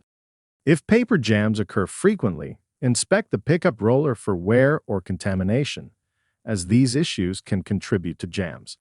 Cleaning or replacing the pickup roller may help prevent future jams. Finally, if an error message persists even after clearing the jam, investigate the paper path for a blocked paper jam sensor. Next up, we have issues related to printer finishing units. These are optional components available in some printers that provide additional features beyond basic printing capabilities. These units are designed to enhance the appearance and functionality of printed documents by offering options such as stapling, hole punching, binding, and folding. However, issues can arise with these finishing units, particularly concerning hole punching and stapling. When users attempt to hole punch or staple a stack of sheets that exceeds the maximum capacity supported by the finishing unit, it can lead to jams and malfunctions. To resolve this issue, users should first verify the maximum sheet capacity supported by the finishing unit and reduce the number of pages in the print job if necessary. If a jam has already occurred, carefully clearing the jam and restarting the printer can often restore normal operation. When a printer emits a grinding noise, it often indicates a mechanical issue within the device. If such a noise is heard, inspect the printer's internal components by opening the printer's covers and visually examining gears, rollers, and belts for signs of damage, wear, or misalignment. Regular maintenance also has a role in preventing grinding noises. This involves cleaning the printer's interior and lubricating moving parts according to the manufacturer's guidelines. When a print queue is backed up, it means that multiple print jobs are waiting in line but are not currently printing. This situation can arise for several reasons. For example, the printer may be out of paper, ink, or toner, preventing it from completing the current job. Additionally, if the printer is offline or experiencing connectivity problems, new print jobs may continue to accumulate in the queue. Errors within a specific print job can also interrupt processing and cause other jobs to remain pending. To address this issue in Windows, open Settings, navigate to Printers, and select the printer to view its print queue. From there, try restarting the current job. If the job continues to fail, delete it from the queue and attempt to print again. If the job cannot be removed and the print queue is completely frozen, stopping and restarting the print spooler service may be necessary to clear the queue. Lastly, connectivity issues can prevent print jobs from reaching the printer altogether. This problem commonly occurs with network printers when the device cannot communicate with the printer or print server. Causes may include incorrect network settings, disconnected cables, wireless signal problems, or the printer being powered off or offline. Troubleshooting connectivity issues involves verifying that the printer is powered on and properly connected to the network. Users should also confirm that the correct printer is selected, check the network connection, and verify that the printer's IP address or network configuration has not changed. Restarting the printer, computer, or network equipment can often restore communication and allow print jobs to be processed successfully. Congratulations on completing our CompTIA A Plus Core 1 complete training course. The commitment and drive you have demonstrated to arrive at this milestone is truly commendable. Whether you started with no prior IT knowledge or you had some previous experience to draw upon, you've journeyed a great distance. Now you stand at the threshold of your next big step towards obtaining your CompTIA A Plus certification. But before you go ahead and book your test, we have a new challenge lined up for you. We've assembled an exclusive practice exam on our channel, packed with 200+ questions meticulously designed to test your knowledge and simulate the format and difficulty of the actual exam. It's essential to remember that repetition is the key to mastery. The more you practice, the more confident you'll feel. Also, as you navigate through our practice exam, be sure to make notes of areas you're unsure about and feel free to revisit any part of our training course as needed. So, are you prepared for our practice exam? Great! Then click on the link to my left to get started. This CompTIA A Plus Core 1 practice exam will challenge you, gauge your readiness, and move you one step closer to your certification goal.